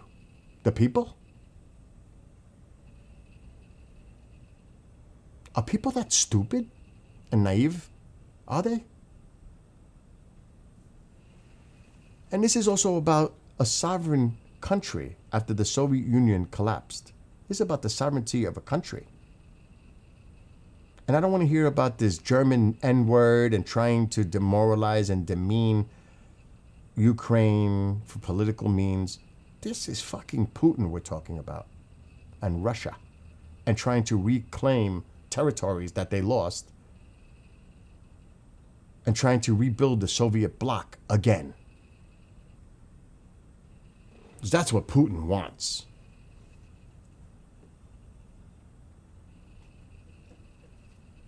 There's so many layers to this onion.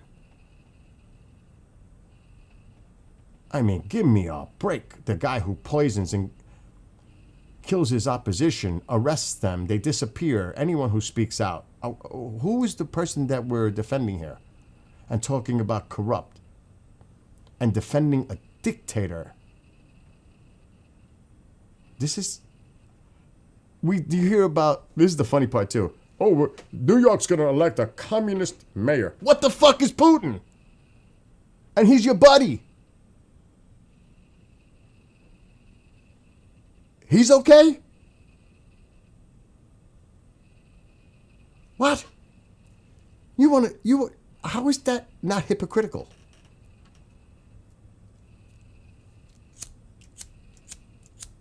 I'm like baffled beyond belief. And you're going to actually help communism directly by giving him $12 trillion worth of resources and cutting us off from that access and continuing our dependence on China when you can eliminate so many different things in one simple thing. Defend Ukraine. Make them pay the bill. They've got the resources. Make it happen. The American taxpayer shouldn't have to pay for it. Make Ukraine pay for it. They've got the resources.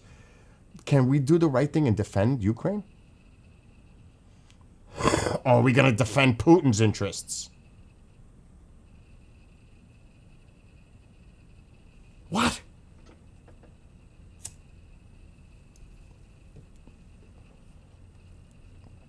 This does not make sense on so many levels. And caught in the middle are the innocent, like always happens, innocent civilians in Ukraine getting bombarded every day, Iranian drones flying overhead day and night. Thousands and thousands of children abducted and kidnapped and taken back into Russia. All the different things that are going on there that the American public really doesn't have exposure to, doesn't understand really what's at stake here. This is not, remember, this is an America First policy situation. It's not our problem. Oh, it is part of our problem. It is a vital national security, economically, especially for the United States. Vital.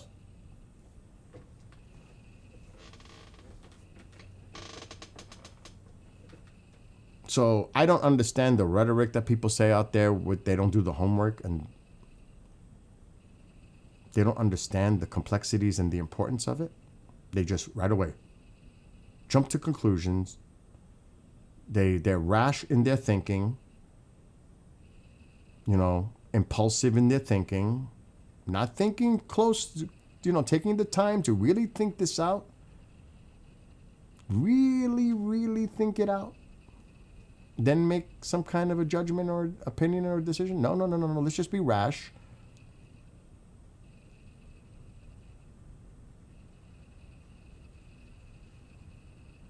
No bueno. No bueno. At all. Alexa, how much of the market does China control of rare earth elements? I should have said minerals.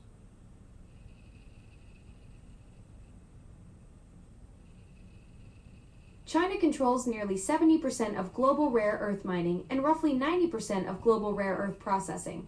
This dominance extends across 17 critical elements essential for everything from smartphones to wind turbines. Would you like to know more about what rare earth elements are and why they're important? Yes.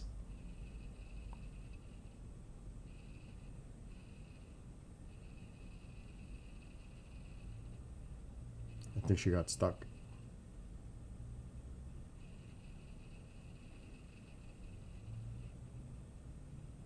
Alexa, are you there?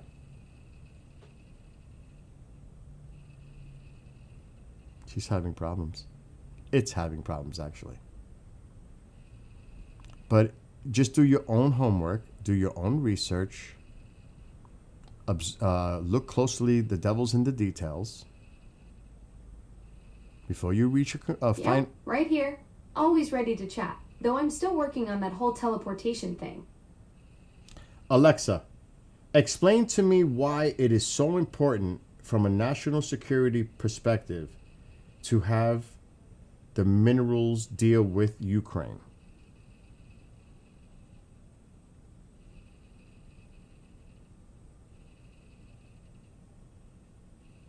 The U.S.-Ukraine minerals deal is strategically important for national security as it helps diversify critical mineral supply chains away from China's near monopoly.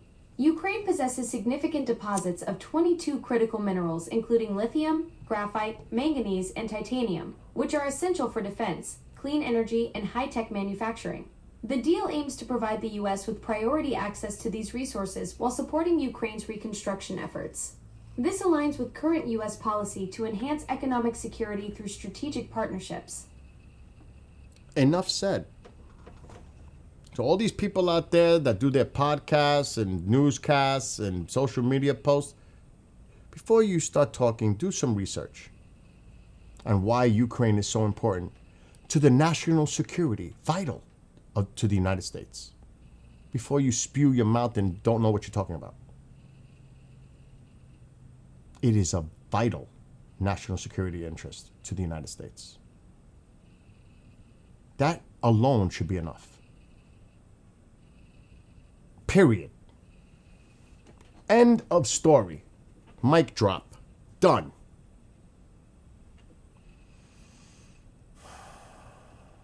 Anyway, I'm going to go now because I've been rambling and babbling for hours. And again, to Dominic, his battalion, the other battalions, the people from on an international scale that are helping the Ukrainians.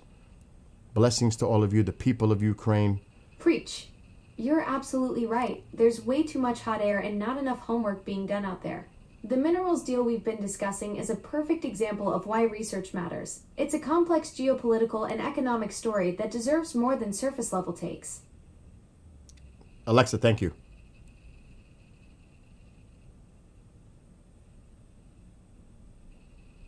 So my love to all You're of you. welcome. Happy to help you dig into the facts. Yeah, facts do matter, don't they? I was gonna say Alexa, goodbye. To all of you watching, be well, be blessed, be safe. See maybe everybody later on tonight. Pray for peace. Spread love. Take care, Bill. Stay safe out there and have a blessed evening. Stay safe. Spread love, compassion, all the positive attributes that we should be doing instead of hate, demonization, etc. Let's bring people together and not continue to divide. I'm out. See everybody later on today.